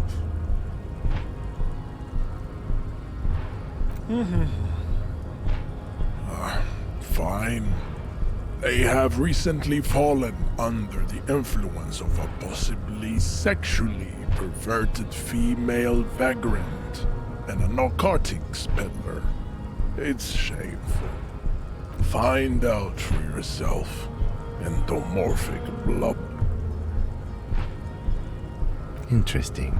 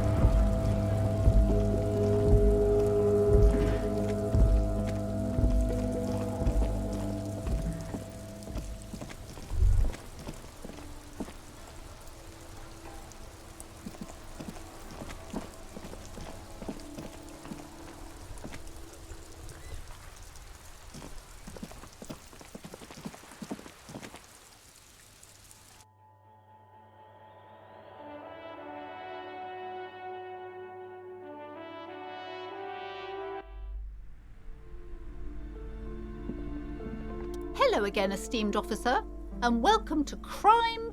Okay, but please, only a few. The woman looks aloof.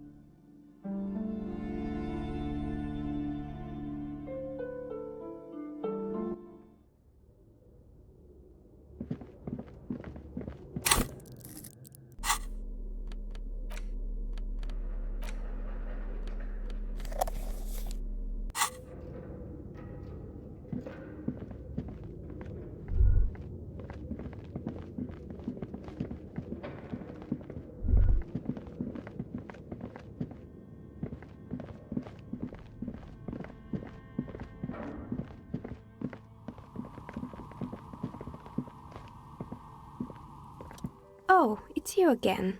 Are you looking for a die?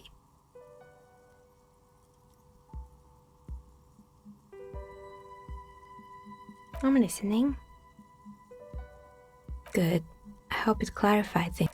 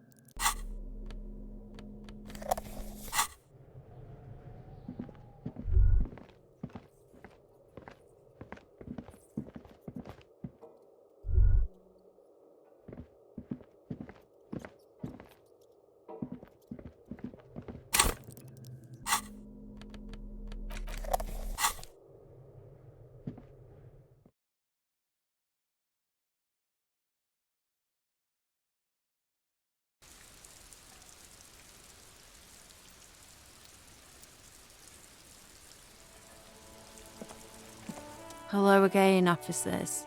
Have you come to admire my mural?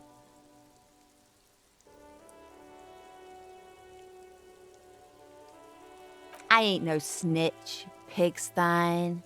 Go forth and forage in someone else's shit. Actually, There is a shortage of people who talk to us in a normal, calm, informative manner. We weren't put on this earth to make your life pleasant, fucko. What do I care about some fucking tin eggshells? Ugh, alright, sad piggy. I'll give you this one. I saw a little girl in the fishing village running around with military-grade handwear. Looked cute as hell. If you haven't been there, the village is a shithole down the coast from the main plaza. Have a good time! No. That's all the snitching Cindy the Skull does for today. Actually, I don't even know why I told you what I just told you. I have a weakness for animals. It's the animal thing again. Damn it.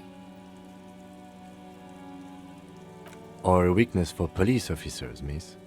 Thank you either way.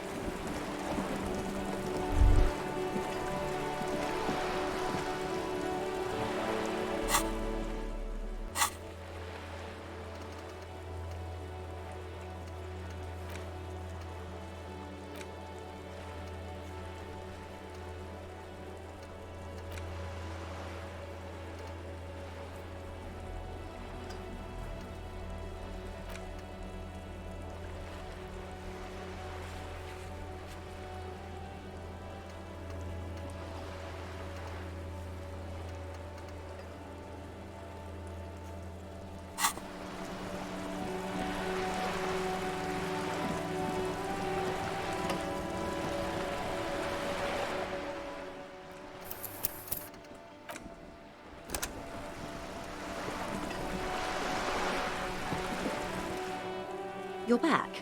Good. What can I help you with?